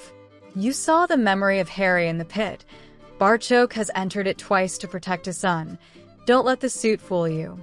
Emma now had her husband by the lapels of his jacket, pulling him toward her. Daniel Granger, you will fix this. I don't care if you have to crawl to Hogwarts on your hands and knees. You will bloody fix what you broke. I will not lose her. I can't lose her. She then lost it and buried her head into Dan's chest. It didn't mask her sobs, as Emma's heart broke. The tears were really flowing now from Dan too. Sirius had to cast a mild confundus charm as they were starting to attract attention, even with the silencing charm up. The key to this is Harry, and the way to Harry is through Hermione. I'll be seeing them both this weekend, and I'll happily carry any letters you want, but that's it. I think what you did was abysmal and don't really know where that came from. That should have been one of the happiest days of their lives. It was never going to be, because Harry had to step in the pit. You have to understand, Harry now thinks he's a murderer and no longer good enough for Hermione.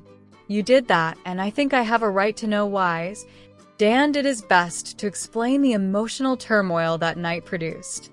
I was still trying to come to terms with not losing Hermione to that attack, only to discover I was going to lose my little girl anyway. Harry is handsome, incredibly rich, so very well-mannered and on first-name terms with government leaders. My daughter is also head over heels in love with him, and now they're practically married. I just couldn't cope with any more and panicked. I had to get my family away. Dan looked down at his hands and saw they were shaking. I'm a dentist, Sirius. I spend my days looking into people's mouths. I thought my hobby of shooting was a walk on the wild side, add a bit of danger to my life, but paper targets don't fire back. I've never even shot at a rabbit, yet Harry can't go to a ball without someone having a go at him. I keep telling myself I'm okay with this, but obviously I'm not. Hermione attended that same ball with a sword at her hip, her wand in a holster on her arm, and 2 shields as part of her belt. As her father, I should be the one protecting the children. She beat me up with a wooden sword, holding back 2, I'll bet. I was a drowning man, Sirius, jumping into the life raft of the life we had before, only to discover that life doesn't exist anymore. The last 10 days have been a constant nightmare for all of us, and I don't know what to do about it. A still tearful Emma tried to help her husband. How do you feel about Harry? Shit. That could have us here all day. On the one hand, he's this kind, gentle, fun-loving soul with eyes that captured both of my girls the moment they met him. He's so bloody honorable that he would put knights of yours to shame. Watching the 2 of them dance together never fails to make me smile at how well they fit together and how happy he makes my daughter. Then he detects a threat to Hermione and Centurion Crow turns up, kicking arse and taking no shit from anyone. Dan was shaking his head at the inconsistencies he'd just described, but the dentist wasn't finished yet. There is also the boy that has been at my daughter's side for a year now. He makes her happy just being in the same room and would face down the devil himself to protect her. Honestly, if I could design the perfect boy for my daughter, it would be Harry with a haircut. Ponytails are just so 60s. Dan had even more tears running down his cheeks by the time he'd finished, and in danger of succumbing to an emotional meltdown. He was saved from that fate by a kiss on the cheek from his wife. You write all that down and send it to Hermione. You know she'll let Harry read it anyway. I would leave out the bit about the hair though. Hermione and I both love it. Dan was trying to wipe the tears away with his sleeve. I know, but I don't want her thinking he's perfect. Can't have them getting big head now, can we? It was a weak attempt at humor, but it was at least an attempt. He then asked Sirius a question Dan pretty much knew the answer to. I suppose Harry spending Christmas again with us is out of the question? Having him and Padma in the house made last year our best Christmas ever. He knew Harry and Hermione would want to spend the holiday together. Not seeing Hermione at Christmas would be really hard to take. He didn't know how Emma would cope with that scenario. I would say that was a definite no. It will take more than a few months to work on Barchoke. At the moment, he wouldn't let Harry enter your house. Never mind stay under your roof. You need to have both Harry and Hermione wanting to stay first, and that's not going to be easy. This is going to be a slow, painful process, and you need to remember something at all times. I made the mistake of treating Harry like a kid. He burned my arse and then threatened to go to Bill for advice. The cheeky bugger then asked me what my intentions were toward Henrika. He may be only 12 in years, but he's been raised in an entirely different culture. Sometimes he acts more mature than I do. This found total agreement from Emma. Sitting talking to Augusta at the Black Sea confirmed that. She couldn't believe the difference in Neville and put it all down to his friends. They may be a group of 4, but we all know who the leader of the group is. Yes, the baby-faced Genghis Khan that I have to get down on my knees and apologize to. Sirius had another worry, one that meeting Dan stopped him confirming. I just hope they're okay together. This was actually the first time they've been apart since they met a year ago today. This actually drew a weak smile from Emma. I don't think you need worry about that. Sirius, I doubt you'll be able to slip a sheet of paper between them all the way to Scotland. Neither looked like letting the other go anytime soon. They were still holding on to each other while they waited on their friends' reactions to their story. You're bonded. You actually blood bonded? Hermione could only nod at her friend, worried about the disbelief in Padma's voice. Hermione needn't have worried. With a squeal of delight, she shot across the compartment and had both of them in a headlock while bouncing with joy. Oh, I wish I could have seen it. Did you actually glow? We watched the memory back. The silver glow shot up our arms. By the time it covered us, it had turned to gold. This saw Padma stagger drunkenly backward to her seat. The disbelief was back in full force. Golds. Neville just had to interrupt. Okay, I should be getting used to not knowing everything around here.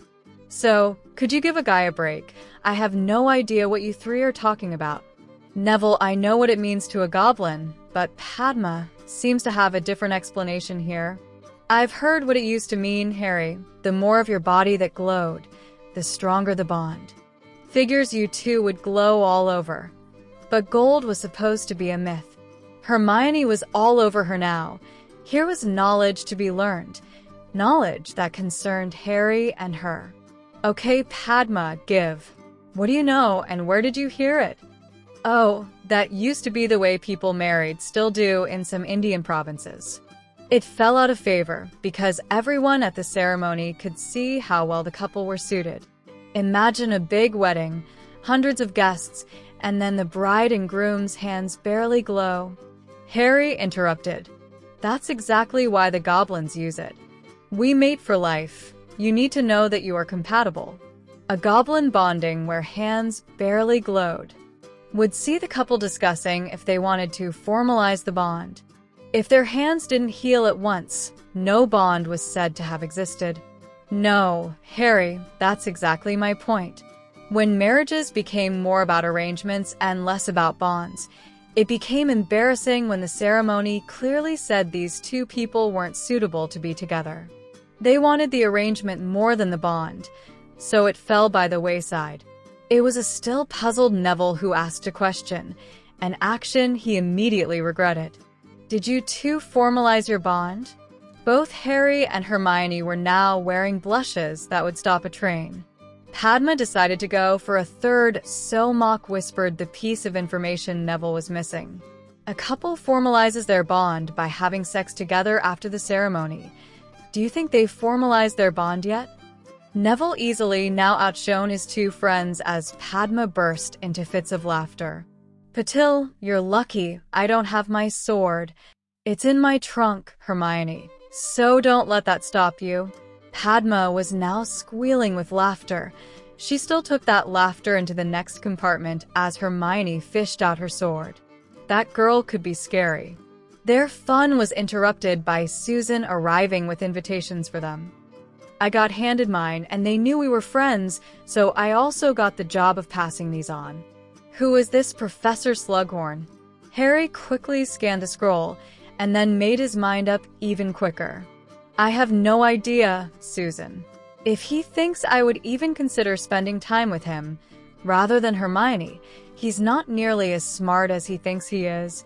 Harry slid the compartment window back and posted the unwanted invitation straight at it. Before he could close it, there was a shout from Neville. Don't be so hasty, Harry. Keep that window open so I can check mine out too.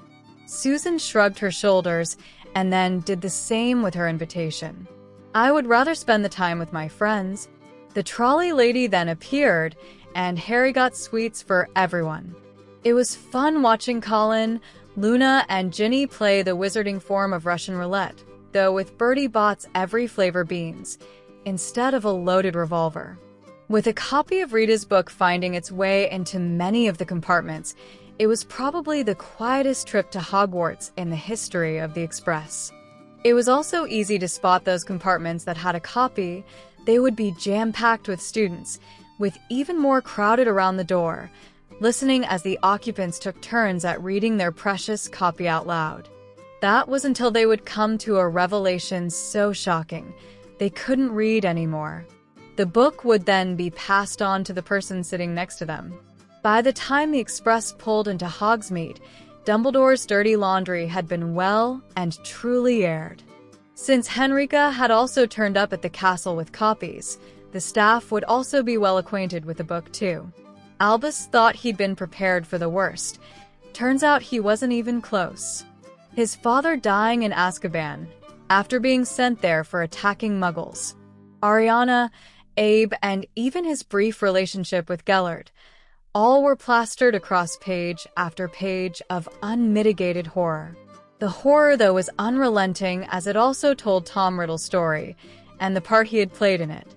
From taking his Hogwarts letter to that orphanage, to teaching him for 7 years.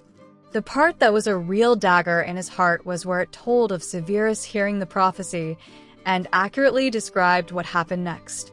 The events of Halloween 1981 were depicted here more accurately than Albus had thought possible. All was laid bare as even more suspicion was heaped upon him. He was the one who suggested the Fidelius, sent Hagrid to take baby Harry away, dropped him off on his relative's doorstep, and then did nothing to stop the boy's godfather being sent to Azkaban without a trial.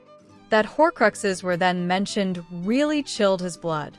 That the book admitted Harry had one under a scar the killing curse left, one that the goblins quickly removed, was more black marks against Albus Dumbledore. That he'd left the boy who lived on a Muggle doorstep with a Horcrux in his head was the conclusion every reader would reach. The Goblin Nation also gave the real reason he found himself barred from Gringotts. That the goblins were openly stating they had spent the last 10 years searching for these abominations, while he did nothing, just increased the depth of shit he was in. What could be the final kicker, though, was, again in surprisingly accurate detail, a complete account of the entire Quirrell debacle. Albus was sure this book would finish him at both the Ministry and the ICW. Whether he could hold on to Hogwarts was going to be very close. Ideally, he would come out fighting and refute most of the book. Unfortunately, like the company name suggested, every word of it was true. Lucius was happier than he'd been in many months. It was almost too easy. They had all stood there, obviously waiting on someone.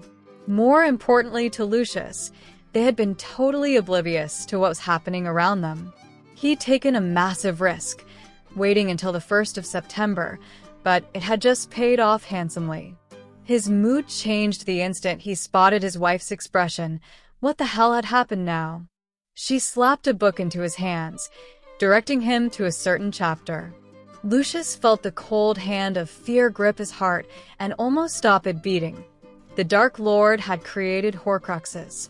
Lucius remembered the feeling of pride when his master had handed over a most precious item for him to take care of, as well as his disappointment when discovering it was an old blank diary. His fur skin, though, told him this item positively reeked of the darkest magic he'd ever seen. so Lucius had hid it away. Now, the very day he discovered it was probably a Horcrux, the diary was in the possession of a carefully chosen victim and speeding toward Hogwarts. A Hogwarts that held his son and heir. Lucius didn't know if he could survive being this poor the 18 years it would take for a new Malfoy heir to reach 17. He was struggling to last the almost 5 it would take Draco to inherit. If his master returned when he was still poor, Lucius knew none of his family would survive past their first meeting. What had he done? Chapter 37. The gang ensured the 3 new first years made it along to where the rest of their yearmates were gathered, waiting by the boats. The new second years then headed for the carriages, both couples in one, with Susan, Hannah, Parvati, and Lavender in another. Harry had been hoping his friend would bring the subject up, but was eventually forced to ask. Neville, how are your parents reacting to the treatment? Neville appeared rather embarrassed by the question, but answered anyway. The healers are saying it's too soon to say, and Gran keeps telling me not to get my hopes up. The thing is, I think I can see a slight difference. They would normally just sit and stare in front of them. I swear I've seen both of them looking around the room, almost as if wondering where they are. When my mum slipped me her sweet wrapper, I'm sure she squeezed my hand. Gran promised to write, but it's going to be hard waiting until Christmas to see them again. Padma snuggled into his side, trying to offer some comfort. Harry, though, had an idea. What if he didn't have to wait until Christmas? This quickly perked Neville's interest, so Harry laid out the idea he just had. Hermione and I will be leaving the castle at Halloween again. What if you two come along? The 4 of us could visit both sets of parents. All 3 could see Neville loved the idea of getting to see his mum and dad. Padma easily guessed what the problem was. We won't expect too much, Neville, but we still want to meet them. Hermione was now cuddling into Harry for a different reason. She needed the comfort of knowing he was there for her. Now they were back together. The multiple implications of the last 10 days were beginning to sink in. We won't be staying at my house this time, will we? He kissed her on the forehead before breaking the news he'd struggled to fit into their earlier conversations. Your dad was waiting for me at the station. Harry could feel Hermione's body stiffen at that news. What did he want? He just wanted a quick word, but you were waiting, and I was late. I told him I was in a hurry. He wished me a good year at Hogwarts. Hermione was digesting this when Neville made up his mind. What if I write to Gran and ask if we can all stay at my house? He took the 3 wide smiles this idea generated as a yes. Having Harry beside him at their last visit to St. Mungo's had actually helped Neville. He knew both girls were good friends. Neville was starting to think Padma might be more than a good friend, but he would wait and see what this year brought before taking those thoughts any further. Colin appeared disappointed to be sorted into Gryffindor. He went and sat beside Neville. Luna practically floated to the Ravenclaw table, gratefully accepting the position Hermione offered beside her. Ginny was the last first year to be sorted and stared wistfully at her blonde friend as she joined her brothers at Gryffindor. There was a murmur of dissent as Dumbledore stood. It died as he basically just said tuck in, and the food arrived. Padma was telling Morag, Lisa, and Mandy about some of the things they'd done during their holiday when Hermione's hand shot to her bag. Oh, how could I forget? Mum gave me some of the photographs to let you see. Sorry, but it went right out my head. The photographs soon replaced the feast as the center of attention at the Ravenclaw table. When Harry saw the pictures being circulated outside their circle of friends, it was time for a warning. Guys, none of those photographs featuring the girls or Professor Hobson will be missing after you've seen them, especially the ones taken on various beaches. Harry didn't need to add or else. One glance at how serious he was, and everyone got the message. Morag, though, had a cheeky question for the trio. What about the ones featuring the male hunks? Is it okay to sneak one of them into my bag? Padma and Hermione answered in stereo. Hell no. The consensus at the Ravenclaw table was this group had stolen the summer ball. Even the prophet had said so. While it had been such a major highlight in Britain, that same ball now looked like only a very small part of their summer adventure. Roger, though, had a word of warning for the group. "Harry, Professor Slughorn is sitting up there and staring at you. He was really quite miffed you didn't respond to his invitation on the train." "I did respond. We all threw them out the window." This got a few chuckles before he reassured every second year there. "We will still have Master Pitsley for potions, and there is no way I'll be going anywhere near Lockhart's class. Ponsigit probably has the classroom walls plastered with pictures of himself. We will have Assistant Ambassador Weasley teaching us defense this year again." This drew some cheers at the table. There was no one swooning over that peacock in Ravenclaw. Harry looked toward the staff table, picking out Henrika. One glance was enough to tell him that she would rather be sitting having dinner with them. She'd been a great help to Harry over the last 10 days, even keeping his mind occupied by pumping him for information that would end up in her book. Next summer would complete her research, and then she was planning on putting it all together. He was promised a signed copy for his help. Having stayed at Grimmauld for the last week or so, he suspected she might be signing it as Henrika Black by then. When Dumbledore stood at the end of the feast to give his traditional welcome speech, the silence that descended in the hall was anything but respectful. No one was quite sure who moved first, but Penny and Percy appeared to be the instigators. They started their houses moving to their dorms, with Hufflepuff and Slytherin quickly picking up that this was something they wanted to support. Dumbledore's voice faded to silence as every student now had their back to him, making their way out the hall. The staff were also following their students' example. They started leaving too. Within a few moments, the headmaster was the only person left in the hall. Albus was gripping the lectern tightly, trying to rein in his temper. He'd never been shown such disrespect in his entire life. Minerva left the hall, knowing already who her top candidates for next year's head boy and girl were. Harry had asked Helena at the feast if he might have a word with her later. The ghost appeared in his room that night and listened as her champion passed on the warning Dobby had delivered. Not much information for us to react to. In fact, no information at all. Terrible things could mean absolutely anything. I know. What about the wards? Did they detect anything unusual? The Lady Ravenclaw couldn't hide her disgust. The wards are a total mishmash. There is more effort put into making sure Muggles can't see the castle than there is to protecting the school. Each headmaster adds their own contribution, leaving a patchwork quilt of meddling instead of the work of art that the founders originally set.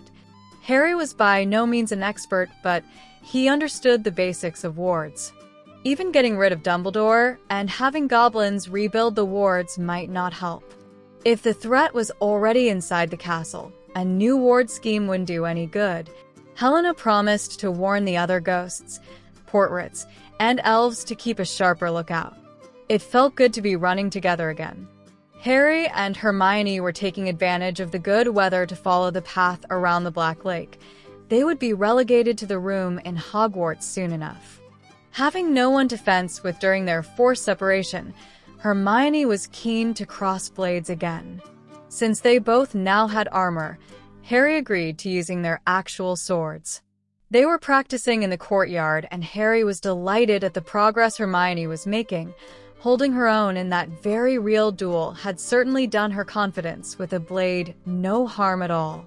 They were eventually interrupted by their head of house. "I can see you've been practicing, Miss Granger. Then again, you have a very good teacher. The news from Gringotts pleased me greatly. Can I assume you will be keeping that quiet for now?" "Yes, Professor. Only our family and closest friends know." "Hermione, we got quite an audience." They did indeed. Now that they had stopped fencing, Colin thought it would be safe enough to take a picture. It caught Hermione's surprise perfectly. There must have been 50 people watching the golden couple fence. Quite a few of them had surprise expressions too. Even on holiday, both had kept up their exercising. Combined with their tan and the clothes they wore for exercising, they cut a very unusual sight for witches and wizards. Are we running late? We usually finish before everyone gets up. It's the first day of term, Miss Granger. Most students are up early today. That's actually why I came out here, to give you your timetables. You have potions first thing, and Professor Slughorn is so looking forward to getting you in his class. I would hate for our new head of Slytherin to be disappointed.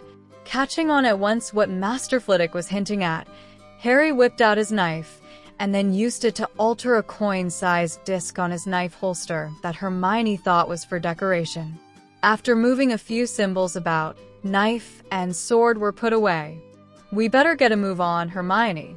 We need to shower, change, and have breakfast before Master Pitsley gets here. You know he hates to be kept waiting.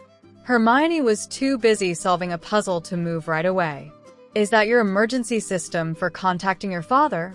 Yeah, there was a good chance either defense or potions would be our first lesson. I just alerted him it was potions. There is no way I was going to Lockhart's class. Irgit or Moonlight could probably beat him up. Master Pitsley can take a copy of our timetable back to Gringotts with him. Their head of house was now laughing. I don't think Professor Lockhart would let you anywhere near his class, Centurion. He's terrified of you, and probably Hermione now too. I saw him watching you two fence as I came down here. His face matched the color of his hideous robes. Chartreuse, I believe he called them. Lockhart avoiding them was good news in their book. Both quickly headed off to Ravenclaw for those much-needed showers. Padma and Luna were waiting by the time Hermione made it down to the common room. I'm hearing you and your boyfriend put on quite the show this morning. Talk of the castle. No less. Well, if you had gotten your lazy backside out of your bed, you wouldn't have to listen to hearsay. Luna, though, had a question. Why did you call Harry her boyfriend when you know they've bonded? Both girls now staring at Luna made her think she'd done something wrong. I'm sorry, was it supposed to be a secret? She felt a hand settle gently on her shoulder and turned to see Harry smiling at her. It's okay, Luna, you just surprised them. Can you tell us how you found out? Oh, I can see it. I've always been able to see things others miss. I can see the bond between you and also the one you share with your two best friends. There's no way you wouldn't have told them about the bond. That's why I was surprised when Padma called you Hermione's boyfriend. I can keep a secret, Harry. Do you want me to? Yes, please, Luna.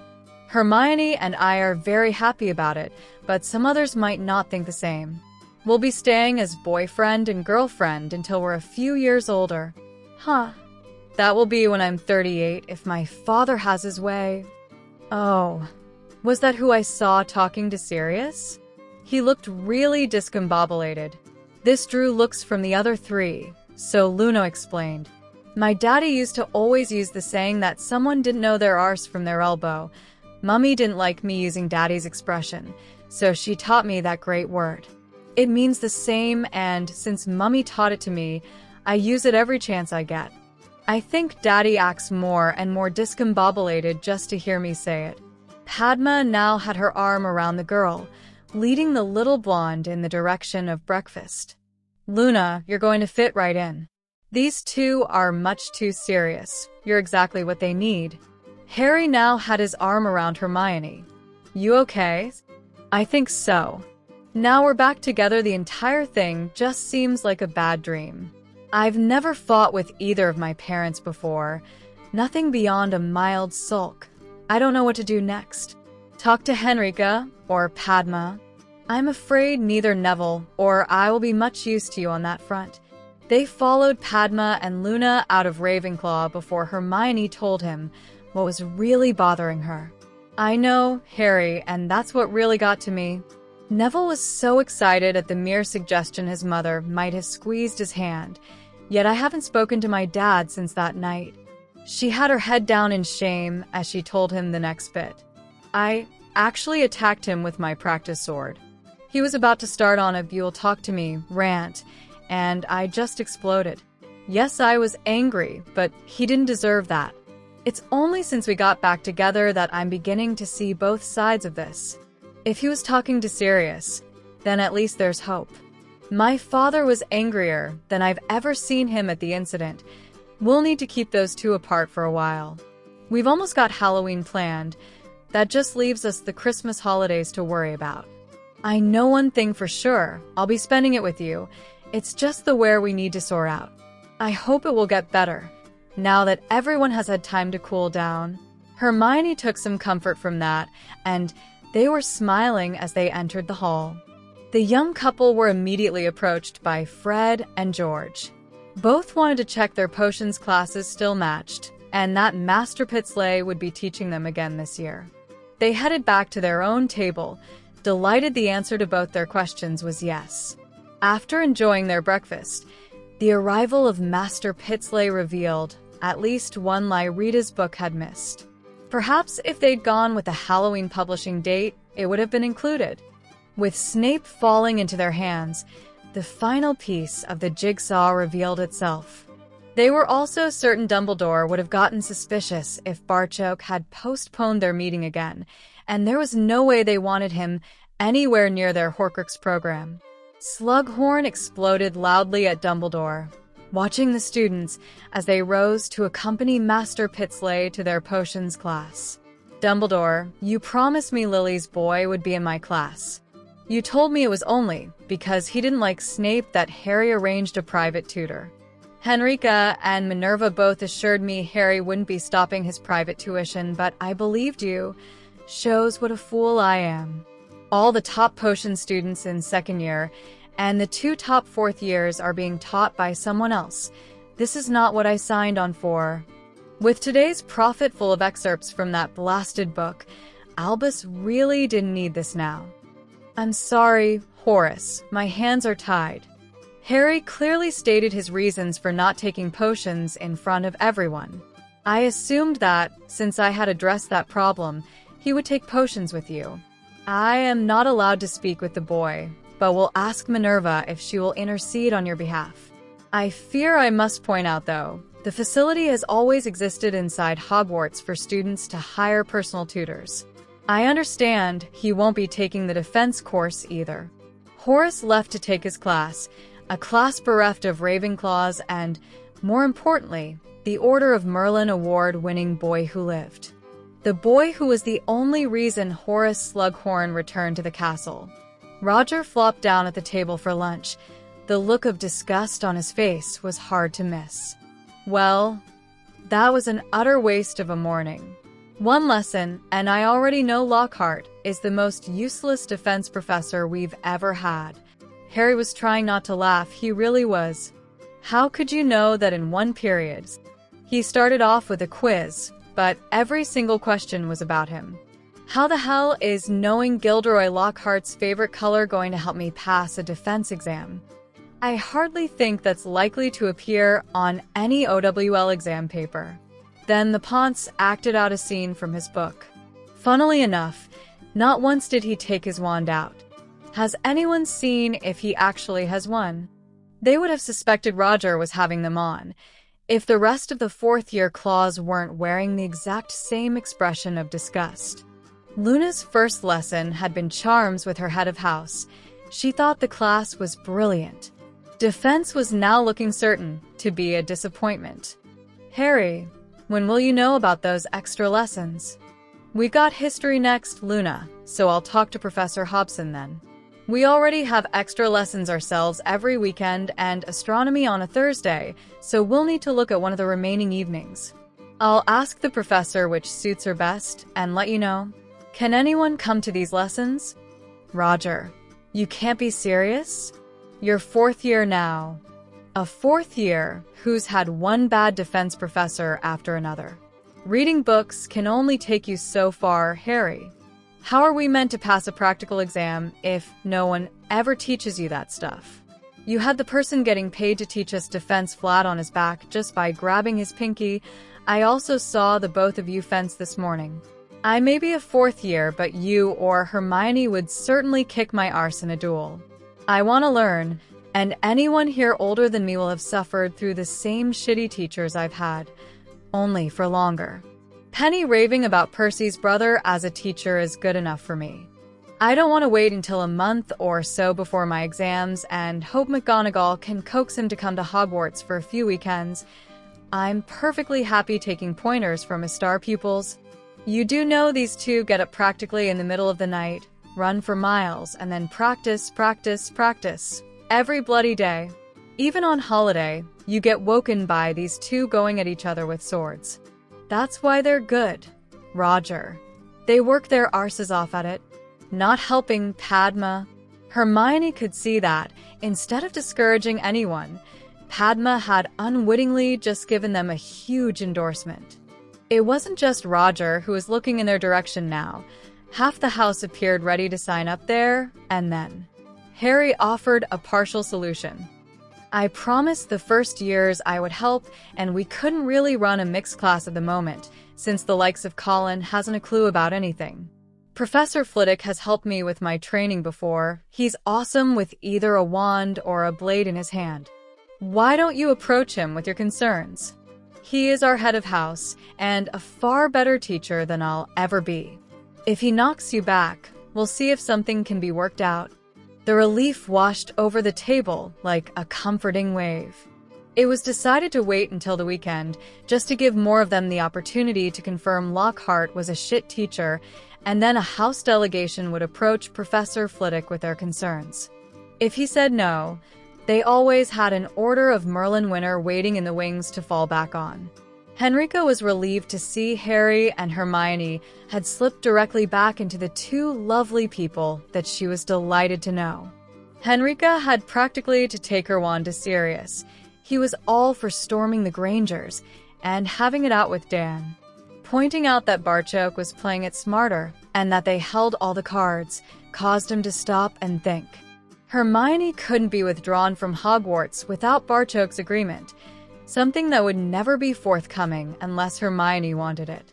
The idea that Dan would deliberately hurt these two was a non-starter. Even a certain enraged goblin didn't think that was ever a possibility. That meant this mess may take some time to sort out, but that Harry and Hermione would be back together come the 1st of September. Now that everyone had a little time to cool off, she was hopeful some progress could be made. She genuinely liked Hermione's parents, and she considered Dan's actions to be really out of character for the man she'd come to know. Seeing these two smiling again was well worth giving up one of her evenings. They decided a Tuesday fitted best. It would certainly be better than having Lockhart stare at her. She thought it was time to ensure he knew Harry was her employer and just how protective he was of his employees. It was either that or let him see what a transformed Vila was capable of. A fireball shot at his nether regions should certainly put an end to any amorous thoughts. Gilderoy had figured his time in Hogwarts would be spent being fawned on by all the young witches and associating with the only other wizard who was nearly as famous as him. The boy who lived had turned out to be a major disappointment. The goblin-raised brat was practically a savage. Watching that girl of his battle against him with those deadly goblin swords had his delicate stomach almost in his mouth. He could certainly taste bile. That there were very few young witches swooning around him was a bone of contention too. One of the main reasons for that deficit had just entered the Great Hall, and Gilderoy wasn't impressed. Red hair drawn back in a ponytail, dragon tooth earring, with the same animal probably giving up its skin for that jacket and boots. This was no refined gentleman. He was barely a step above being considered a scuff. To make matters worse, he was obviously on good terms with the boy who lived and his friends. With second-year defense classes twice a week and their extra tuition at the weekends, this Weasley was going to be in the castle 4 days every week. This was far too often for Gilderoy's liking. It was hard to miss all the female attention the scruff was attracting too, the attention that should have been heading in Gilderoy Lockhart's direction. Hogwarts wasn't all bad news though. Dumbledore had been summoned to the ministry, and everyone knew he was finished.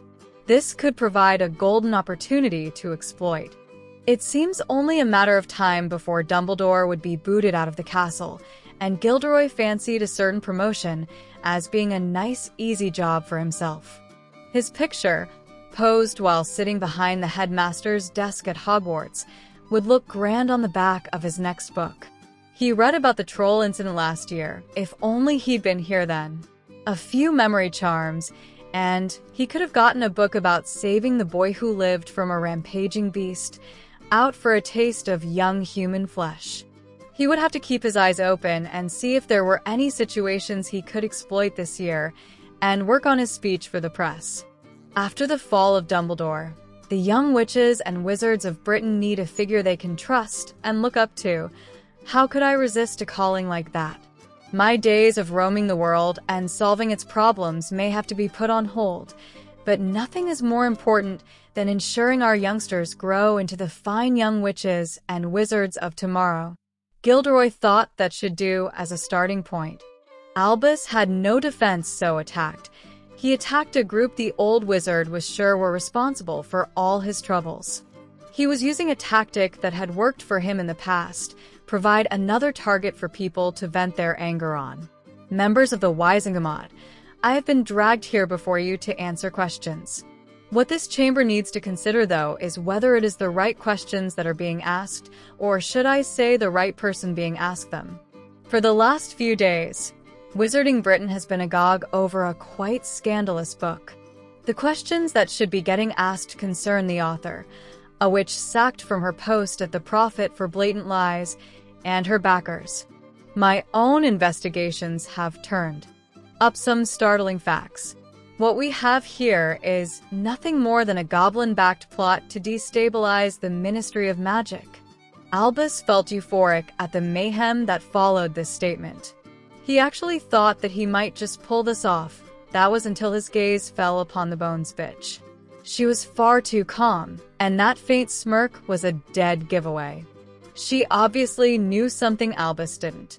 Amelia stood, and the chamber eventually grew silent, waiting to hear what she had to add to the debate. Like Barchoke, she thought Dumbledore guilty of multiple crimes. Unfortunately, neither she nor the goblin had any tangible proof. Amelia decided she would need to settle for stripping Dumbledore of the one thing he really wanted: power. Fellow members, over the years I have come to realize that is sometimes what Albus Dumbledore doesn't say that really matters. While I agree a certain book is scandalous, I certainly do not believe, nor has he claimed, it to be libelous. My own investigations have yet to uncover one lie in the entire publication. A shout came from the chamber. But the goblins have done us a huge favor. The only person here who thinks Albus Dumbledore getting booted out of the Wisingamot would destabilize the ministry is Albus Dumbledore. Personally, I think their investigations have done the ministry nothing but good. Crouch was clearly a criminal who has now paid for those deeds. This very chamber saw to that. I was actually one of a privileged few who was given a copy of this book well before it was released to the public. This was done purely to ensure the ministry would be prepared for any ramifications its publication might produce. Where Dumbledore sees plots, I see a nation friendly to the ministry and going out of their way to protect that relationship. Amelia stared down Dumbledore as she delivered the final nails into his political coffin. As to the authenticity of Miss Skeeter's latest work, I can and will offer my personal opinion. Unlike some, though, my opinion is formed from investigation. In forming my opinion, I interviewed Lord Black, Ambassador Barchoke, his son, Harry, Severus Snape. Albus was aghast at this. You spoke to Severus? Where is he? How is he? He was fine and content. I also spoke to your brother, though I doubt if that's the proper description for that particular event. Mentioning you and your late sister in the same sentence saw Aberforth practically throw me out. He left me in no doubt, though, who he blamed for his sister Ariana's untimely death. This saw Albus fall back into his seat as if he'd been physically struck. Abe had certainly never hidden that view from him. Albus had the crooked nose that reminded him of his brother's opinion every time he looked in a mirror. He'd refused to have it fixed for that very purpose. To hear that opinion broadcast to the entire Wisengamot was like a dagger through his heart. Amelia then buried the dead body his political career had just become. I again have to state that, in my personal and professional opinion, the book that started all this is factually accurate. My investigations could find not one untruth in the entire publication. The voting to oust him was still ongoing when Albus rose from his chair and shuffled from the chamber, a defeated figure. The last thing he heard was a member nominating Amelia Bones for his recently vacated post. It was hearing Amelia's nomination that saw Cornelius take his first action of the day. While I applaud the member for nominating a very able candidate, can I ask this chamber to consider something no one seems willing to talk about? The Dark Lord who calls himself Voldemort is not gone. We now have this confirmed from multiple sources. We first heard this almost a year ago. Unlike Dumbledore, we have not been idle. Under Madame Bones' leadership, our OR department has been quietly expanding to meet this perceived threat. I have no doubt Madame Bones would make a tremendous chief witch, or even minister of magic. I for one sleep better in my bed knowing she's head of the DMLE. Cornelius received her backing on this matter immediately. I thank the minister for his kind words and would ask that I remain in my current position until the Death Eater problem is finally behind us. Know this, our history will remember that Crouch, Bagnold, and Dumbledore didn't deal with the problem when they had the chance. It is our intention that same history will look on Fudge, Bones, and our new head of this chamber in a more positive light. I wouldn't want anyone walking into that position without knowing what is in front of us. It may be painful and even bloody, but we are determined to get the job done right this time. Even those of a darker disposition were forced to join in with the standing ovation afforded the minister and his head of law enforcement for their brave stance on this matter. Some considered it foolhardy too, but today was neither the time nor place to express those views. As Amelia had hoped, stating their aims up front had immediately forced those who would oppose their views take a step back, leaving the way clear for a moderate to be elected to the post. Both she and Cornelius were pleased to see someone like Amos Diggory become Chief Warlock. They could work with him to reach their goals. After running the quartet through their Saturday morning lesson, Bill was pleasantly surprised at how well they came through it. Padma and Neville especially were reaping the benefits from a summer spent traipsing around the world, swimming and playing physical games. Hermione also told him that a friend of Sirius and Harry's parents had been giving them some defense lessons too. Not having to hurry back to Gringotts, Bill was taking the opportunity to spend lunchtime with his younger siblings. Now that Ron wasn't under a probation order, he was keen to see his youngest brother didn't slip into his bad old ways. Bill was also desperate to discover how Ginny was getting on in the castle. He was delighted to hear she'd been somewhat adopted into Harry's group. Ginny was certainly looking forward to Tuesday evening and lessons from Harry. This certainly earned a smile from her eldest brother. The gang of four were running some stuff past me today to see if I thought it was suitable. I think you'll enjoy your lesson, Ginny. Bill certainly didn't enjoy seeing the re-emergence of Ron the Prat. Bloody waste of time, if you ask me. Professor Lockhart knows his stuff. He had me help him with his demonstration. Those four Slytherins were so jealous. The professor obviously recognizes real talent when he sees it. The other four who'd also suffered Lockhart's lessons were about to refute all Ron's claims when Bill held his hand up. Just what was this demonstration, Ron? His excitement obvious. Ron couldn't wait to describe his moment in the sun. Oh, the professor was using me to reenact how he fought the Wagga Wagga werewolf from his book, Wandering with Werewolves. I was playing the part of the werewolf. I had to roar and everything. The professor had me in a headlock before casting the hormone charm, making me human again. Bill had a simple question for Ron. And what did you learn?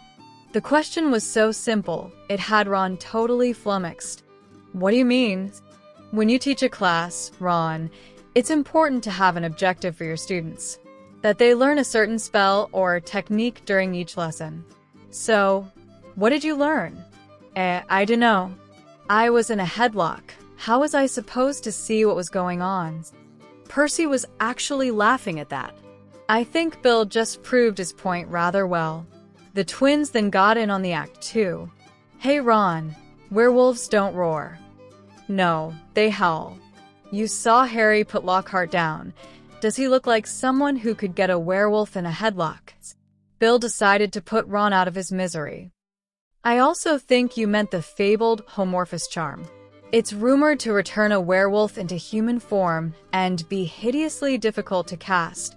It certainly couldn't be done with a werewolf's head tucked into your armpit. Ignoring the fact that only the legend of this charm exists, and it's certainly well beyond the capabilities of any second year to cast. If Lockhart can cast it, I'd eat my boots. Faced with this mountain of evidence against him, Ron reverted to his favorite tactic, ignore it.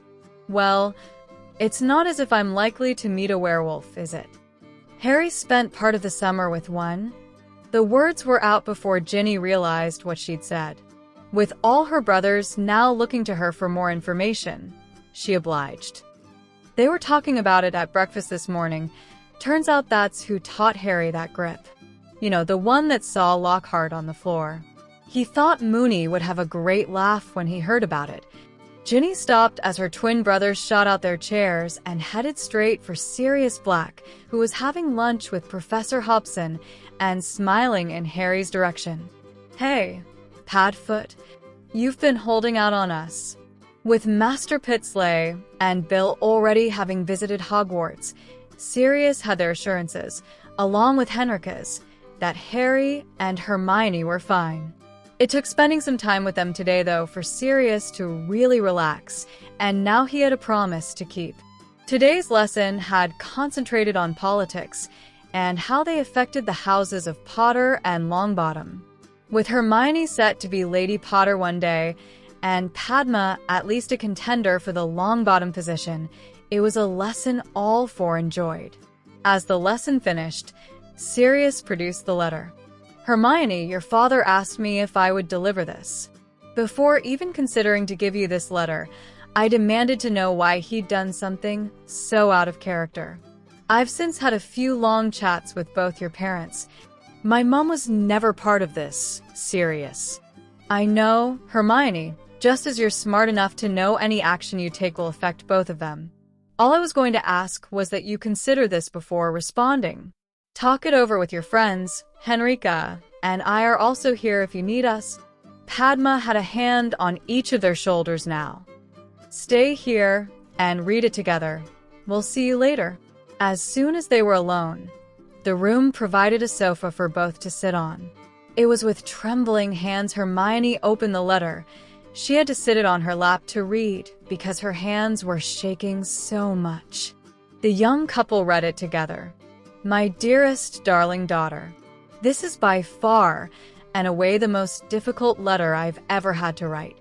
I watched some memories that terrified the life out of me, and then I reacted very badly to them.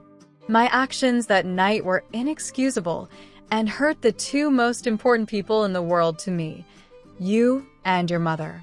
For that, I am truly, deeply sorry.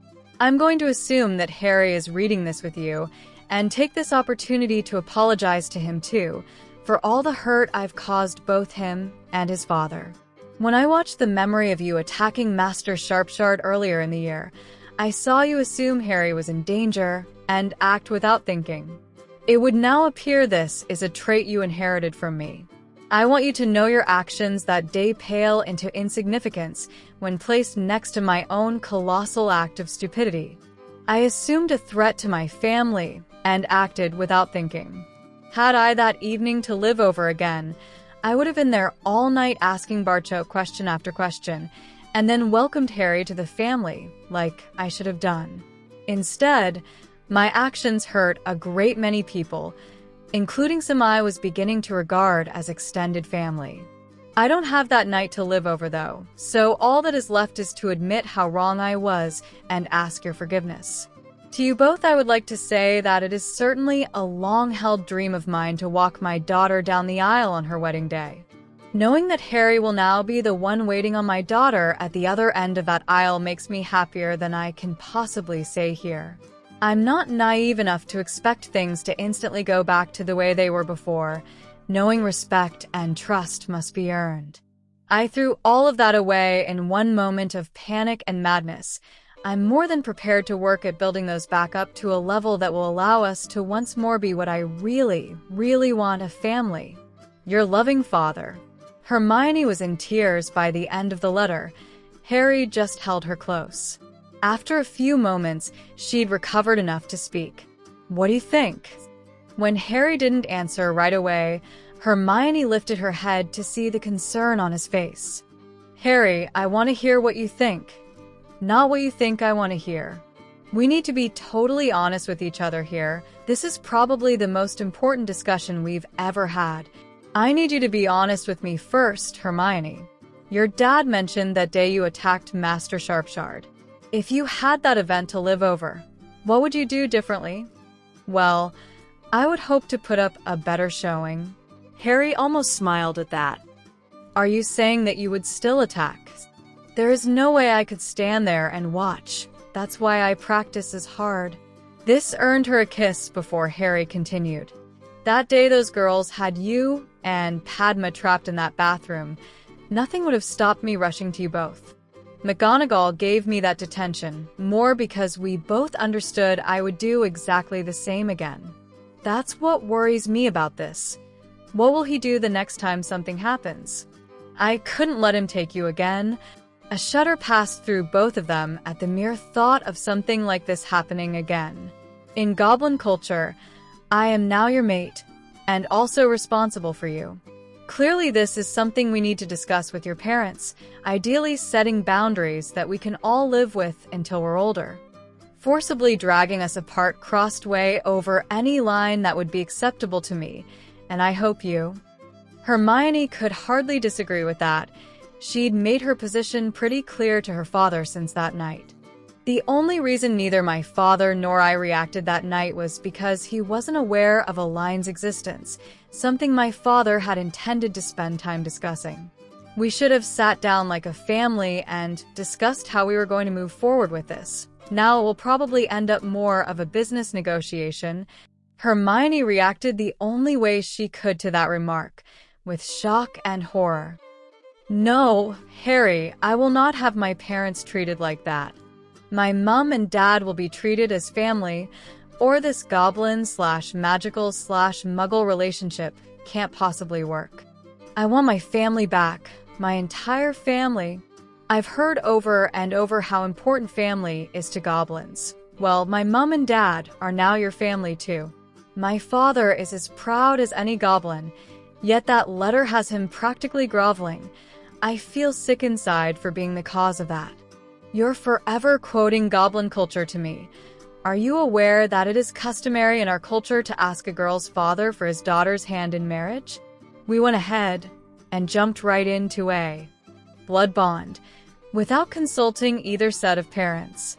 There were a lot of mistakes made that day. I don't think any of us were really blameless.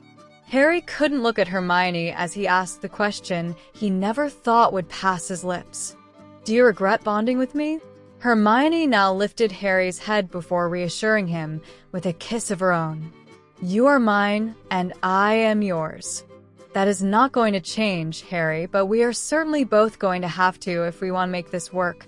He held her close and repeated the words that changed their lives forever.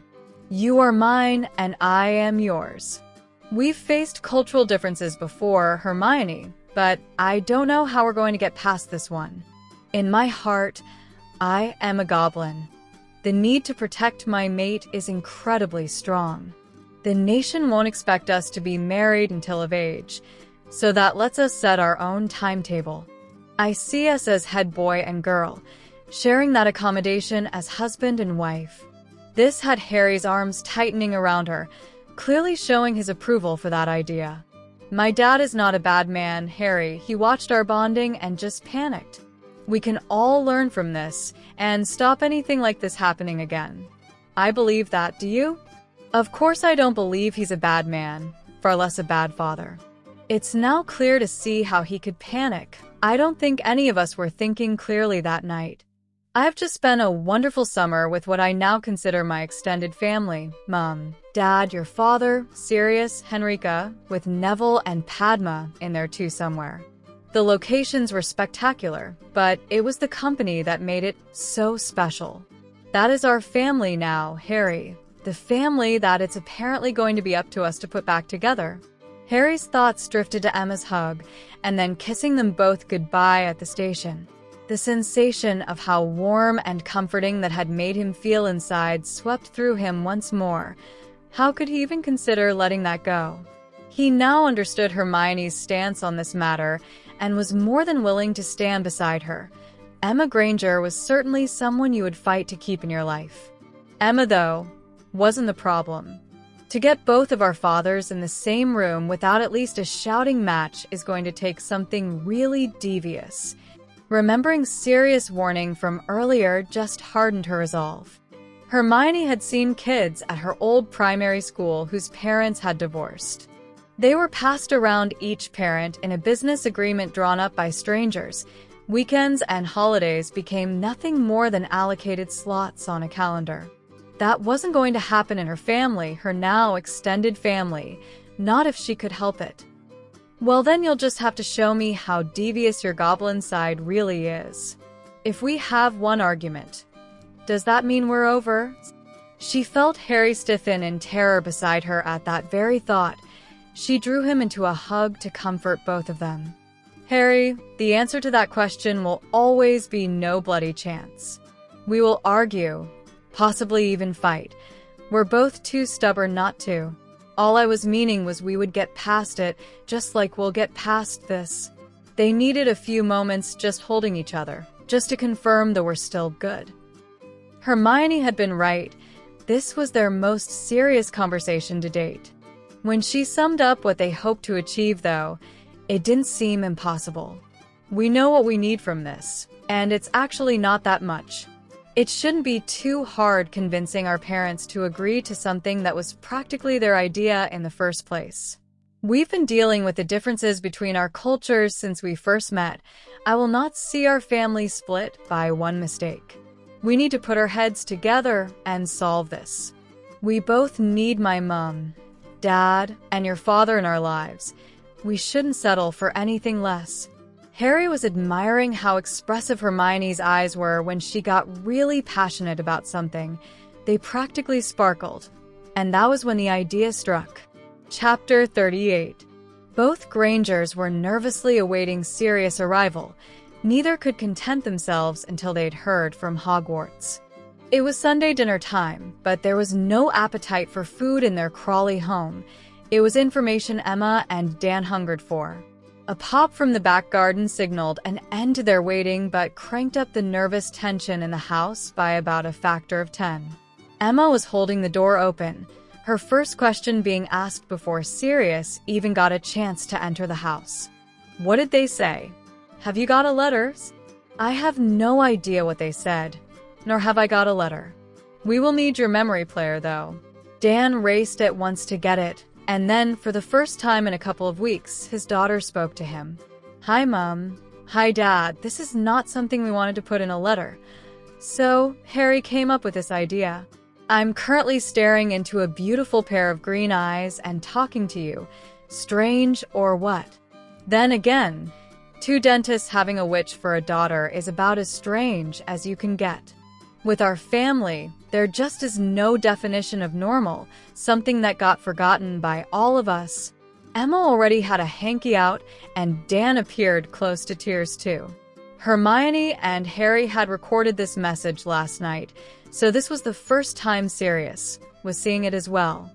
A few weeks ago, a couple of incidents happened that have resulted in me standing here talking to you like this. In all honesty, I don't think any of us handled the situation too well. My father was simply desperate to protect me.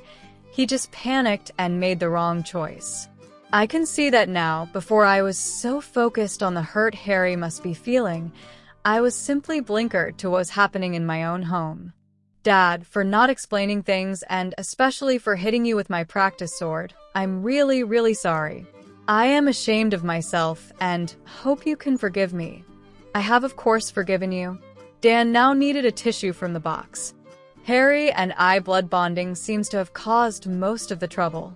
Mom, Dad, I don't know what you've been told, but Harry and I have had time to talk about it now. Here's what this bond means to us.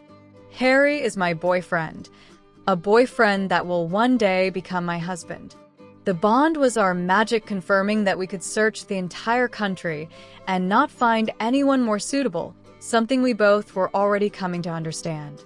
We would only be legally married in the eyes of the nation if we confirmed the bond, not something Harry and I have any intention of doing for the foreseeable future.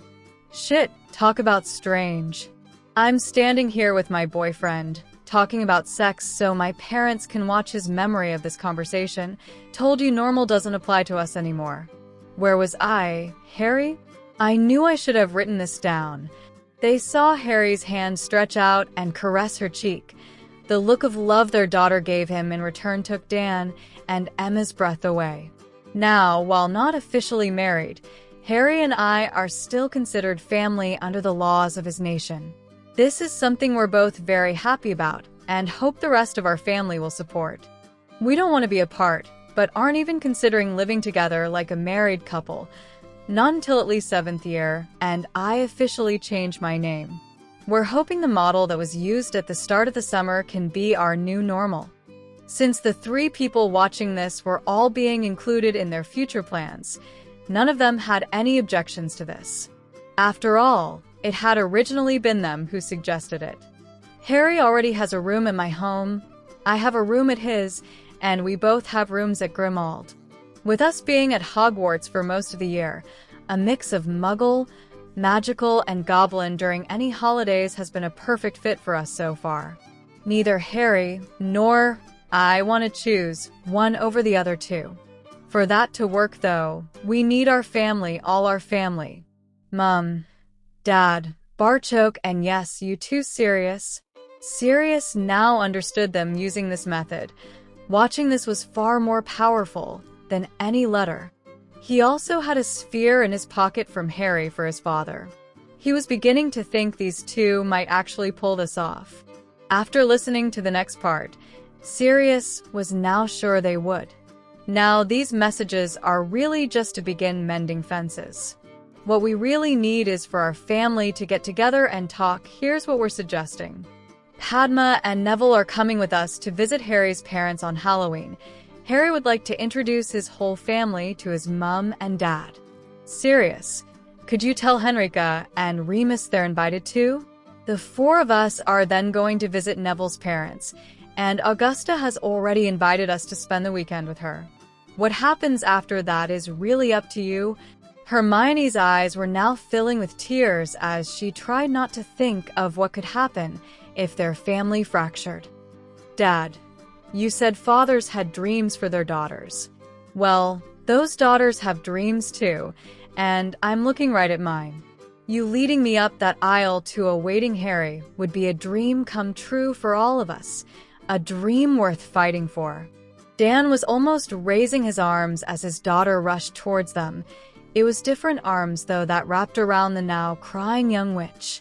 The image was suddenly full of Hermione's hair as they heard her last words on the matter. I don't know what else I can say, Harry. They also heard more than saw a gentle kiss on Hermione's neck.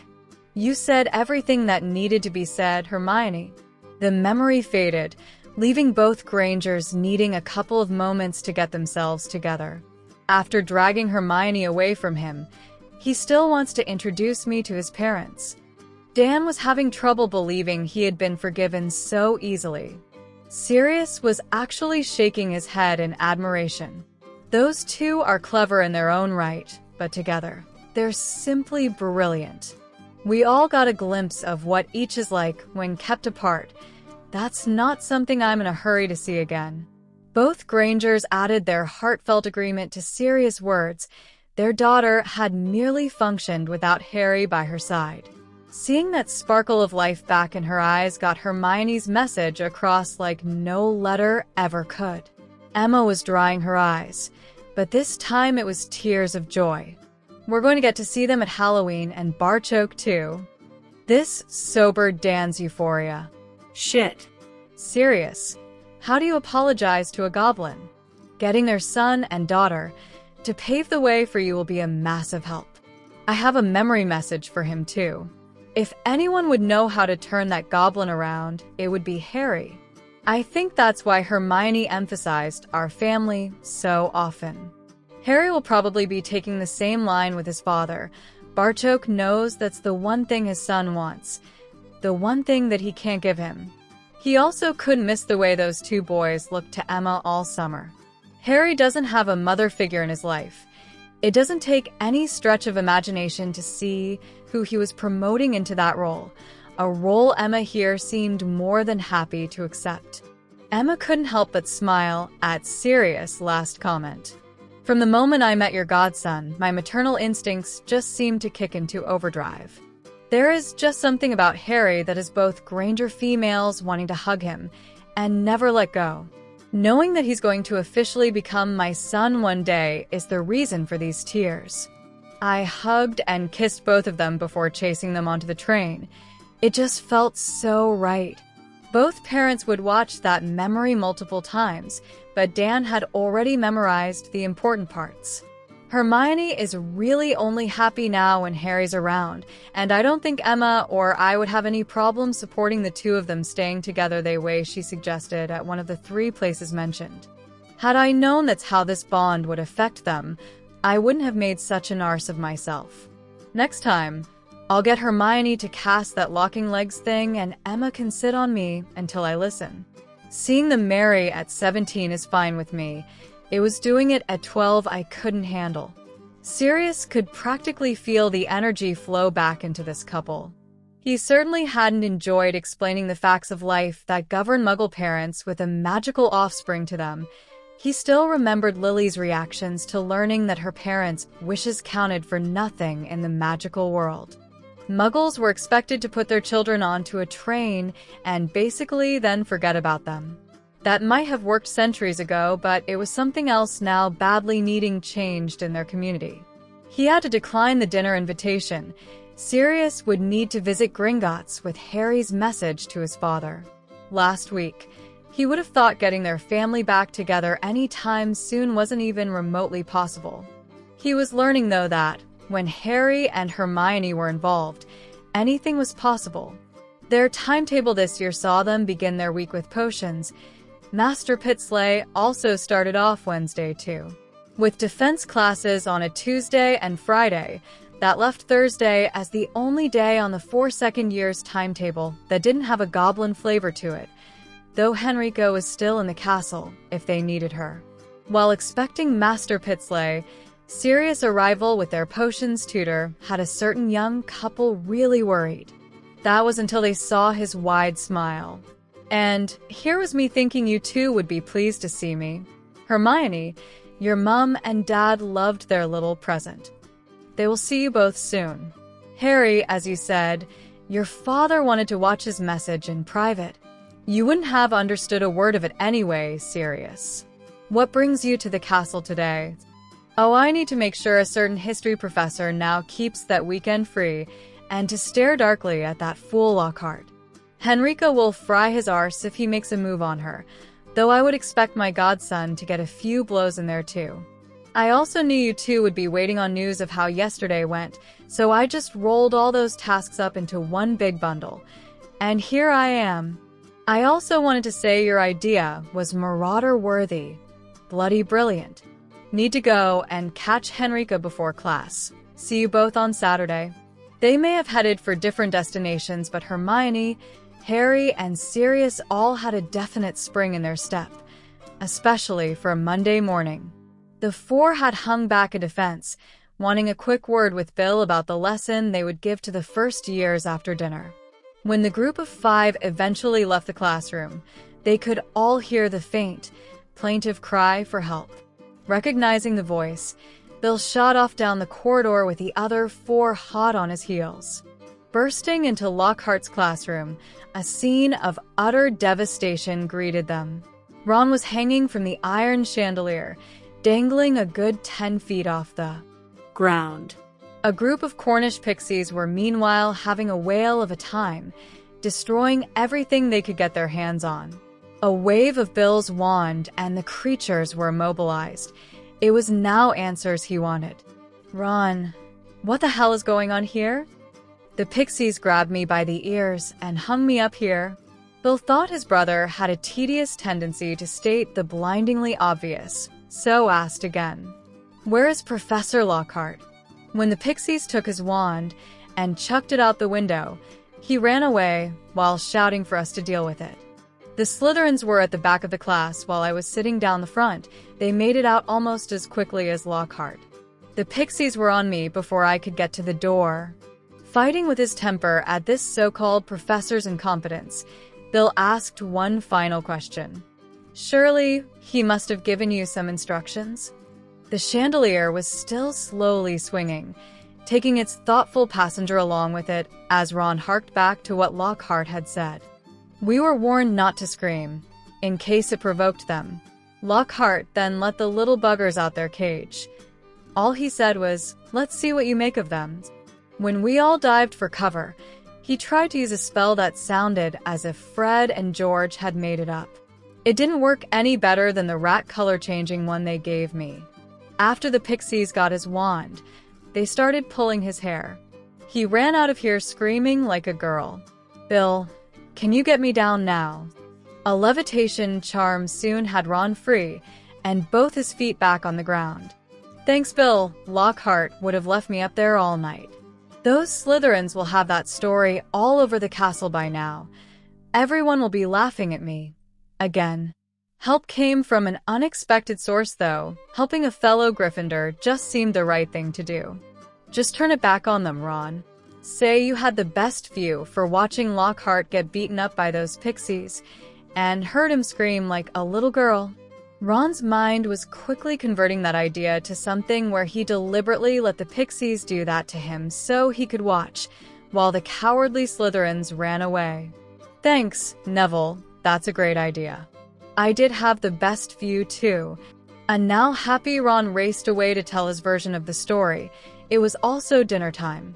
Bill was making for the door that led to the defense professor's office when 4 students jumped in front of him. Professor Weasley, this is not the way. Her boyfriend soon offered his backing. While I would love to see you wipe the floor with Lockhart, Hermione's right. Dumbledore would use that to stop you teaching us. And there's no way we want that thing for our defense professor. Padma just had to add her 2 newts worth. You can't beat him up, not without first giving us a chance to sell tickets. We could make a fortune just from the other professors. Professor Sprout wanted signed photos of Harry to hang in all her greenhouses. Lockhart was telling her how to do her job until he turned up for class. He took one look at Harry and practically ran away, shouting some excuse over his shoulder. Neville couldn't help but smile as he described that event. The enraged redhead was presented with another option by Harry. You are now an assistant ambassador to the nation. There are other ways to get revenge. Pointing Fred and George at the Pratt would certainly be where I would start. This saw a smile creep onto Bill's features. I suppose it is a matter of Weasley family honor. Giving the terrible twosome first crack certainly wouldn't do any harm. This was greeted with mock horror from Padma. Oh no, they'll want a share of the ticket money. The smile on their tutor's face was now predatory. You're probably right, but they will make sure any audience gets their money's worth. As long as they save me a seat. The pictures on the wall were all empty, leaving the group to suppose that the images displayed the same amount of courage as the subject. None.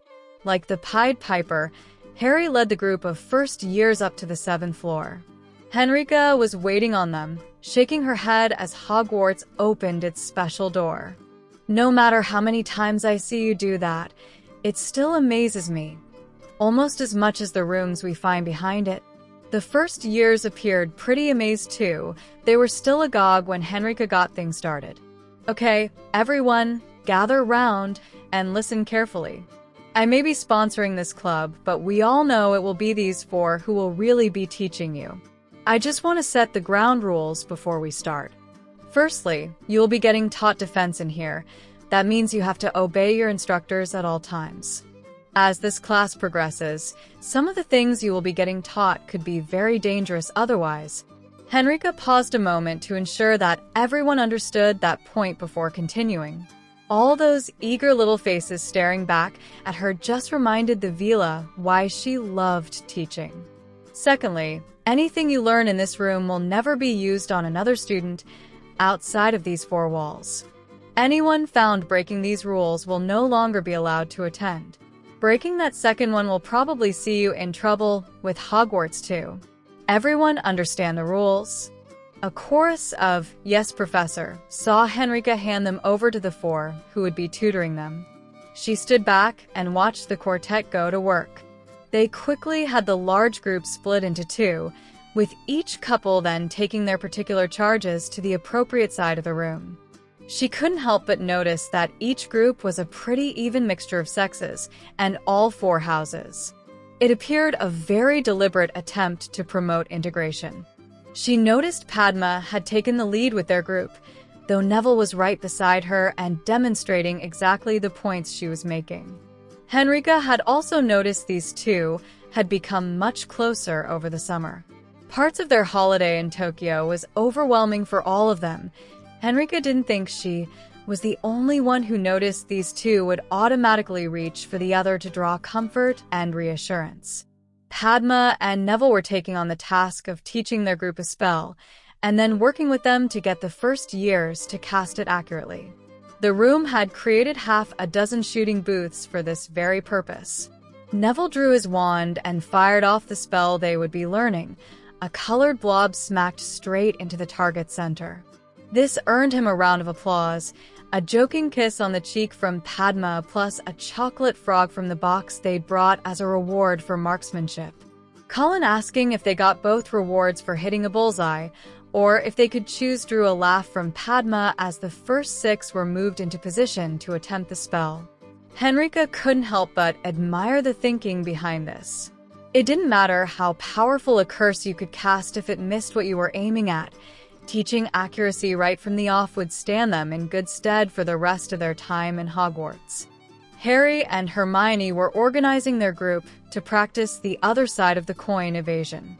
Their part of the room had a terrain littered with boulders, broken pieces of wall, and tree stumps, all perfect for little bodies to hide behind. As first years, they wouldn't be able to fight back or shield themselves for a while yet. Teaching them to get away from trouble was also something Henrika agreed with. They were using two training dummies set to fire the blob spell the other group was using. Since the blob disappeared in under 5 minutes, it would let them know who was tagged without leaving any permanent marks on their clothes. The dummies would wander around, firing the spell at the hiding first years. Again, they entered the course 6 at a time, with last person to be caught winning a chocolate frog. The first years not shooting or hiding were all busy calling encouragement or even warnings to those who were. As a teacher, Henrika could easily see that these four had put a lot of thought into this. She could detect Bill's input to their lesson plan too. The mere fact they had one put them miles ahead of Lockhart from the very beginning. That they had engaged their students, focused their attention on the task in hand, and then even made it fun put them on a different planet from that faker. Just watching their friends take part was also educational. Luna's tactic of keeping on the move and using all the cover the room provided was soon being universally adopted. It made more sense than the first winner's method, simply hiding behind something and hoping you were last to be hit. The cheering from the shooting booth was also becoming more frequent as their stock of chocolate frogs began to take a pounding. She knew they had discussed swapping the groups over. Halfway through the lesson, all four had listened to her opinion on the matter. Tonight was their first lesson, so it was important not to push too much information at them. It also meant that those present knew exactly what was in store for them next week, and Henrika was sure their students would be looking forward to it. By now, every group of 6 had at least 4 attempts at their activity. With the final rotations finishing off, it was time to sum things up. Henrika had an idea how to end the lesson on a real high. Right, first year, you all did very well tonight. Next week we'll see you swap activities. This drew some excited cheering. Now, would you like to see a small demonstration of why these skills are so important? This drew shouts of yes from every single student. Harry had a shide on his arm and was moving into the center of the area they'd been using to teach the first year. Hermione, Padma, and Neville drew their wands and took up positions around the area. Kicking off his shoes, Harry decided to give them a show. He also knew he would need the enhanced speed his armor offered if he was to avoid these 3 firing spells at him. Henrika shouted begin, and some of the first years forgot to breathe. What they were watching, though, was pretty breathtaking. Harry was moving like lightning. He needed to, though. The other 3 were all moving too, not allowing him to stay in cover for more than a few seconds. They continually attempted to trap him, but Harry always seemed to be able to wriggle away. When Henrika called time, his shield was a mass of blobs, but none had hit their intended target. There was an explosion of loud cheering for all 4 of their now smiling tutors. If there was a better way to end a first lesson than that, Henrika had yet to find it. Right, everyone, 20 minutes to curfew, so don't dawdle on the way back to your houses. Will we see you next week? This was greeted by loud cries of yes from every single first year. They were then approached by a delegation of Luna, Ginny, and Colin. The 3 clearly spoke for the rest of their year mates. The little blonde went first. We would like to thank you for doing this. We know you didn't really have to. We wanted to name our group, so everyone would know how pleased we were to be here. Ginny was battling her blushing as she said the next bit. We looked up the name for a group of crows, but didn't really want to be called Crows Murderers, so we were stuck. Colin barely let Ginny finish before jumping in with his bit. Then yesterday, Luna heard Sirius use a word that seemed to fit perfectly. We would like to call ourselves Crows Marauders. Henrika couldn't hold her laughter at Colin's suggestion. Oh, Sirius and Remus are just going to love that. Brilliant. Ginny then lost her battle with blushing as she removed something from her pocket. Dean Thomas heard Colin and I talking about it. He drew this for us. I thought it was good and was wondering if we could get badges made or something. Harry, taking the parchment from Ginny, saw her courage fail as she melted back into her friends. The drawing was very good, depicting a crow perched on the crossguard of a sword that bore more than a passing familiarity to the one at his waist. Wow, Ginny, this is really good. I'll look into the club badges thing, if that's what everyone wants. Harry was quickly reassured that's exactly what they wanted. They were filing out the door as Henrika was congratulating them on a very successful lesson. They found Fred and George waiting on them. This looks like a conversation a professor shouldn't hear. I'll see you for tomorrow. They walked in the direction of Gryffindor Tower to drop Neville off and listen to what the twins wanted. Guys, we need to talk to you about our prank deal. We've devised a way to humiliate that useless arse Lockhart, but it might break our deal. After hearing what the twins had planned, all 4 were in agreement that they would take their chances. The plan was just too good to pass up. Irjit delivered a letter to Harry next morning. Hermione was absently sharing her bacon between both familiars while watching Harry, concerned as her boyfriend's brows furrowed at the letter he was reading. She couldn't hold herself any longer and just had to ask. Bad news. Harry turned to see Hermione biting her lip. He thought it was so cute. Yeah, it would appear we've stabbed ourselves in the foot. With his girlfriend staring intently, he continued.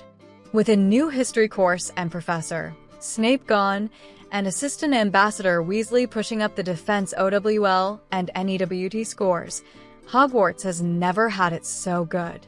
That hardly generates momentum to get rid of its headmaster. Father says most appear to be keeping a close eye on the castle and adopting a wait-and-see policy. Not what we wanted, but at least the old wizard is now being watched. One more incident like last year, and he'll be out the door. Both Hermione and Padma shivered at the very thought of another troll, since they were also both aware of Dobby's warning. Hermione then asked about the news she really wanted to know about. "Did your father say anything else about your message?" "Oh, he's taking the points I raised under advisement." Hermione was now stroking Moonlight with one hand while smoothing Irgit's feathers with the other.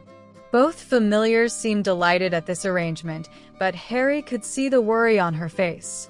He reached out and gently stroked her cheek. "Hermione, my father's a goblin. Under advisement, to him means he'll now be looking back at that night from every perspective. That was really all we asked for, all we could hope for." This drew a smile from her. "I can't wait to read Henrika's book. I'll get my mom and dad a copy too." They didn't get to say anymore as Master Pitsley had arrived. It was time for potions. Irgit flew off, but Moonlight had another target. The little blonde was always good for a belly rub, and perhaps a little more bacon? The twins had confirmed after potions that they had put their plan into operation. Even those two, though, were surprised at the speed the next phase was achieved. McGonagall stood that very lunchtime and announced those plans to the school. Some facts were brought to my attention earlier, and an idea that's just short of genius. George and Fred Weasley, 50 points to Gryffindor, each. This resulted in loud cheering from the Lions and disbelieving glances from the other three houses. Now, before I get accused of bias, let me tell you the rest. The exact date of Merlin's birthday is unknown. The best it can be tied down to is the last week of September. There are supposedly very few living holders of the Order of Merlin, 3 of whom are sitting having lunch with us today. After pointing out these facts, the Weasley twins then suggested we hold a ball in Merlin's honor. On Saturday, the 26th of September, this was greeted by loads of excitement from the hall. Harry knew this was his part. Minerva spotted the boy standing and thought she might have overstepped the mark. She really should have spoke to Harry first. She didn't give Dumbledore a second glance. "Something wrong, Centurion?" "No, Professor. I think the ball is a great idea. I just wanted to mention the fact that if we are recognizing the 26th as Merlin's birthday, tradition dictates I must wear my award on that day. I wouldn't want people to get the wrong idea." "Understandable, Centurion Crow. Perhaps Professor Hobson could cover some of the protocols involved in her history of magic lessons." Henrika quickly agreed, saying she would need a few days to check the appropriate texts. Albus saw the obvious trap, but since he wasn't the intended prey, the headmaster decided to play along. He was hanging on to Hogwarts by his fingertips. Here's a chance at some positive publicity. Anything that would see his name linked in a good light with Harry was something Albus couldn't really resist. It was with some trepidation Albus stood. He didn't know if this would empty the hall again. Like Centurion Crow, I also think this ball is a good idea. I hope you don't think I'm being presumptuous either, when I also have to wear my Order of Merlin. Albus then had an announcement to boost his own popularity. Well, it really couldn't be much lower at the moment. To help prepare for this unexpected ball, I think an extra Hogsmeade weekend is in order. The 19th and 20th should do. After the excitement this caused, Albus wisely decided to quit while he was ahead and sat back down. Minerva thought that an extra Hogsmeade visit was a good idea, but now she had the bad news to deliver. When Hogwarts has held balls in the past, they have been restricted, with 4th year being the youngest students allowed to attend. Obviously, we're going to have some second years at this event. These restrictions are purely due to the size of the Great Hall. Harry had quickly consulted Helena, the looks of disappointment from those at the Ravenclaw table who wouldn't be eligible to attend forcing him to take action. Professor McGonagall, if that's the only thing denying everyone attending, what if we could solve the accommodation problem?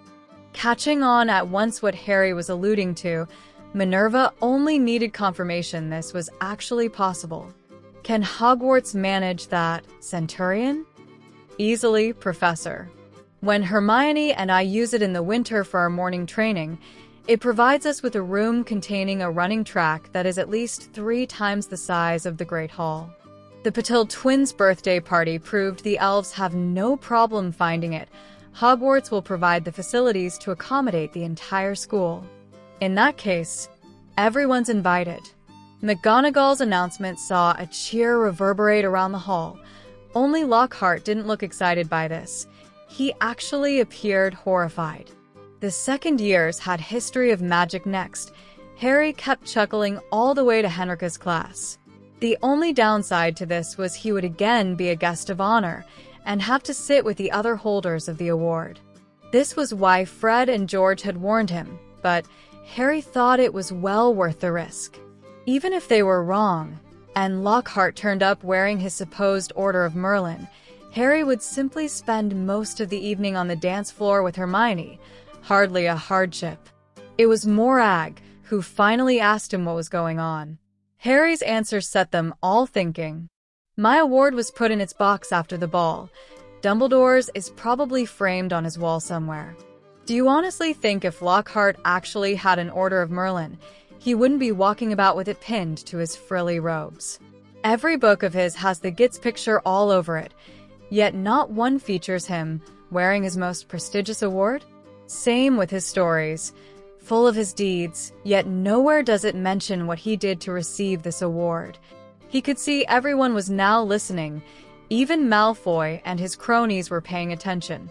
Harry then delivered the final blow. The man just released an autobiography, Magical Me. It should probably have been called Mysterious Me. He still didn't say how he got an Order of Merlin. Draco had been avoiding any kind of conflict, but felt he was safe enough just asking a question. Are you saying Lockhart lied about his Order of Merlin? If you're asking for my opinion, then yes. Everyone will soon know if he turns up without it. The Prophet is sure to get hold of the story and want pictures. The Prat actually shoved Hermione away for a chance to get a picture with me. Do you think he'll want to miss getting his picture taken as one of the 3 Order of Merlin winners at Hogwarts? Pansy now thought it safe to follow Draco's example. She certainly had no love for Lockhart, but this seemed a tad excessive. So all this is just a plot to embarrass Lockhart. They were nearly at Henrika's classroom, but Harry answered anyway. Embarrass, no. Prove he's a liar, yes. If he's lied about that, how many of his other claims are true? Morag felt the Slytherins had muscled in on her questions. They may have asked good questions, but she felt there was something still missing. Can't he just buy one, and won't there be records? Susan actually answered this. An Order of Merlin is not just a piece of metal. It's heavily charmed to bind with the person it's awarded to. We could all touch Harry's award at the ball, but none of us could ever wear it. The magic involved simply wouldn't allow it. As to records, a big enough bribe to the right person could make those records say whatever you wanted. Padma had a different theory. I think it might be another case like Binns. Someone says something often enough, and it just gets accepted as being the truth. We'll all find out in a few weeks anyway. Hermione had the last word on the matter, and this really was food for thought. I can't believe how far the Weasley twins have come. This time last year, you could bet Lockhart would be sporting a pair of donkey ears and braying like an ass. Padma just couldn't be outdone, though. Hermione, I thought he was an ass? It was still warm and dry enough to run outside, so that's where Harry and Hermione were next morning. Harry had to broach a rather delicate matter. Hermione, I've been thinking about your birthday. This caused her to actually stop running. Harry, you totally spoiled me on my last birthday, and then again at Christmas. I don't need expensive presents. I've got everything I need standing right beside me. This earned her a kiss from her boyfriend before they started running again. What I intended to ask you was if you wanted a big birthday party like Padma, or prefer just some close friends? They ran for a bit before Hermione answered. She was obviously weighing up the options before reaching a decision. She decided just to say those options out loud so Harry could help. On the one hand, I really don't like being the center of attention. It's different when I'm with you. No one's looking at me. It was a rather exasperated Harry who answered that. Did it never occur to you that might be because they know your boyfriend's the jealous type? The boyfriend who's never without his sword at his hip. I saw guys eyeing you up all summer. I made sure they knew you were with me. This caused Hermione to stop again, and then throw herself at Harry in a hug so fierce that it almost saw his armor activate. They began running again. Hermione had reached her decision. So, just the holiday crowd then, and perhaps Luna, Colin, and I suppose Ginny. What about letting the girls bring dates? This got a puzzled look from Hermione, until Harry explained. I intend to spend the entire night with a certain birthday girl in my arms. That would leave Neville having to cope with both the Patil sisters, Susan and Hannah. Padma would just love us for that. Hermione quickly did the maths in her head and didn't like the number she came up with. That's 13, Harry. We don't need to invite bad luck. She usually turns up herself. How about inviting Henrika? Allowing her to bring a date would see Sirius there too, and having a couple of adults attend would probably square the party with McGonagall as well. Decision made. They pushed on with their run. Both were looking forward to crossing blades after they were warmed up. Lucius was way beyond warmed up. He was quickly getting to the exhausted stage. The little battered creature at his feet was very glad of that. What do you mean you couldn't find it? I gave you very specific instructions. Dobby followed Master's instructions, I promise I did. I wasn't seen and didn't speak to anyone.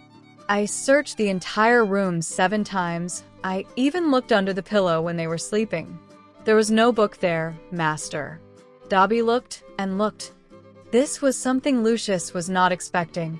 The diary could now be anywhere, even inside Slytherin House.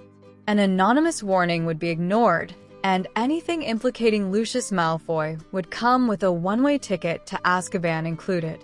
Even warning Draco was a risk he couldn't take. His son couldn't be seen to be implicated in any way with this matter, or the goblins would soon have Draco barred from the family vault. His idea of revenge was turning into a nightmare that was now running out of control. Hogwarts would soon be visited by death and destruction, and they couldn't even afford to move their son to another school.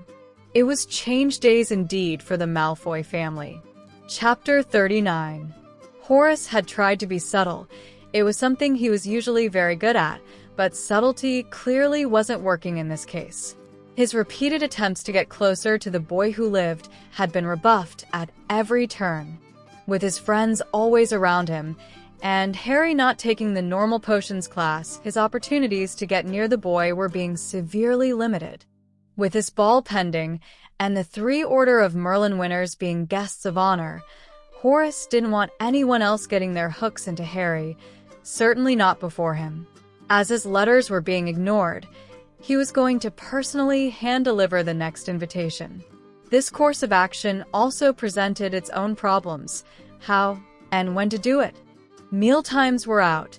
That could turn into too much of a spectacle. Horace's choices were eventually whittled down, leaving interrupting one of Harry's classes as his best option.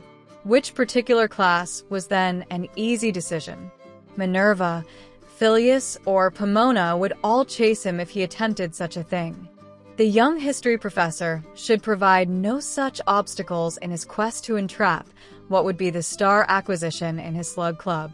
Excuse me, Professor Hobson, sorry to interrupt your lesson. Horace's eyes were drawn, like the rest of the class, to the box held open in Henrika's hands. The history professor had a priceless teaching aid for her lesson, an Order of Merlin, first class. Henrika had been loaned Harry's award to demonstrate exactly what the Order of Merlin actually looked like. It took a couple of days to research the material, but since Monday, all her classes had learned the facts and protocol behind this most prestigious award.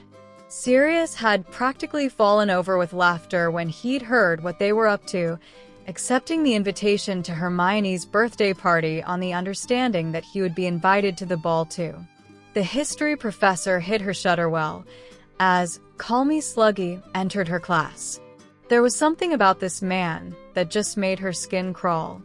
She'd grown accustomed to males eyeing her up and down, almost exclusively as an object of sexual desire. With Sluggy, it felt as if he was calculating how much he could charge others for renting out her sexual favors, once he owned her. Henrika had never met anyone with a more appropriate nickname. Horace Slughorn was one slimy bastard.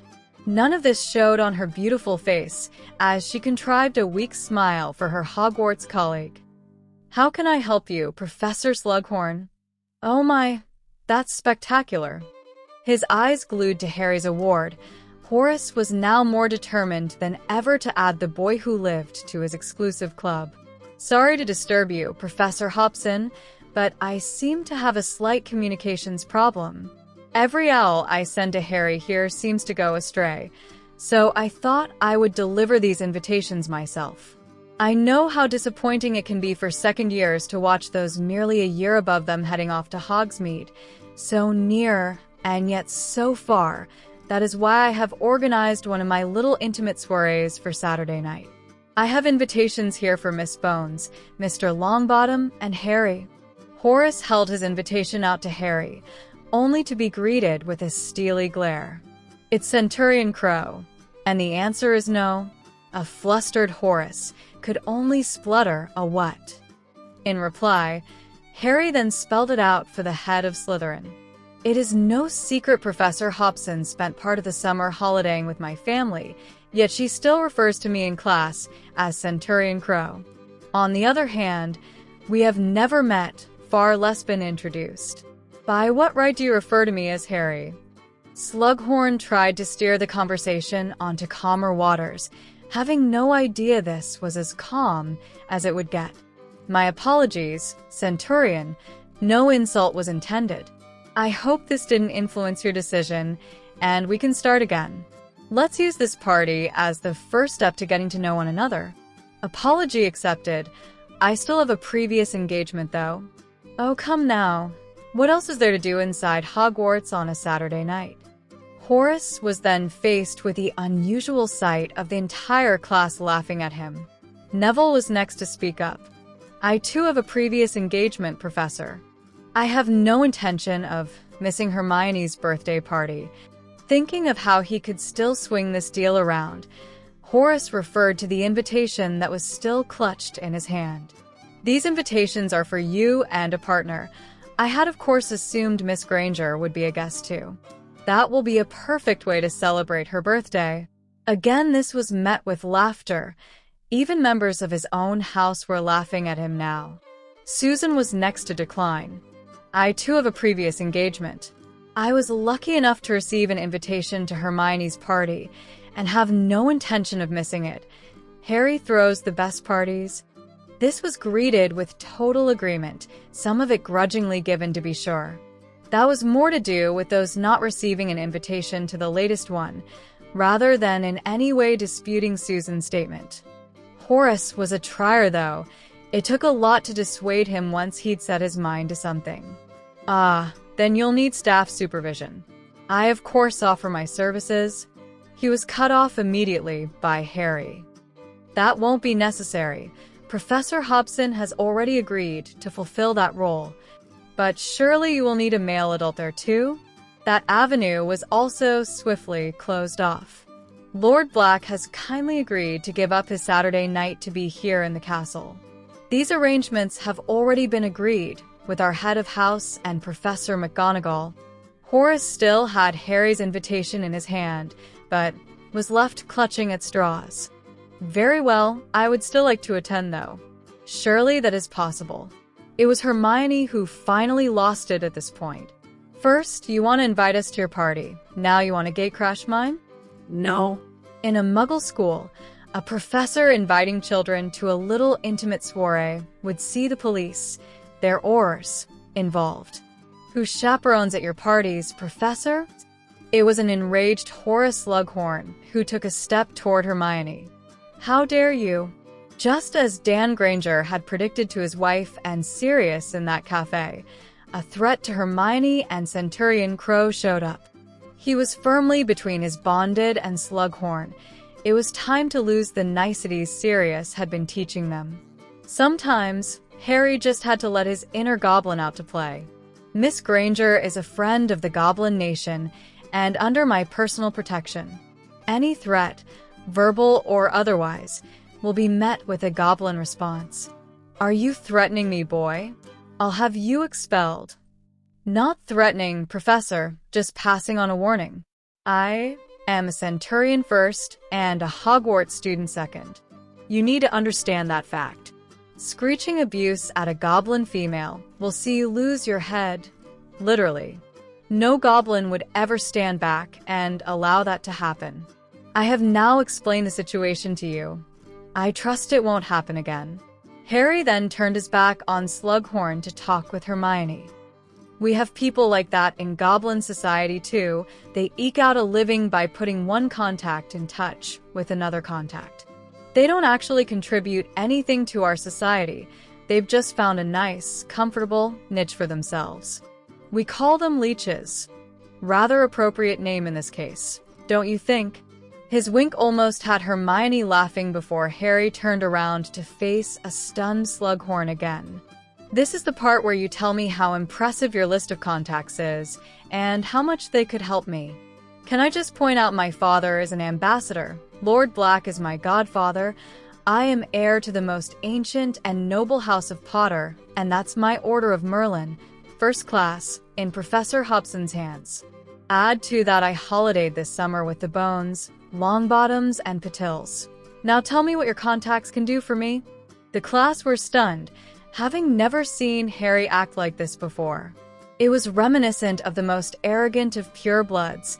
He wasn't finished, though. Tell me, Professor, do you count Tom Riddle among those contacts? This drew gasps from the other students and saw a shocked Slughorn take a step back. Harry's attitude now began to make sense, and he still wasn't finished. I'll bet Riddle was in your slug club. You were his head of house, you made him prefect, and then head boy. Did you use your contacts to help Riddle after he left Hogwarts? Slughorn couldn't have gotten any paler if a plague of leeches had attached themselves to his bloated body. Blows were being delivered here that his ego might never recover from. You should have worked out by now that my friends and I have been avoiding you. Now you know why.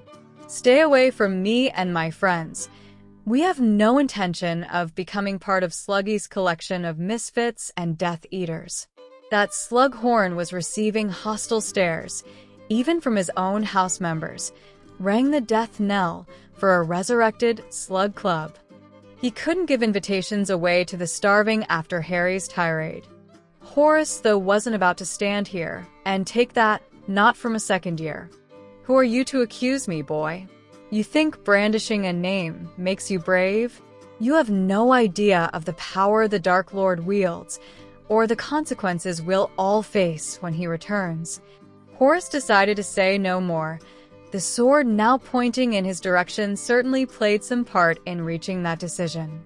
He was honest enough to admit the sword was not the major reason for his silence. Looking into those green eyes was a lot more frightening. He'd often heard that Harry had his mother's eyes. Horace would now refute that. They may be the same color and shape, but that was all. These contained a fierceness and ruthless determination Horace had rarely witnessed before, and certainly never in one so young. This sword is the consequences your Dark Lord will face when he returns. It won't be alone. My sword will be backed by every blade Gringotts can muster, and every wand the Ministry has to hand. Voldemort had way less than 100 followers last time, yet people like you cowered in fear and almost let him win. Sealing a house in the middle of the night, as decent people slept in their beds, before burning everything to the ground is nothing more than the work of rabid animals. These animals will be rounded up and dealt with. Just how many of those animals will be current or former slugs? As if to emphasize Harry wouldn't be alone, Hermione had her blade drawn, and wands were finding their way into hands all around the classroom. No one felt Harry needed help with Slughorn. This was purely a gesture of support. As well as Henrika, there were also Slytherins with their wands now drawn. Horace was just glad none of those wands were pointing at him. The glare from a sword-wielding boy who lived was more than enough to put him off his crystallized pineapple. You are standing there now, no doubt with information that would help us win this fight. Will you go and speak with Amelia Bones about this? I really don't think so. Even by your inactions, you have chosen your side, and everyone in this classroom can see it. By all means, use your fabled contacts to pass the word. Tell them this for me. There is no more middle ground. This coming fight will affect all of us. You have already chosen your path, and it's a path that disgusts me. How Dumbledore thinks you're fit to lead a house is just one more crime to lay at the headmaster's door. It was a livid head of Slytherin who scuttled out the room. To his credit, Sluggy managed not to leave a trail of liquid behind him. They were just finishing off their dinner when their head of house approached the Ravenclaw table. Centurion, I have been asked to accompany you to a meeting with the headmaster. This left Harry puzzled. Master Flitwick, you know that can't happen without my father present. I informed the headmaster of this. He said the issue was so serious it couldn't wait. The claim is you threatened Professor Slughorn with your sword. The second-year Ravenclaws responded en masse to that allegation. Phileas didn't need to be head of the House of the Smart to understand they were collectively rubbishing that allegation. I've been advised that, should you decide not to accompany me, the headmaster would have no other option but to take Professor Slughorn's word. That would lead to the canceling of Miss Granger's party on Saturday night. Hermione was first to react. No, Harry, I will not be used by Dumbledore to force you into anything. Sorry guys, the party is now cancelled. This drew groans from those who were invited, but Hermione wouldn't be budged. She held her mate's hand to emphasize her point. We both know Dumbledore is trying to provoke a reaction here. Let's not give him one. As long as I get to spend my birthday with you, I'll be happy. Harry spotted the Ravenclaw ghost and asked her advice. My Lady Ravenclaw, can the headmaster do this? Her answer was not what Harry hoped to hear. In matters of indiscipline, the heads of house and headmaster have a wide range of options open to them. This party is clearly something you want. Withholding it is therefore an appropriate form of punishment. Padma was furious, seeing her friends get punished like this. But my lady, surely if the punishment is unjust, the headmaster has finally wised up. This drew all the attention onto Harry, waiting on an explanation to his statement. Dumbledore probably knows these allegations are nothing more than a pile of dragondom. He's punishing Hermione while smugly sitting back, waiting to see what I'll do. If I rush to his office, proclaiming my innocence, he wins a small victory. If I contact my father and allow him to deal with it, again, I appear weak. Accepting the punishment still works for him, because he gets some payback for all the trouble I've caused him. He felt Hermione squeeze his hand before speaking proudly to him. Those lessons with Sirius are really paying off. Harry looked to Hermione before answering their head of house. Master Flitwick, I won't be accompanying you to the headmaster's office. He knows that option is not available without my father present, or is old age affecting his mental health. Phileas supposed he really shouldn't have been surprised that these two quickly spotted the trap Dumbledore had set. I'll tell him, Centurion. You may also tell him this will not go unanswered. Using Hermione's birthday as a lever to get to me is about what we've come to expect from Dumbledore. It makes me wonder why I actually come here. Potions, defense, and history are all organized by my father, and I'm teaching Professor McGonagall our method of transfiguration.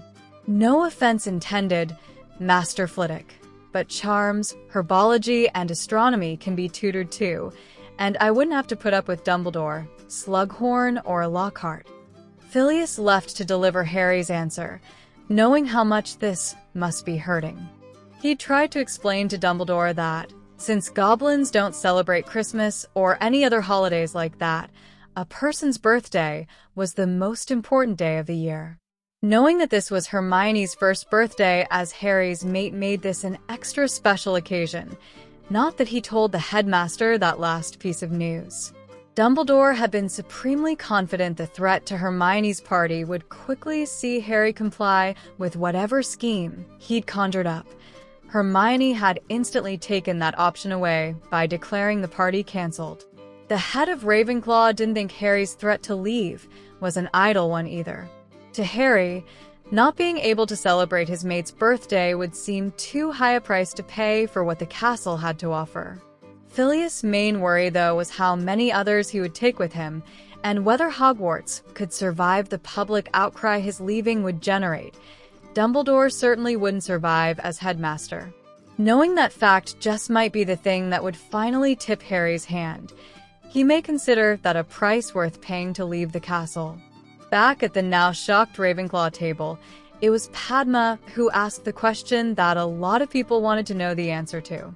Would you really leave Hogwarts, Harry? He could see the looks of disbelief from all around the table, a table that contained more than Ravenclaws as his friends had rallied round.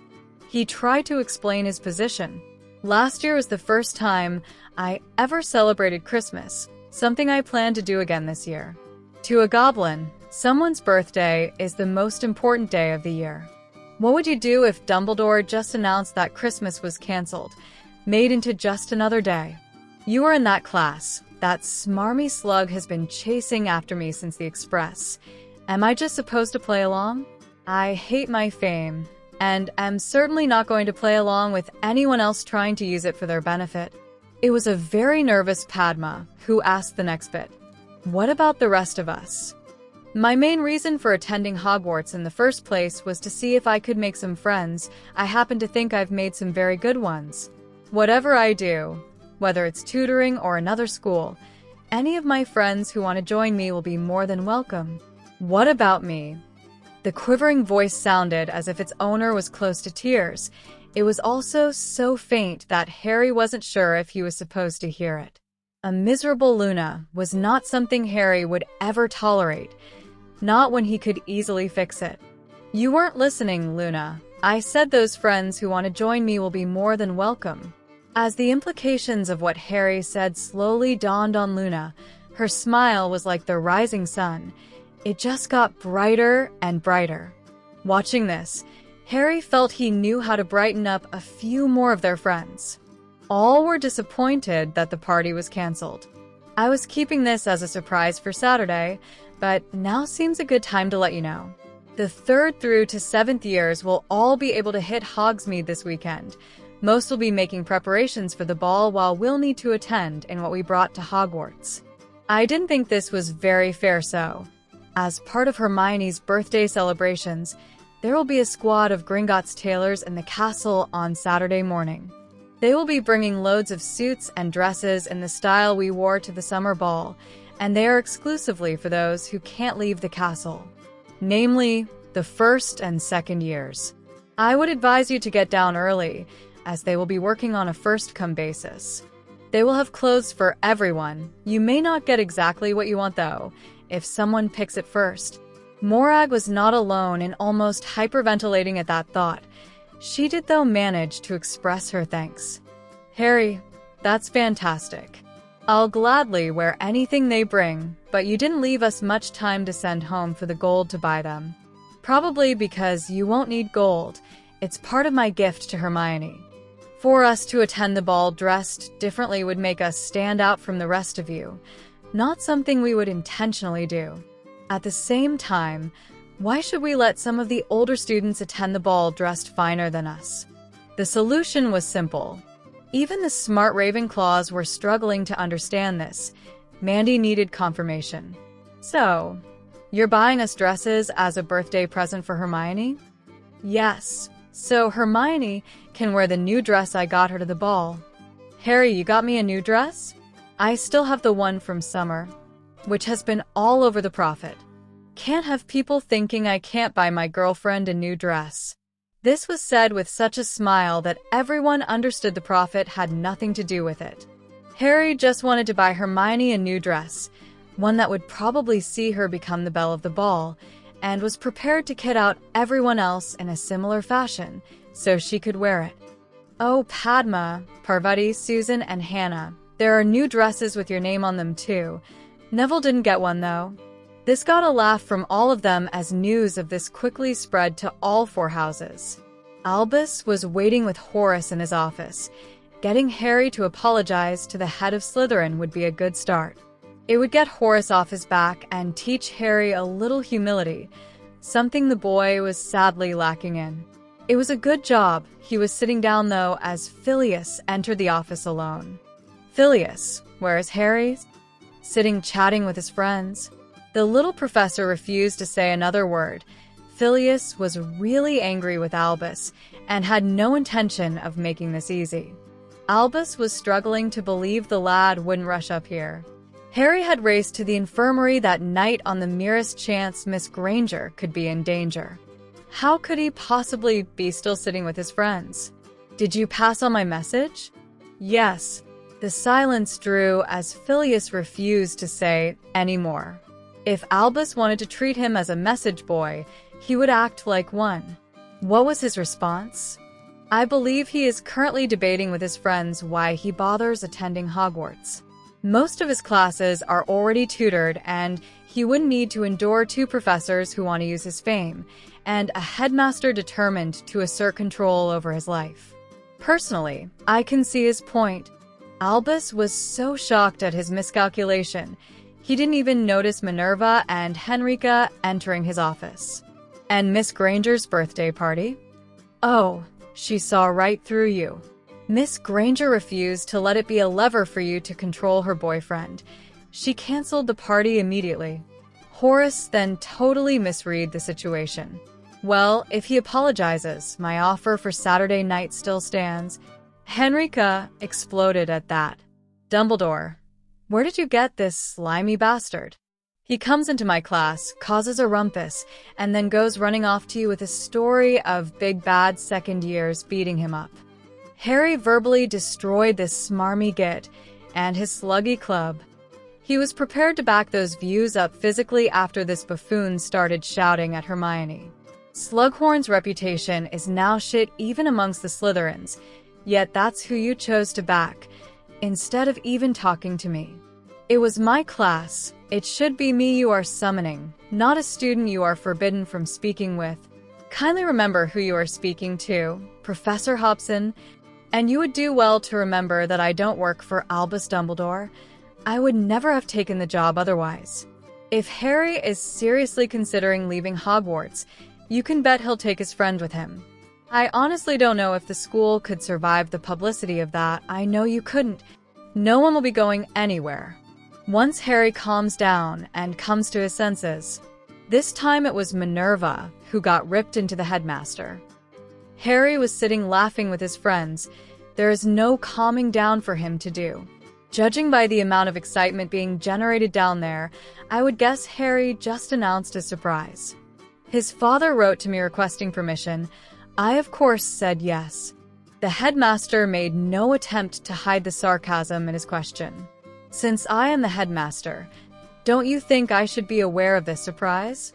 Well, since you've left me to run the school for years, that would be a no.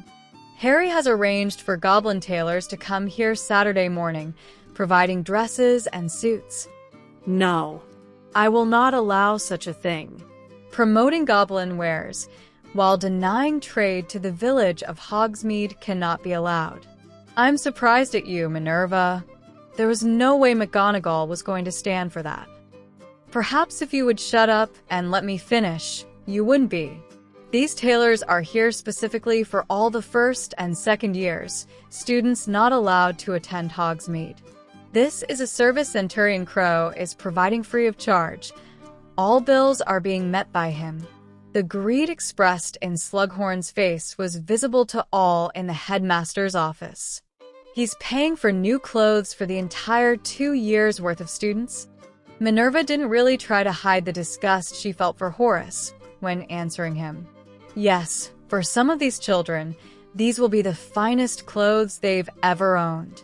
They will also attend their first ball, dressed as well as their peers. Was I supposed to say no to an offer like that? On behalf of Hogwarts, I graciously accepted Bartok's offer and offered him our gratitude in return for making such a gesture. You thank him by forcing Miss Granger's party to be cancelled. Horace felt his situation was being ignored. You can't have hoodlums threatening their professors with swords, and angry Vila cut him off before any more could be said. Point number 1, Slughorn, you are not one of his professors and had no reason, other than your own personal gain, for approaching Harry in my class. Point number 2, Harry never threatened you with his sword, which destroys your entire reason for running off to Dumbledore in the first place. If looks could kill, Henrica would have been vaporized by the glare Horace was directing at her. The Vila was unconcerned as she told the true story of what had happened in her class earlier. Professor Slughorn here was loudly proclaiming the fate that would await us all when his friend, Voldemort, returned. Harry drew his sword to demonstrate exactly what was waiting on Voldemort should he return. At no point was Harry's blade anywhere near Sluggy. Was this the story you heard, headmasters? Albus now had his head in his hands, wondering how things had went so wrong again. He understood that the game was over the instant Miss Granger had cancelled her own party. With no leverage, Harry was always going to refuse his request. Now he was in an even worse position, one that it was probably impossible for him to recover from. There was no way he could reinstate the party. Any remaining credibility would be instantly destroyed. Albus might as well resign here and now. He needed some leverage on Harry, anything at all he could use, and time was running out. There was no doubt there would be a full report on its way to the boy's father. Hobson would see to that. Amelia and Augusta would also be receiving full reports, only their sources would be different. Both their charges were actually in the class. I suppose we should be grateful he hasn't withdrawn from next week's ball. Again, Minerva cut off her boss. He may not have withdrawn, but already asked for a set of conditions. He won't sit near you or Lockhart, and refuses to be photographed with either of you, and that was before your latest escapade. Henrica then added to their misery. You both will also have his godfather to deal with when he comes here on Saturday.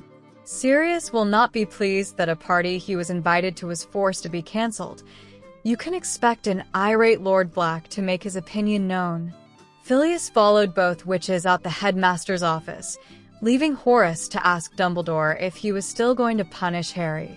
Horace, cancelling the party is punishment enough, especially since it's now emerging all the boy did was refuse your clumsy approach. Trust me, Horace, you don't want to push this any further. Sirius will be livid, and Harry's father isn't exactly the forgiving type. My advice would be to stay well away from Harry and even further from Miss Granger. Approach her again, and you just might get a closer look at Gryffindor's famous sword. It was a very disgruntled Horace who left the headmaster's office. He hadn't gotten one single thing he wanted. Albus hadn't either, but he was slowly getting used to that outcome when dealing with the boy who lived. The birthday girl made her way down the stairs to the common room, finding herself engulfed in a pair of oh-so-familiar arms. Hermione made a startling discovery. Getting kissed as a teenager was so much better as her boyfriend delivered her birthday kiss. Harry was nuzzling into Hermione's hair as he wished her a happy birthday. We may not be able to have a party, but I'm still hoping to make your day special. Hermione was in Harry's arms, so gave the only answer she could. Harry, it's already special. You don't need to do any more. I know, but I want to. We better set off for a run. I have plans for the rest of the day. Harry, you know I don't like surprises. Oh, I think you'll like these ones. Ones as in more than one? Come on, at least give me a clue? It is my birthday, you know. Haha, Granger, nice try. Let's go. Showered and dressed in her dueling robes after her run, Hermione now found Padma and Luna waiting on her. Birthday hugs were followed by gifts. There was no joke item from her best friend this year. The book's title might have caused some raised eyebrows amongst muggles. To Hermione, the bonds of love would be read from cover to cover, looking for information on the special bond she shared with her mate. The present she received from their younger friend was exquisite, strange, yet very touching at the same time. Hermione found herself holding a flower that had been turned into glass crystal, reflecting the light in a rainbow of colors. That the flower was a dandelion was neither here nor there. Hermione's smile saw Luna's face glow with a happiness that outshone her gift. It's a family spell my mother taught me. That's the first time I've cast it not using her wand. My room at home is full of them. It's beautiful, Luna. Thank you very much. Harry's arrival saw them all head down to breakfast, to find a great hall almost bereft of first and second-year students. Neville soon joined them, wishing Hermione a happy birthday and handing over his present. Opening the wrapping revealed an elaborately carved silver photo frame. Hermione was in tears at the inscription, "Never mind the subject matter." Friends Forever was a precious gift to a girl who'd been friendless just over a year ago. The picture featured the four of them at the Black Sea, and Hermione remembered Augusta taking it. It was a wizarding picture that had them all laughing and clowning around for the camera. How happy they were was clearly projected from the frame. The girls were so happy at this gift. Neville got a thank you kiss from both Hermione and Padma. Harry loved the gift too, but refrained himself to a comment. Okay, Longbottom, way to set the present bar high. I'm sure you've got it covered, Harry. When Gran showed me that photograph, I knew it would be perfect for this. I've got a copy for you and Padma too. Mine is in a frame beside my bed. Hermione had it sitting in the middle of the table and kept glancing at it as they ate breakfast. It was Padma who broached the subject of the missing students. Where is everybody? Well, the boys are queued outside Professor Flitwick's room, while the girls are waiting at Henrika's. New clothes for the ball are apparently more important than breakfast. Neville's explanation had Padma looking toward Luna. She quickly answered the unspoken question. Oh, I'm just happy to be going. I'll pop along later and pick up a dress. Well, we should be thankful for small mercies. At least we won't have Colin shoving his camera in our faces while he's waiting to get fitted for a suit. I swear some days I can still see flashes when I close my eyes. I think you should have a word with him, Harry. The blank looks coming from her fellow Ravenclaws generated the first twinge of unease in Padma. He'd just follow you around, taking pictures when you least expect it. Hermione was shaking her head. Not since the first day or so. He's calmed down since then. The giggles coming from Luna told them they were all missing something here. All except Neville. His head was down as he tried to eat his breakfast and blend into the surroundings. Unease was quickly turning to alarm as Padma asked for answers. Okay, Luna, what's going on? Nothing at all. Colin is just sweet on you, very sweet. Padma's gaze shifted to Harry. He was clearly trying to stifle his laughter, and just as clearly didn't know about this beforehand. Hermione appeared as shocked as she felt, but Neville still had his head down, refusing to meet anyone's eyes. Neville. That was enough to see his feeble defenses crumble. I'm sorry. I should have told you. I thought Parvati would have mentioned it. It was an even more confused Padma who asked for some elaboration. Parvati? What has she got to do with this? Neville was struggling with what to say, so decided to just blurt it out. Colin asked her if she could teach him to dance. He wanted to learn for Hermione's party. Colin also wanted to know what it would be like to dance with you. Padma visibly winced at that. Ouch. I'll bet Parvati took that well. I think she got him with 3 stinging hexes before Colin managed to make it up the stairs to his dorm. It's been a running joke in Gryffindor for almost a week now. This news certainly didn't improve Padma's mood. My sister is being made fun of, and you never mentioned it? This was greeted by Neville shaking his head. It's more Colin there ribbing. It's good-natured though, and he's fine with it. I tried to speak with Parvati about this, and got my head chewed off. She told me that she didn't need her sister's boyfriend looking out for her, and then told me to piss off. While the other three were contemplating that, Luna focused their thoughts. Fred and George are almost the one person, but you and your sister are very different. I could never mistake you for Parvati. Padma decided she would need to speak with her twin later. Professor Weasley had arrived for their lesson. Harry was receiving strange looks from his three friends as they found themselves once more in the room that had held the diadem. He offered an explanation. Today's lesson will be a bit different. We've been learning how to detect threats. Today we get a chance to use this. Last time we were in here, we didn't really have time to explore. This morning we will, and hopefully sort some of the treasure from the junk. Oh, anything that has Hermione's name on it is hers. This certainly got the birthday girl's attention. You hid presents for me in here? A smiling Harry answered his enthusiastic mate. Just some of them, Hermione. The quartet started searching, with anything that caught their interest being checked first. Bill was also on hand to make doubly sure they didn't come across anything they couldn't handle. They were working in pairs when Padma's shout had Hermione running over to see what she'd found, a small box with Hermione Granger written on a gift tag. Opening the box, she discovered a pendant that had a familiar design. A golden chain was attached to a 2-inch hoop of the same material. A beautifully carved golden crow had its wings spread in flight across the hoop, but held a golden heart in its claws, instead of a sword.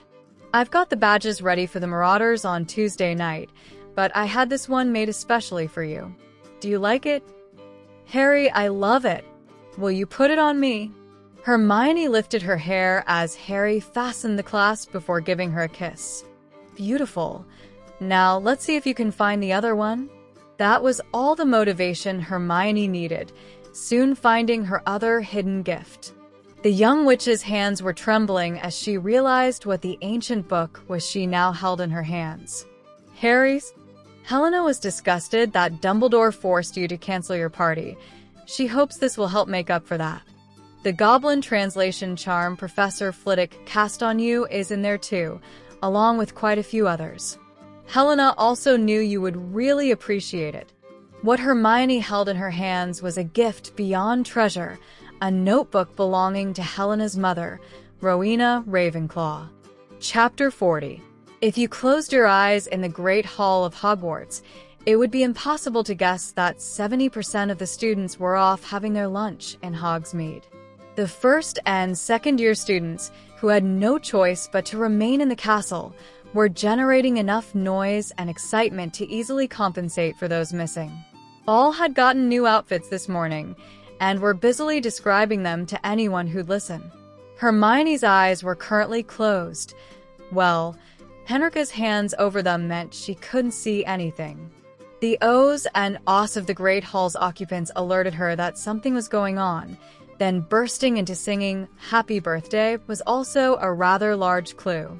Henrika removing her hands left Hermione looking at a rather large cake, complete with 13 candles, all waiting to be blown out. Sirius was levitating it to a space on the table right in front of her that her friends had cleared. She may have been blushing from all the attention, but Hermione was one happy witch. Blowing the candles out resulted in much cheering, and a pile of plates appearing beside the monster cake. Hermione cut a few pieces for her friends before allowing Hogwarts to take over the distribution. Pretty soon, everyone had a piece. With almost the entire first and second year sitting at the Ravenclaw table, Sirius and Henrika joined them. The Marauder was far too jovial for the current situation, telling those who knew him that Sirius was up to something. They didn't have long to wait. Well, Miss Granger, I also have some presents for you. I am under strict instructions, though, not to hand them over unless the homework we gave you last week gets an outstanding. Hermione wasn't alone in asking. Homework. Oh dear, I expected better from you four. What will we do about this situation, Professor Hobson? Well, Lord Black, they really leave me no option.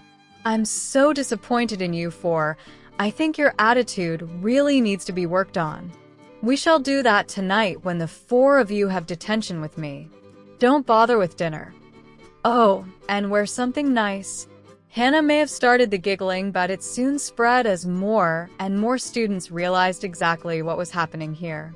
The loud laughter soon attracted an unwelcome visitor, the headmaster. I couldn't help overhearing, Professor, that you gave 4 students detention for tonight. I hope you intend to have them doing meaningful work? Henrika had an answer ready for that particular question. You mean like Professor Lockhart has students assist him with answering his fan mail? These 4 have been taking extra lessons on wizarding etiquette. Lord Black and I intend to ensure they don't embarrass us at the Merlin ball next Saturday. We'll be working their socks off tonight. Forgive me for saying so, Professor, but that sounds like a party to me. A party that you know I canceled. A party requires invited guests, headmaster. Therefore, this can't be a party. These 4 will be serving detention with us. That detention will consist of learning how to behave at a party. Of course, it will only be a simulation. The sniggering from some of the pupils wasn't helping Albus' mood. This appears to me to be a clear case of you attempting to undermine my authority as headmaster, something I can't allow. Sirius cut him off, though it was clearly Lord Black who stood to face Dumbledore. I have with me the proper signed authority to take these 4 from Hogwarts right now. I would also like to add that this parchment doesn't contain a date for when they may return. This had Albus in a cold sweat. Might I see this signed authority? If I have to take the parchment out of my pocket, it stays out, and these 4 leave with us. It's your call, headmaster. What do you want to do? It wasn't lost on the students that this was pretty much a similar decision to the one Harry had been forced into by the headmaster, only Dumbledore didn't have Hermione to help him out. Albus was sorely tempted to call Black's bluff, but he couldn't be 100% sure it was a bluff. The Goblin would certainly sign the papers to allow Harry and Miss Granger to leave. The other parents had also holidayed over the summer with Black. He really couldn't take the risk of losing Harry over something so trivial. It would be forgotten by the time the Merlin ball came around. Carry on, Professor Hobson. With that, Albus headed off to his office. A delighted Hermione now pounced on Harry, leaving him to thank the person who made this possible. Sirius, have I ever told you that you're the coolest godfather on the planet? Sirius was apologizing to the other girls for not being able to give them detention, too, hence the large birthday cake at lunchtime. Padma was delighted for her friend, and then she felt the tug on her sleeve. Parvati appeared in a right temper. Were you really going to just leave Hogwarts with them? Don't I count for anything anymore? Pav, if I know Sirius. He doesn't have any such parchment in his pocket. This didn't lessen Parvati's glare or ire. I notice you didn't answer any of the questions I just asked. I suppose that in itself is an answer. Padma watched her twin sister storm away before Lavender spoke to her. I'll try and calm her down, but she'd gone to a lot of trouble to get a date for Hermione's party. Hearing it was canceled was bad enough. Now it's back on, but she can't go. Lavender didn't say the final part. Both girls knew what she meant, though. Parvati couldn't go, but Padma could. She felt a comforting arm slip around her shoulder and Neville's reassuring voice in her ear. It's not your fault, Padma. It isn't really Parvati's either. Dumbledore spoiled it for all of us. We both know Sirius would have everyone there if he could. Deep down, Parvati knows that too. When she cools down, she'll be sorry for what she said. Neville found himself being kissed by Padma for the 2nd time that day. What did I do to deserve that? Just for being you and keep your arm there. If I have to protect you from witches, You can start repaying me by discouraging amorous first years, especially ones with cameras. Hermione was having a wonderful time. A lovely meal had been shared by the 6 of them. Now it was time to dance. Hogwarts had provided a room that was a lot more intimate than anything they were used to. Next week's ball would be a much grander affair. Harry glanced at the witch in his arms and smiled. I did have contingency plans in place, you know. There was no way we weren't doing this on your birthday. As they waltzed around the small dance floor, Hermione's curiosity was piqued. Oh, and just what did you have planned? Dinner for 2, followed by dancing in my room. I had already arranged with Hogwarts to remove the bed and gotten my hands on a wizarding wireless. That sounds lovely, though I'm sure Dumbledore would still have found something to complain about. No chaperone? I can just see Slughorn volunteering. Oh, I had a chaperone arranged too, one that not even the headmaster could fault. Lady Helena, remembering her gift, saw Hermione's eyes sparkle even more. That would have given me a chance to thank her in private. Mentioning I've got one of her mother's notebooks would start a riot at the Ravenclaw table. You really get on well with her, don't you? She's a very nice lady. I can kinda understand what it must have been like for her. I have the whole goblin/boy-who-lived rubbish to put up with. Imagine trying to live up to being Rowena Ravenclaw's daughter? Recovering her diadem was a big relief from the guilt she had been carrying.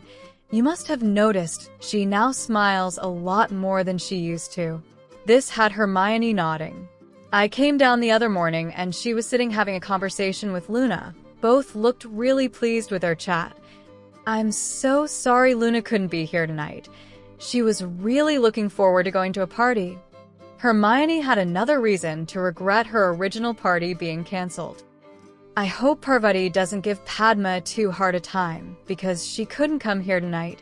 Sirius explained it to everyone.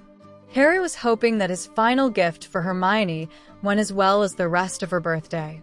With this one, though, he could only hope and wait for Irgit's arrival in the morning. Dan had Emma wrapped in his arms.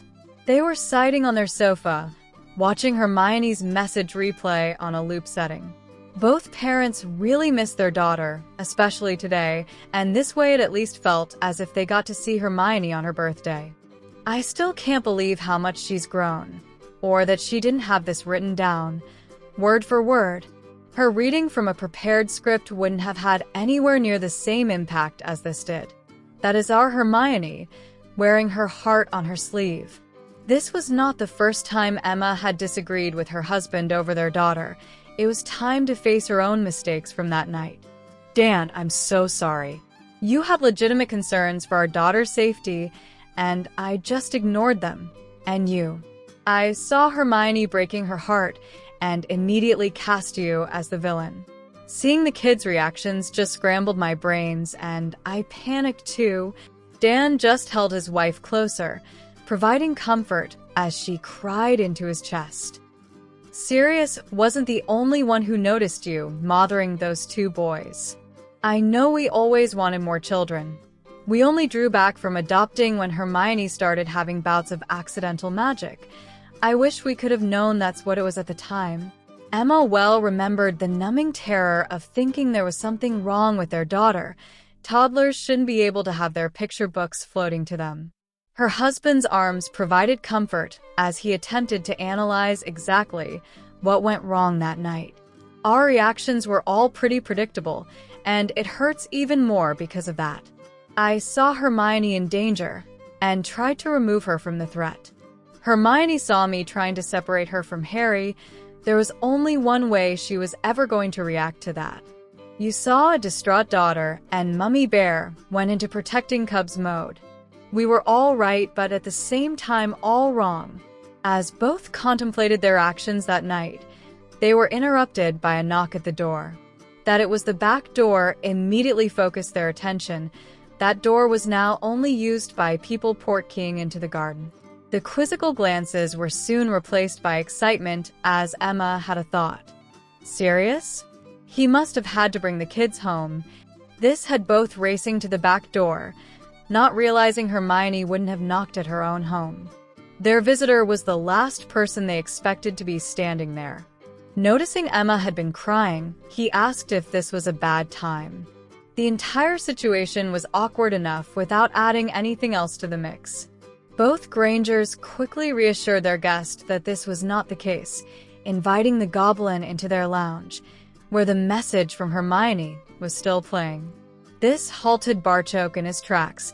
He was unable to take his eyes off Hermione pleading for her family to be put together again. As the recording ended, Dan stepped forward to stop the cycle repeating. He and his wife were wondering just what the Goblin was doing in Crawley when Barchoke spoke. Children are a wonderful blessing, and sometimes we have to stand back and look at things from their perspective. We have Sirius providing lessons to them on wizarding culture, while you have done your best to equip them both to survive in the Muggle world, as have I for our culture. In all that we made a terrible mistake, no one is teaching the parents about these cultures that are totally alien to us. Our children hope to be able to wrap their lives around all three, yet we are totally ignorant about two of them. I believe this was the basis for our misunderstanding, and really hope we can move forward from here. This left Dan and Emma gobsmacked, and Barchoke wasn't yet finished with the shocks. I understand from my son that not asking a girl's father for her hand is a serious breach of your protocol. On behalf of my son and I would like to offer our apologies for this. Harry assures me it is something he intends to put right. He will be asking your permission before they get engaged. I believe Hermione's 17th birthday was mentioned as a possible date for this event. Dan had thought about what he was going to say to Barchoke, but the Goblin turning up here and apologizing to him blew all his carefully considered words out through his ears. Should Harry approach me with that question, my answer will of course be yes. I'm hardly likely to grill him about his future prospects, or whether he can support my little girl. Emma held her breath at Dan's attempt at humor, especially at a time like this. A slight grin from Barchoke signaled that her husband had actually judged the mood right. You know fine well that the reason I'll be saying yes is I truly believe what Hermione said in her message to us. Their bond indicates they could search the entire country and not find anyone more suited. They make each other happy, and what more could a father ask for? I should have taken the time to see that, instead of acting the way I did. For that, I too am sorry. The Goblin nodded his acceptance. Harry also sent a message to me, saying that an ambassador has to be able to see both sides of any arguments and then negotiate a settlement that lands somewhere in the middle. Is that why you're here? Emma just had to ask. My son's words made me stand back and think. It was something else, though, that brought me here tonight. I asked Harry what I could get my daughter for her birthday. He replied that putting our family back together again would be the greatest gift I could give Hermione. From what I saw of her message, my son was right. The shocked silence this was greeted with by both Grangers saw Barchoke think he'd overstepped the mark. I'm sorry if I got it wrong by calling Hermione my daughter. Emma's hand on his arm stopped him saying any more. Providing you don't mind us considering Harry as our son too, I certainly have no problems with that. Dan's nod of agreement saw a lot of the tension leave the room. Stay and celebrate our daughter's birthday with us. There is so much we need to talk about, so much we still don't know about each other. Let's sit and chat, and try to ensure something like that evening will never happen again. Dan's words started the rebuilding of their family. That it was being developed on the love each parent had for their children meant their family was being rebuilt on a strong foundation and would rise like a phoenix from the ashes, reborn, and be even stronger than before. Hermione could see Harry was nervous about something as they headed down to breakfast. She couldn't think of any reason for this, and resolved to ask him about it as soon as they were alone. Irgit's arrival saw that anxiety spike before Harry's face wore a wide smile. She couldn't contain her curiosity any longer.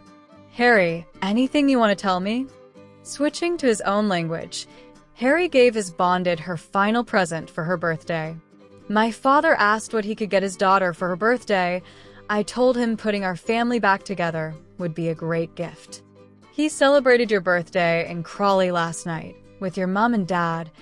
Hermione had been blown away with the stud earrings Sirius brought from Barchoke. Her real gift, though, left her speechless. Fortunately, she didn't need words to display how much that news meant to her. Leaning forward, she gave Harry a kiss that contained all the love she felt for her wonderful mate.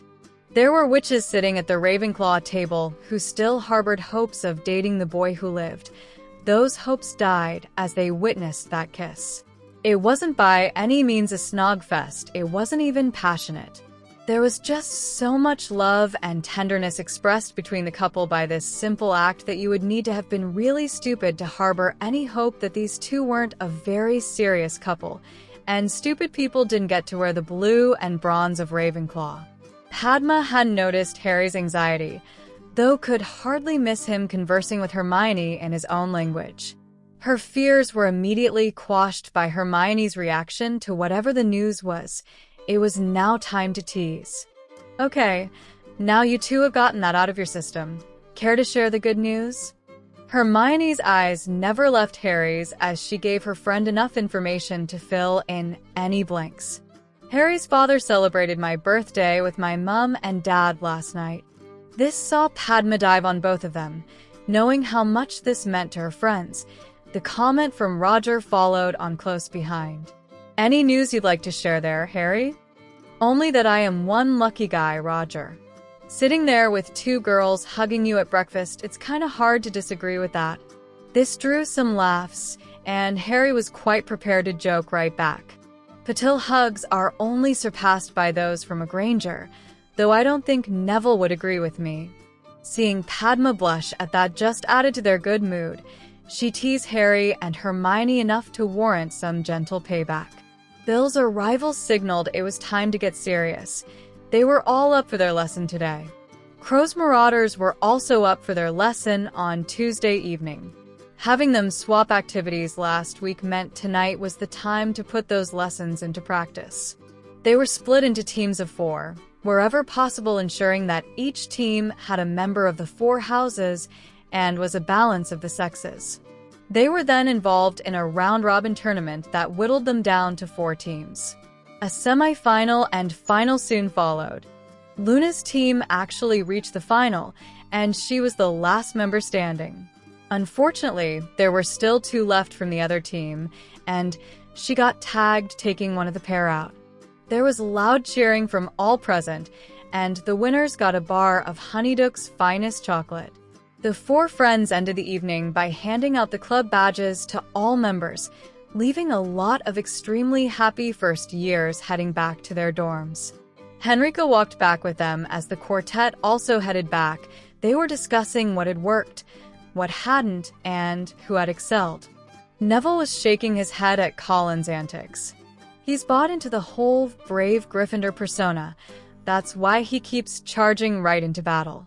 His curses are accurately cast, but against 4 opponents, you are always going to get hit. I think we need to start using stinging curses. That should discourage that behavior a lot more than a blob of color that disappears. In any real fight, his tactics would see him hit every time. Hermione found herself agreeing. He's agile enough to be good at evading. He just doesn't seem to want to. There were a few more who acted the same. Harry had experience of this phenomenon from his own training. When you make training fun, there's a tendency to treat it like a game. Goblins are taught with wooden swords, but are moved onto real blades as soon as the VE mastered the basics. I agree with Neville. Nothing focuses your mind more than knowing your opponent is trying to do an injury with their weapon. I think we would then need to cut it down to pairs though. Having 8 first years firing off stinging hexes at the same time is a recipe for disaster. The 3 claws entered their common room to hear the first years raving about their lesson and proudly displaying their badges. Harry needed his lightning-fast reflexes when a curse suddenly came flying at them. He deflected it harmlessly into the ceiling while Padma and Hermione took down their attacker with a couple of very accurate stunners. Roger woke to find himself flat on his back, and the sword of Gryffindor resting under his chin. "I would like an explanation, Davies, and I would like it now." The explanation didn't help the trio. And that, ladies and gentlemen, is why we need them to train us in defense. I'm a fourth year, near the top of my year 2, yet 3 second years easily handled my surprise attack, before handing me my arse. You might also notice that every wand in first and second year is currently pointing at me. Now that is how it's supposed to be. Harry felt a gentle hand on his shoulder as Penny spoke to him. "It's okay, Harry, I've got this." Professor Flitwick turned down their request for extra defense lessons. He said it would cause problems with the other houses if these lessons were only available for Ravenclaws, and he doesn't have the time to basically do the job Lockhart's already being paid to do. Roger here, however unwisely, was trying to prove a point that you were our next best option. I expected to get taken down, but not that easily. What did I do wrong? Harry sheathed his sword before helping his friend to his feet. Your curse was powerful enough, but your aim was slightly off. It was going to hit my shoulder, making it easier to dodge, but I knew Padma was behind me. I deflected it upward to be safe. Padma then joined the critique. You fired a curse and then just stood there, waiting to see what would happen next. Against multiple opponents, you should have continued to cast and been on the move at all times. This was normal procedure for the Ravenclaw trio. They did it after every fight. The rest of the house, though, watched on in astonishment as Hermione continued ripping Roger's technique to shreds. As he was the one who ended up on the ground, they couldn't find fault with one word of it. You also didn't use any of the advantages your ambush site provided. There is big, heavy furniture and doorways to provide cover. You didn't use any of it. Okay, I'm now more convinced than ever I need some defense lessons from you guys. Anytime, any place. Just say the word, and I'll be there. Roger's pleading meant Harry was always going to cave on this one. We have the ball on Saturday. You get a list together of those who want to be involved, and we'll see what we can do next week. The older wizard now had his arm around Harry's shoulders. Thanks, Harry. I knew we could count on you. Roger now had a puzzled look on his face as he removed his arm and prodded Harry on the chest. Merlin, Harry, you're solid. What the hell do you eat to get like that? Mr. Davies, would you kindly stop prodding my boyfriend? You don't get like that from eating, rather years of hard work. I happen to like it very much. She now had her arms wrapped about Harry as Roger appeared more embarrassed over this than getting stunned.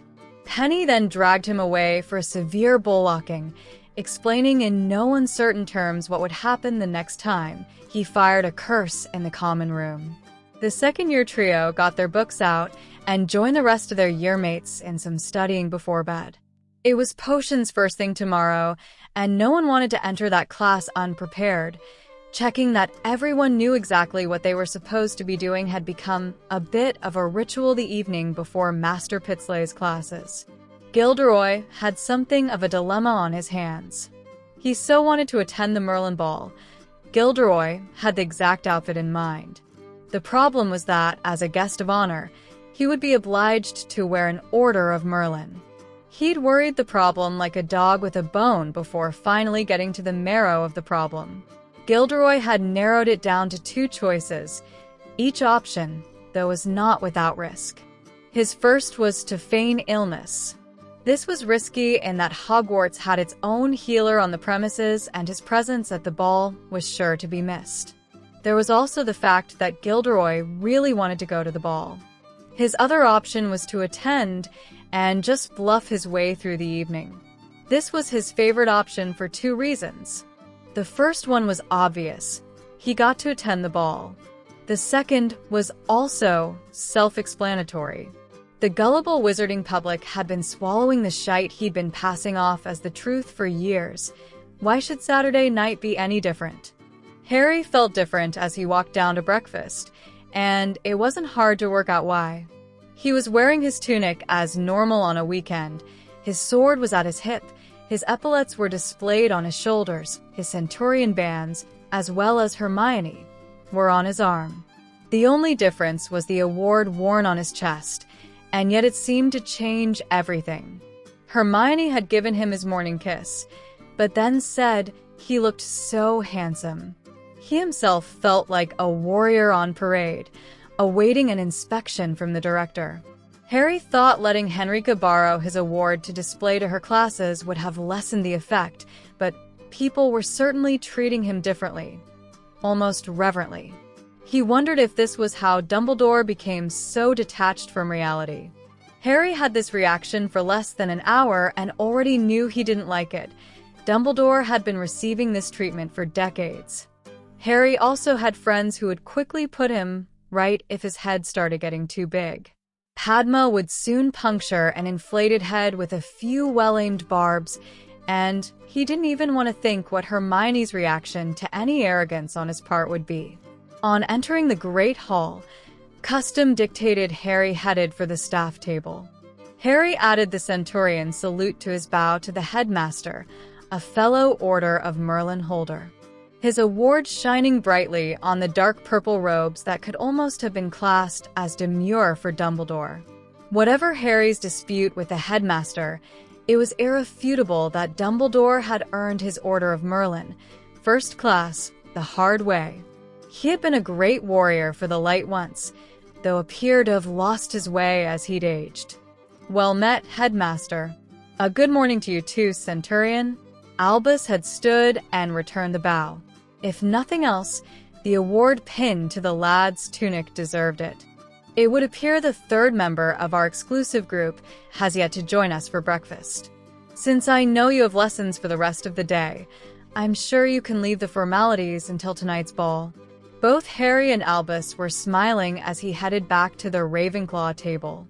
That in itself was something of a major achievement.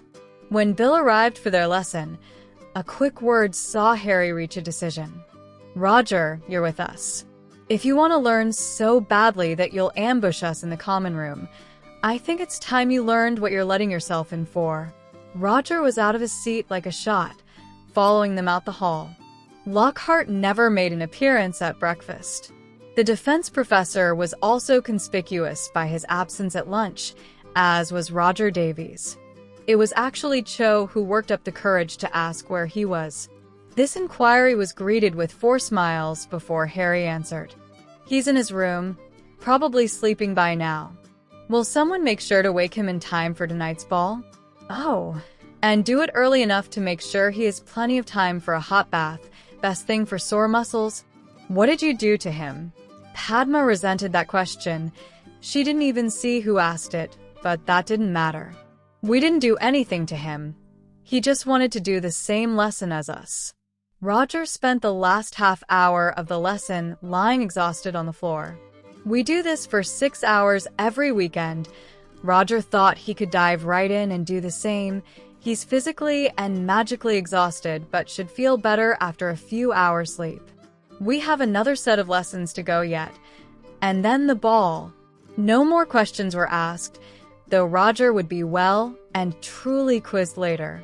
Harry was left questioning his eyesight as Hermione floated down the stairs to meet him. He knew his mate was beautiful, but this was just too much. Her blue dress just did something that melted his insides. A gentle kiss of greeting got his brain into gear once more, and he offered Hermione his arm. His "my lady" comment wasn't missed by anyone there either. Hermione was certainly his lady. Harry then offered his other arm to Padma. Miss Patil, may I escort you to your date? I wouldn't want anyone to get the idea you were available. Neville would be most upset. The trio led the students of Ravenclaw House toward the 7th floor, where quite a crowd had gathered. The headmaster and most of the staff were waiting on them, along with the Lady Helena. Harry bowed deeply to the ghost. My lady, please thank Hogwarts for providing the room tonight. Helena's voice held some mirth as she replied. Hogwarts is very pleased with the changes her champion is instigating and welcomed the idea of the entire school being able to celebrate on this special day. I would like to propose that the last Saturday in September be set aside to make this an annual event. It certainly gets the school year off to a magnificent start. We've never seen the students so happy and think this should be encouraged. Albus quickly stepped in to gain some more much-needed positive points with the students.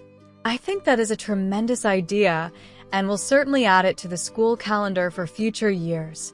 The evening was off to a flyer, and Harry hadn't even opened the room yet. When he did, more than a few jaws hit the floor. The room surpassed anything they had seen before. Yes, it was slightly bigger than the Great Hall, but Hogwarts had solved the accommodation problem using a different method. There was a stage for the band located in one corner of the square room, with tables that held 12 all around the sides. Above those tables was a series of balconies that, except for above the stage, surrounded the hall. The entire room was of a grandeur that hadn't been seen since the height of the Baroque period and outside of a royal palace. Harry couldn't help but think that was appropriate, since the girl on his arm was like a princess to him. This also meant the period dress of the first and second years now fitted right in. An ornamental and exquisitely carved fountain occupied the middle of the dance floor, with all the hall's carvings and gold trimmings being highlighted by 20 magnificent crystal chandeliers. There was more than a glint of humor from the Ravenclaw ghost, as she jokingly inquired if the room would do. Harry's answer, though, showed just how much he had picked up from serious lessons. "My lady, I appreciate Hogwarts' attempt to match the beauty of my date. It was a valiant attempt." No living person had ever heard the Grey Lady laugh before. The delightful and almost musical sound had everyone considering they would need a more appropriate name for the Ravenclaw ghost. When Helena smiled, there was nothing gray about the ghost, who'd clearly been a great beauty when alive. "We thought the first, second, and third years would appreciate the balconies, allowing them to see everything that happens, without feeling obliged to dance if they don't want to." This proved a really popular suggestion as the lower years headed for the staircases. Dumbledore was not alone in being surprised at just how much control this second year had over the castle, or how much the Lady Helena had changed. Hannah and Susan had invited Ernie and Justin to be their dates for Hermione's cancel party. They naturally just continued that arrangement for the ball. Parvati surprised them by arriving on the arm of Blaise Zabini, though Padma made sure there were 2 seats next to her available for her twin and her date. Colin was rather chivalrously about to give up his own place at Harry's table to allow Ginny and Luna to join them when Hogwarts increased the size of their table. Not only was there a place for Colin, there were 2 as yet unoccupied place settings. That puzzle was soon solved by the arrival of Henrika and Sirius. "Do you mind if we sit with you lot for the evening? Downstairs is just so. What in the name of Merlin is that?" His godfather's exclamation had everyone at the table turning to see what had caused this outburst. Not that every eye wasn't now turned in that direction anyway, just as he'd expected.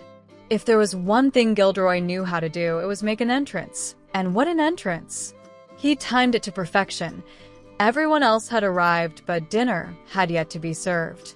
He stood there in what Gilderoy considered a heroic pose, allowing everyone to get a good look at him. His black patent leather boots hugged his calves to just below his knees, their heels adding 1.5 inches to his height. Those same boots melted into a pair of purple breeches that had bright red cavalry stripes down the side. They also gave new definition to the phrase tight. The bulge at his groin caused Luna to ask if he wasn't staying for dinner, since he'd brought his own lunchbox. His royal blue bum freezer jacket had more gold braid than a dozen admirals, and he actually wore a leather scabbard containing his wand instead of a sword. His ridiculous ensemble was completed by a short fur-lined cape, jauntily worn over one shoulder. There was no way Gilderoy Lockhart was going to hide his trademark golden locks under any kind of hat. Harry audibly groaned, knowing what was required of him now. He stood to find Hermione right beside him, the grip on his arm saying she was accompanying him.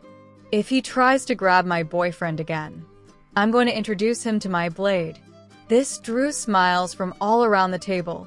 They all knew Hermione was really going down there to drag Harry off the prad if he started anything. They just hoped she let him beat Lockhart up a bit first. Beat up a lot worked for them too. The couple found the headmaster waiting at the bottom of the stairs. Together they walked toward the still posing professor. "Excuse me, Professor Lockhart. I failed to spot your Order of Merlin amongst the rest of the paraphernalia you're currently wearing."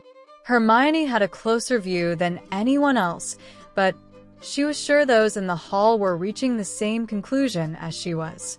Dumbledore wore his award with pride and effortlessly projected the image of an elder statesman. Harry, on the other hand, looked the epitome of a young warrior. Even as he walked toward Lockhart, you could see he was ready for instant action. Lockhart, on the other hand, had deliberately aimed for a military theme, something again he had no right to. He'd gone for Hussar and ended up with Bizarre. He looked like someone who'd been kicked out of the Village People for being too outlandish. Hermione wondered if she could get the band to play YMCA. Gilderoy then unveiled his master plan and his award. Headmaster, I was sure you would notice that. When the Merlin Committee were debating my award, it was mentioned that my greatest wish was world peace. They then struck my award especially for me. The defense professor then indicated a gold peace symbol hanging from a scarlet ribbon, a symbol that was recognized even in Goblin society. Hermione had also spotted an I Heart New York medallion hanging from a piece of ribbon too. While Harry and even Dumbledore were struck dumb by the audacity of the wizard, Hermione's mind went into hyperdrive. She moved her own medallion onto her dress, just above her heart, and a quick sticking charm saw it held there. How silly of me. I forgot to wear my Order of the Avis, first class. The awards committee knew my greatest wish too, a golden crow holding my heart. The second class award is of course silver, and features a sword. Can we assume the committee also knew of your allergy to bronze, and made your third class award out of gold instead? Albus was actually enjoying watching these two take someone else apart for a change. That was until he noticed the glints of silver from above. Miss Granger's actions had set off a chain reaction amongst the first years. It would appear as if every single one of them had brought their badges to the ball. All now wore them on their jackets and dresses like Miss Granger. Devotion like that reminded Albus of another young man, though Tom was in fourth year before he began gathering followers around him. Harry already had first year wrapped up, along with the vast majority of second. With the Weasley twins and the Davies boy, they were making inroads into fourth too. Albus couldn't help but hear the Ravenclaw boy raving about the defense lesson he attended this morning. His claim that he had learned more in those 3 hours than his previous 3 years at Hogwarts was certainly being believed. He almost opened his mouth to say something before deciding to let Lockhart be the one to put his foot in it tonight, and Lockhart duly obliged. Totally missing the sarcasm from Miss Granger, he quickly confirmed her suspicion that he was indeed allergic to bronze. The three walked away, leaving Lockhart thinking that once again he'd fooled everyone. Thanks to Henrika's lessons, the entire student population now knew Lockhart's outrageous claims were a pile of shit. That neither Harry nor the headmaster bowed to Lockhart also indicated that they both knew that too. The only one fooled was the fool himself, Gilderoy Lockhart. Thank you for listening to Part 4, Chapters 31 to 40 of Harry Crow by RobST. This fanfiction continues to astound us with its fresh perspectives, dynamic relationships, and compelling twists. Did you know? Goblin lore in Harry Crow draws parallels with historical warrior cultures, emphasizing honor and loyalty. This unique angle brings an added richness to the story, making every interaction feel authentic. Don't forget to like, comment, and subscribe to Grimoire Audiobooks. What was your favorite moment from this part? Share your thoughts below, and let's keep the discussion alive. As Harry redefines what it means to stand up for what's right, may his courage inspire us all. Until next time, stay magical and join us for Part 5, the thrilling conclusion of this unforgettable journey.